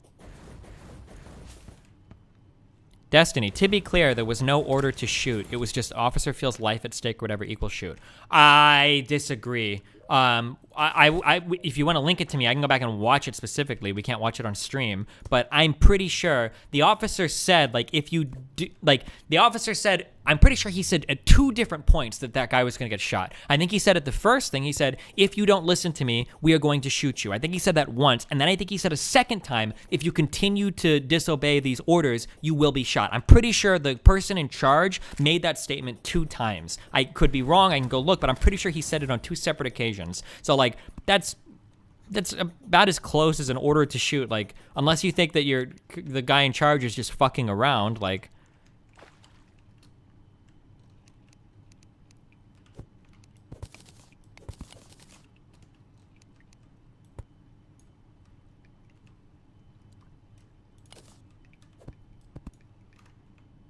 It didn't count as a direct. I don't remember a direct order to shoot. Warnings don't count as an order to shoot. Well, but there is no direct order. A cop is never going to, a person in charge of a situation is never going to tell you to shoot. A police officer is never going to say, shoot, fire on that man. That's like some movie shit. That never happens in real police situations. But police get into situations where they're trained to take shots based on whether or not the person is complying or what the threat level is or whatever, or like if they feel like they're going to kill somebody or hurt somebody or whatever, right? It's never, I could be wrong. Because I'm pulling account Dankula here. I'm only going by videos I've watched, which I've seen a lot of. But like, in a video, I've never seen a police officer like give an order to another guy where the officer's like, fire on that man, take aim, ready, aim, fire. Like, it seems more like police officers are trained to respond with their weapons given if a certain amount of criteria have been met, right? Do they have a lethal weapon? Do they have intent to harm somebody else? Do they have the means and capability to do so, right? Destiny, there was no order to shoot. If you have to shoot, you shouldn't need to be ordered. Yeah, exactly. That's not, you wouldn't have time to order that.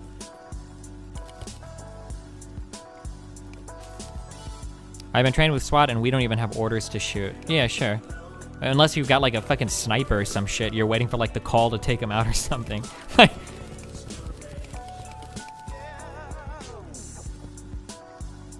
I was basically saying exactly that because what you said before multiple times in the last few minutes was the opposite. Well, what I was saying in the past was that the guy in charge of the situation had basically made it sound like the guy was going to get shot. Like, I think that the officer, like the other officer, like was in the clear to shoot. Like, I understand what you're saying, though. I made it sound like the other guy gave like a clear and concise order to shoot. But I feel like the commanding officer had set the situation up such that it was reasonable to shoot the guy, assuming everything the commanding officer was saying was like legitimate.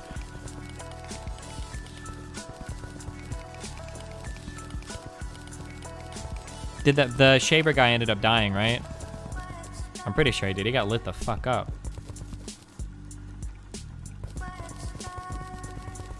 What do you think about the Canada cop that didn't shoot the van, bro? Okay, so there are two things that I will say about this, okay? One, U.S. police training might suck shit, okay? That might be a thing, okay? Police in the U.S. maybe don't get enough training. The way that I see police handle firearms in some videos really fucking makes me think that police probably shouldn't ever have fucking guns, okay? So that's gonna be my mean to the cops thing, okay? That's gonna be my mean to the cops thing. The second thing I will say is that in Canada, you guys don't have every single fucking person armed to the fucking teeth out on the streets. So it's a lot easier for like a Canadian or a German or a French police officer to be like, oh shit, he might have a gun, guys, like chill. Whereas in the United States, it's like, fuck, there's a bulge. This dude is fucking packing, all right? There are over 350 million firearms in the United States. If you're a police officer, there's a good chance that at any given moment in time, some fucking lunatic could end your life. That's something that other officers in other countries generally probably don't have to deal with. Just to balance out the memes a little, all right?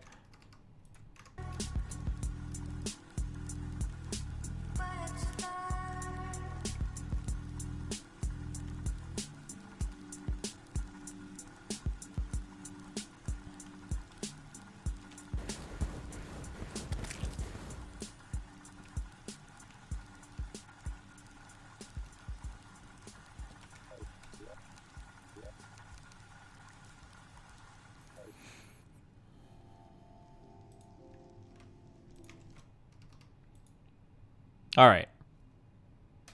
I love you all very much. I gotta pick up Nathan from the school. Are you making a life fruit farm? Yeah, underground jungle. I gotta pick Nathan up from school soon.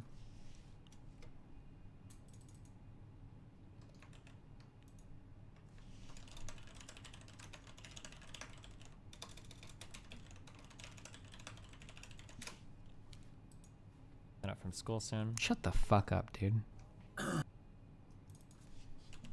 Nobody's streaming. Does Steel not stream anymore? What the fuck?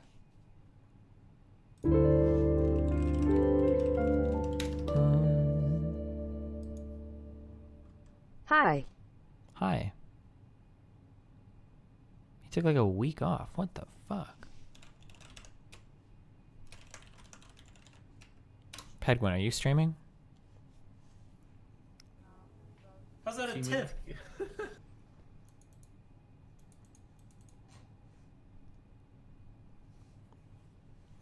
All right, have fun, guys. Rip on.